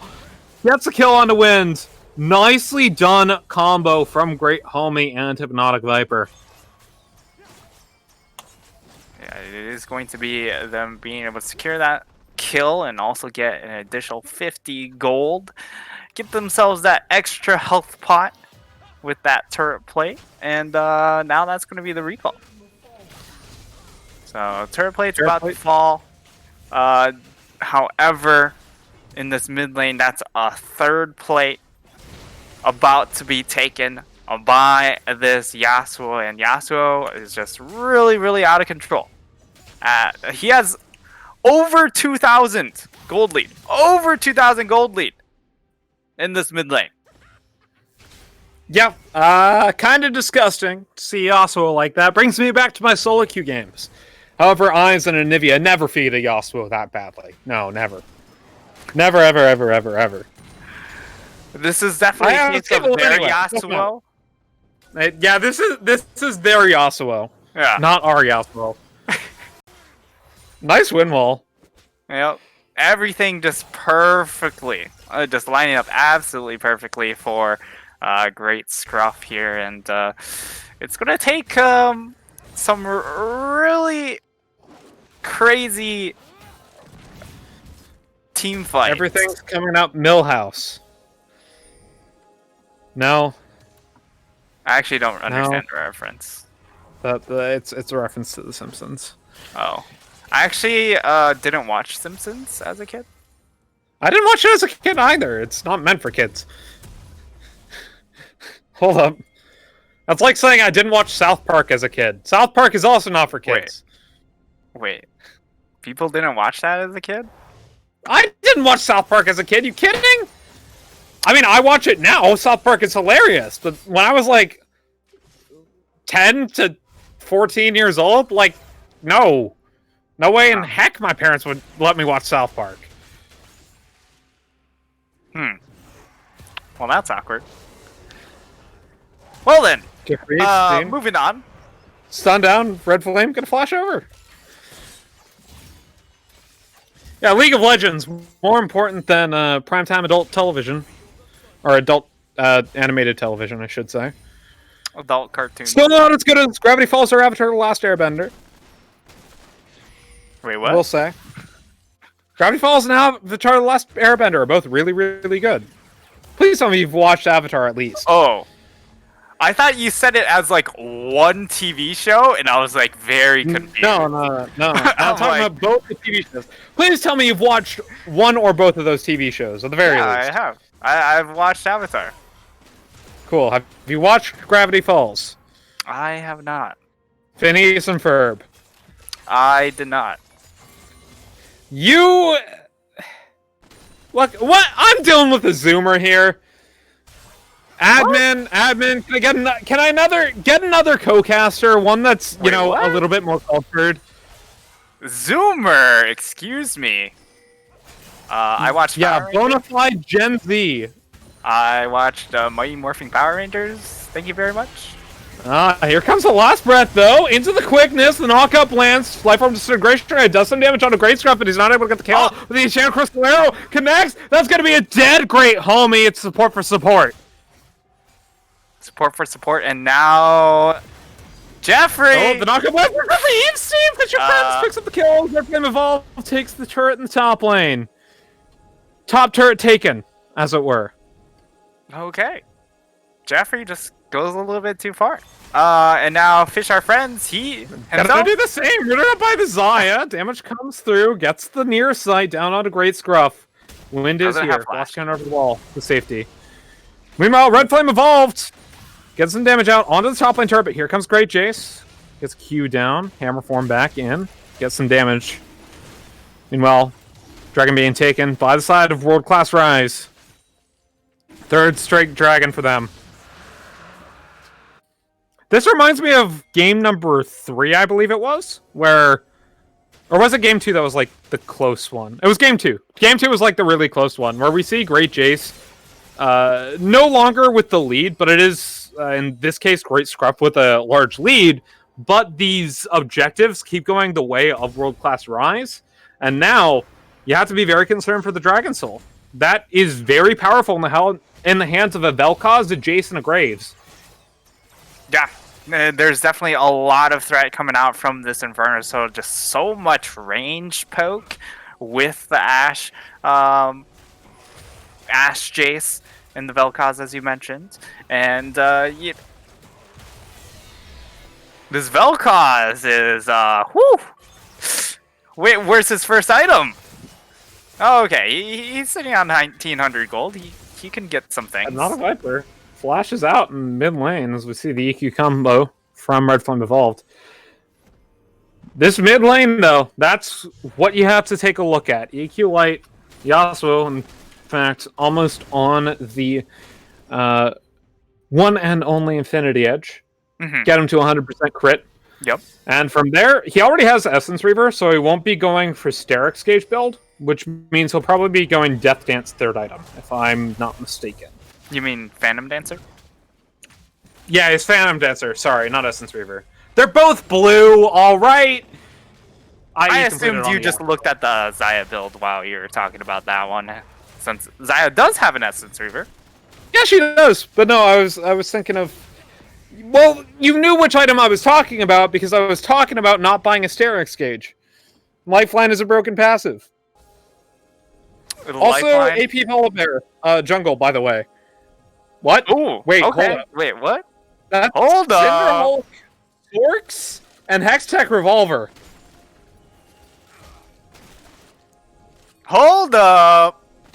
Wait He's a gonna go second. for the Gunblade. Or is it Protobelt? No, it's Gunblade. AP Volibear takes Gunblade. Nice to start to get out of the Enchanted Crystal Arrow, but it leaves the Rakan hanging. Gets the Feather pullback. Great Homie, though, with the Q, gets back in, gets the damage by the collateral damage, but now it's Jeffrey Epstein. Gonna dog stay alive for the time being, but he goes down. Meanwhile, in the bot lane, Q back into the last breath, gonna tank up the damage with the wind wall. It's 2 for 1 in favor of World Class Rise. And, yeah, the Rakan re-engaged there to get the kill for Hypnotic Viper. Unfortunately, Jeffrey Epstein a little bit too far forward. Meanwhile, Great Scruff might be in trouble in a 1v2. Hypnotic Viper, the same. There's Wukong. Bork going to be triggered by Wind. Here comes Great Jace. Has the ultimate available. Not going to pop it, though. Yeah, and right now, I mean, you see that for the side of world class, they understand. They're playing up against pretty much a full AD composition. They're all just going to get this item called Ninja Tap. And then you look at Red Flame Evolved and he has... Wait, what? Is Monamune on the Jace build path? I thought it was just straight lethality. Oh, it is if you want to scale. This is more of a scaling build. But, Okay. explain the merc. Oh, he has MR boots. He has mercs. Uh-huh. Wait, what? Yeah. Yeah. That's what you're pointing out. Mhm. I mean, it keeps you from being rooted up by the Zaya more, but like the rest of the CC is knockups. There's also stun on Jeffrey Epstein, but like it doesn't stop knockups. Okay. Just I think he's already on The sheer tenacity of this man. The sheer tenacity of this man. He's on the S11 train already. Gotcha. Apparently, tenacity is going to reduce knockup duration in S11. So Is it look forward to that. actually? There's is it rumors. We'll see if Oh it my actually God. happens. I But yeah. I would be very much not okay with this as someone who picks Malphite whenever he's into a Yasuo mid lane. Yeah, imagine if everyone like literally just like takes a little bit of a hop because they just have so much tenacity built up that it's just a little bit of a hop, skip, and a jump instead of just like stuck in the air forever. World Class started a Baron, but that gets punished by this Rift Herald taken mid. They peel off. That's going to be the turret going over. Yasuo's still not to his 0-7 power spike, but he does have 2 items in his building in towards the Death Stance. Somehow, they're doing all right, despite Yasuo being 2-0 instead of 0-7 at this point. Do grab the Infernal Dragon, though, so going to be 5 more minutes until next Soul Point contest. And right now, I mean, it's just all in this Yasuo Jeffrey bag Epstein. here. Very Yeah, I squishy, mean- remember? I mean, he has Cinder Hulk, but he has Very squishy. AP as well. Weapon concentration down. And Big Daddy Colton picks up the kill.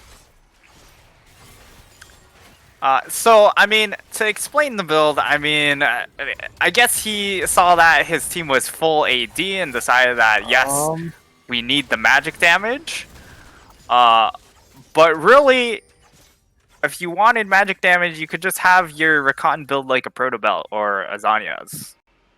Which is exactly what Ignar on FlyQuest does, if you want to build that. You can look Chad, to a you pro should player. really stick to the status quo. That's all I'm saying. Don't mess with the flow, no. Yeah. Nope. No one... I know I'm referencing the other movie, but I don't remember anything from the second one, alright? I was like 10, 12, something like that when the movies came out. Well, It's alright. You know why? It's okay. Take it easy. There, 70s rock references, just to clear out the Disney pop references. just Volley gunblade slowly. is great is like AP volley top lane. I just haven't seen it on jungle volley. Not to say it's not a thing, it's just I haven't seen it. Knock up Lance. But with here we Cyclone, come! push back out by the hammer form, but here comes the gunblade, the flash forward! And, you know what? The gunblade secured the kill! I'll give it to him. Knock up into the last breath, get some damage down on Official Friends, dash to the wall, but there's the flash, the follow-up, collateral damage does nothing! The shutdown lands for the Yasuo. Gets queued by shot, but here comes Hypnotic Viper. The Unbreakable gets pops. Great homie. Looking for the knockup on a Big Daddy Colton, but he gets slowed up by the Q. Gonna take the battle shreds back to his Zaya. The flash comes out from Hypnotic Viper. Here comes Ash Bork on a Hypnotic Viper. Not gonna be able to get the damage. The flash over the wall. Here's the Q, the W, the shutdown. The Braum picks up the kill, and that's gonna be great. Homie falling as well as Super New in the top lane, but EQ Light, they take 2 turrets for it. Baron gonna be started. Baron is indeed going to be started out by World Class. They're going to channel that teleport. That is going to be Red Flame Evolved coming on in. There is no Smite's available though. Great here, as this And here Jeffrey comes Epstein Jeffrey. win wall. Jeffrey Epstein Oh, with the baby. dunk, gets on the floor. It's done, but the Yasuo goes down. The shutdown lands onto the top. Right here comes Great Jace with the follow-up. Gets the knock-up. Red Flame evolved down to 100 health, but it doesn't matter. His win, it makes him so slow. It gets the double kill regardless, but he trades his life for it. It's 2 for 2 as the respawn timers come out. Or I should say 3 for 2 as the respawn comes out for the Zyra Khan. Right back onto the dragon. Back onto the dragon. Life It's form going to be all just disintegration, to right? try and get it down as fast as they can. The quickness not available, but he has grand entrance. Chance Go Crystalera for going to it. swing wide. They're going to go for it. The smite coming in. Fisher Friends gets it. Q does some damage to Rakan. Takes the battle trance back. Collateral damage. Not going to be able to complete the kill. There will be a Baron onto 4 members of World Class Rise. This is giving me Game 2 vibes all over again. 1k gold diff at this 26-minute mark. Both teams have late game scaling options. We're going the distance. We're going for speed. She's all alone in a time of need. I No. appreciate that. Thank you, Nightstar. Maybe you aren't Zoomer after all. Thank you. I don't think Power Rangers is really a Zoomer thing, but maybe it is. I mean, it isn't, but like, you didn't want, yeah, you know, Power Rangers is definitely fairly millennial. I will give it that, but you know, being able to get my '90s alt rock references is good enough for I me. mean, my parents didn't exactly watch alt rock or listen to that. They listened to a lot of Mozart. That's Oh, what I nice. ended up listening to. Into the knockup. Rakan plus Yasuo combo, but the Brahm's already there with the ultimate. There's a lot of damage going through in the fight. Zai's able to get the shutdown onto the Velcro. Oh! Through the life from the dunk on the win. He's going to try to get the kill, but it's too late. It's a 5 for 2, and World Class Rise get the soul. That is going to be soul secured, as Fish Our Friends are going to secure that for himself while the rest of his team just runs straight down mid. And I get a lot of vibes from the last Vel'Koz game we had, where Vel'Koz did nothing, and it was all about wins.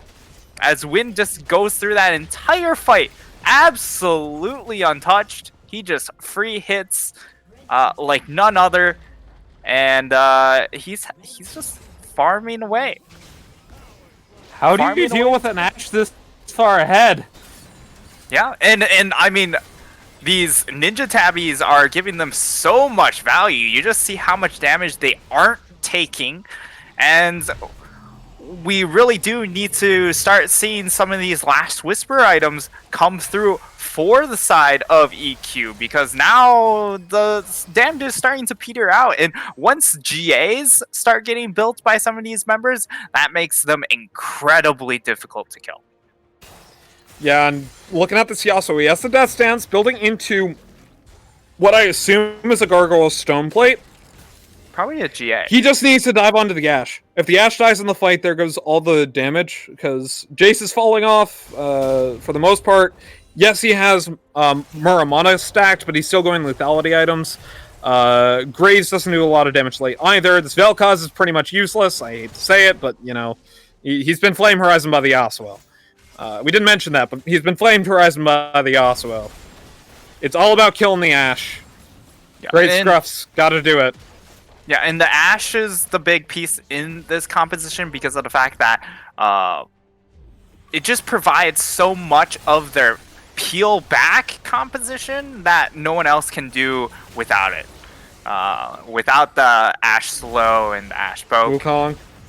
Gonna try to find a way onto the Ashe. Can't do it. The quickness being Ashe misses. channeled as we see the Viper onto the backline. Yasuo's here. He's doing the damage. Hypnotic Viper also doing it. The Graves goes down. Looking for more on 2 win. He's so low. He has the GA. It doesn't matter. The shutdown, and it's 3 for 0.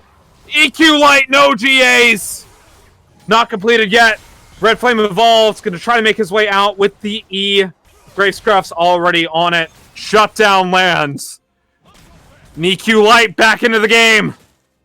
They're back into the game. Unfortunately, though, they don't have any objectives that they can take right now. They are just going to have to settle for trying to push down this top tower. Respawns will come in time to defend the inhib, and we'll see if they continue to force and try and take this inhib tower. They are going to take the inhib tower. Not going to force onto the inhib, though. Elder Dragon up in 3 minutes. Baron up in 1:15. Yep, those are our next big ticket objectives that are going to be the focus. And for the side of EQ, I mean, it really should just come down to this Elder fight. And unfortunately for Wind, he isn't going to have his flash when that fight starts to happen. So, if you are on the side of World Class, it's about stalling out that Elder Dragon. Make sure it doesn't get started by the side of EQ until you get flash back available onto your Ashe. Once you have that, then you can look for those team fights. Otherwise, just don't get caught up. Yeah. Meanwhile, Great Scruff does complete the GA. I forgot that chain vest actually went into GA and not just stone plate. My bad there. But Great Scruff with the GA. First one built. Xayah needs to build that as the next item. At least get the stopwatch here to survive these fights. Yasuo, or not the Xayah, I should say the Ashe. Yeah. The Yasuo and the Ashe, the most important players for both of these teams right now. Yeah, I'm actually really baffled by the fact that no one on the side of... Wait, why are you getting XX? Why not GA? This is a throw! Yeah, I'm It's a just a little bit throw. baffled by the fact that they didn't go for a fourth item GA all across the board because of the fact that you're just getting so much extra value from getting just the chain vest. You could have also just sat on the chain vest and just completed your next item. I do think the heal reduction is going to help a little bit, but I don't think it's necessarily a game changer here. And for the most part, it really just comes down to positioning for this Ashe. Baron's up. Elder Dragon in 48 seconds. Great homie. Might be caught out here. Nearsighted. Gonna take the battle trance back as collateral damage does not finish him off, but he's low. Inhibitor respawn in the mid lane. Inferno Soul. 35 seconds so on the much- Elder Dragon. The recall gets channeled by Great Homie. They aren't even concerned about the Baron right now. It's all about the Elder Drake. Yeah, it is just about this Elder Dragon. As it looks like World Class are going to look to get inside track. Flash still not available onto the Ashe, and with 4 seconds left before it spawns, I don't think they should just start it out immediately. They just need to try and stall out. Great There- Scruff in a great position. Yeah, Spotted up by Shot though. Hook shot. it's a Gonna really go nice over. play. Jeffrey Epstein gets caught up by the Q. Ult comes out from the Braum, but they aren't able to get it. Meanwhile, really nice. Red Flame evolved. Yep. He's just going for the base. Yep. Red Flame evolved is going for the base. Yeah, and that's EQ gonna Light buy. can't recall. Yeah, and that's gonna buy Great time chase. for wins. Able to recall. Gets the knock up, the Cyclone. Red team evolved. Ends up getting the tower, but he chases life. Great homie now. Pops the quickness, goes into the back line. Able to get the knock up, but it goes down away from disintegration rate. The dunk comes in from the Volibear. Shot goes down low. He's taken down. Win gets going to Jeffrey Epstein, but it's all too little. It's all too late. The flash. The ult from the Yasuo. Bishop Friends, the last member of his team alive, is the Dragon will go down. Bishop Friends gonna try to make the miracles might happen. He gets the steal. What do you see? E gonna stay alive for the time being, but Great Jay's gonna flash over with Hypnotic Viper. Dash, get the kill. I don't think that's gonna be enough to end the game. Yeah, and for the side of EQ, they should just look to turn over towards that Baron buff, but because of how long they are kind of just posturing, figuring out what the next play should be, they've already wasted too much time. By the time they actually rotate over for this Baron buff, everyone else should already be respawned except for that Graves. And okay, TP! he's going at to it again! Is Nice it? packet! But it doesn't matter! The Nope. stun, the knock-up, he's gonna go down! But how low will the Nexus get? Jeffrey Epstein gets the kill. The answer is not low at all. I mean, you kind of have to go for that one as the Jace. It's 5v4 on the map. Big Daddy Colton also has TP. Light has to be very careful here. Yeah, there's huge repercussions here in the fact that all of a sudden you're not going to be able to take an even man fight. However, again, they took that fight around Dragon just, I think about like 10 seconds away from that Ash Flash being up available again. And Jeffrey that, Epstein, Flash, tries to find his way on a Big Daddy Colton. yeah, and that had Lock up and deadly huge stacked. repercussions in that fight. But now that Ash does have Flash, we could see World Class just win this fight right here. Light starting the Baron. They're all funneled It in. melts. Ash Arrow gets in, gets a stun, but it doesn't matter. Goes over. They're all stuck. Great homie They're all call. stuck. Q from the Vel'Koz. Here comes the Braum ultimate. They're stuck. chasing. Great homie though. Taken down by the life form disintegration. Hypnotic Viper stays alive just barely through use of the ultimate. Great Jace knocks up, but he doesn't get the kill. The shutdown lands onto the Jace. Great Struck goes into the Guardian Angel. That's He's game. gonna resurrect. He's gonna try to get something out of it, but that's game. There's no way. There is no way that EQ Light stops this push. They have super minions streaming into the mid lane. They can just escort this wave up. And remember, this is an exposed Nexus, so as long as they just have one minion, that's more than enough to actually kill off the rest of the minions, and they're just gonna run straight there. Yeah, the Volibear just can't Not a go for Viper. anything. Flat up, collateral damage. Jeffrey Epstein's in the game. base, looks for the dog, tries to save it, but that's gonna be it. That's gonna be game. That's gonna be set. That's gonna be match end. World Class Rise are going to the finals. And we are about to see a world-class final in the grand finals, as it will be world-class Rise taking on world-class Blank, but commiserations have to go out to EQ. They fought so hard in this series to push it to that game number 5, and they just came out a bit short. What a series. I mean, what a series. UJL, you never cease to disappoint me. 3-game series last week, dumped EQL into the lower bracket. 5-game series this week, EQ Light barely not able to make it, and it's got to be a world-class v world-class finals. World-class Rise knocked out to the lower bracket in the first round of playoffs. Made the bracket run. They're here. They're coming at you next Monday. Upsurge Esports Twitch channel. Nightstar, any final thoughts before we close out tonight's broadcast? Well, I mean, I feel like we have to pin some sort of big star player here from this series. Is that something you're interested in? I mean, Finnick? I'm gonna... Finnick? I don't even know. I don't even know. It's wins for World Class, obviously. But, like, great Jason Jeffrey Epstein, like, kept EQ Light in this series for so long, and then great Scruff in game number 5. But this has to be Wind. Has to be Wind. Yeah. I mean, wins.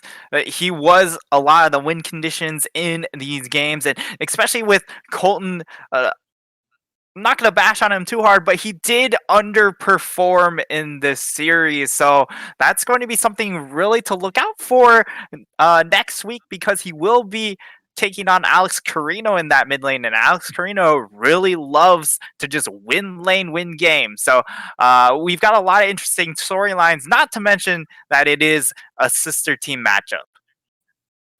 Yeah, just... I don't think I've been this excited since Zebu Flame versus Frost, Samsung Galaxy Blue versus White, all these matches from before when I played League, because sister team's no longer a thing at the professional level. But World Class versus World Class Finals next week, Monday. Upsurge Esports Twitch channel. Could be at 7, could be at 8. We'll see. Depends on things. Don't know who the casters are going to be. Hopefully they take us in again, Nightstar. Or I should say, discount T Esports TJJ. Final sir. shout-outs for the night before we end tonight's broadcast, my dude. Thank you guys, everyone, for having us on here. Of course, follow all the social medias. Upsurge, this budget, Matt, Niberia, Clendaniel, great man, Yep, definitely. and also Nightclaw. And also Nightclaw. Our producer tonight was Nightclaw. Big round of applause to him, staying up late. 2/12/12. And that's going to be it for tonight's broadcast. From everyone here on Upsurge, the administration, league staff, production team, Nightclaw on the broadcast, Nightstar as color, myself, Finnick as play-by-play. We will see you next week. Have a good night.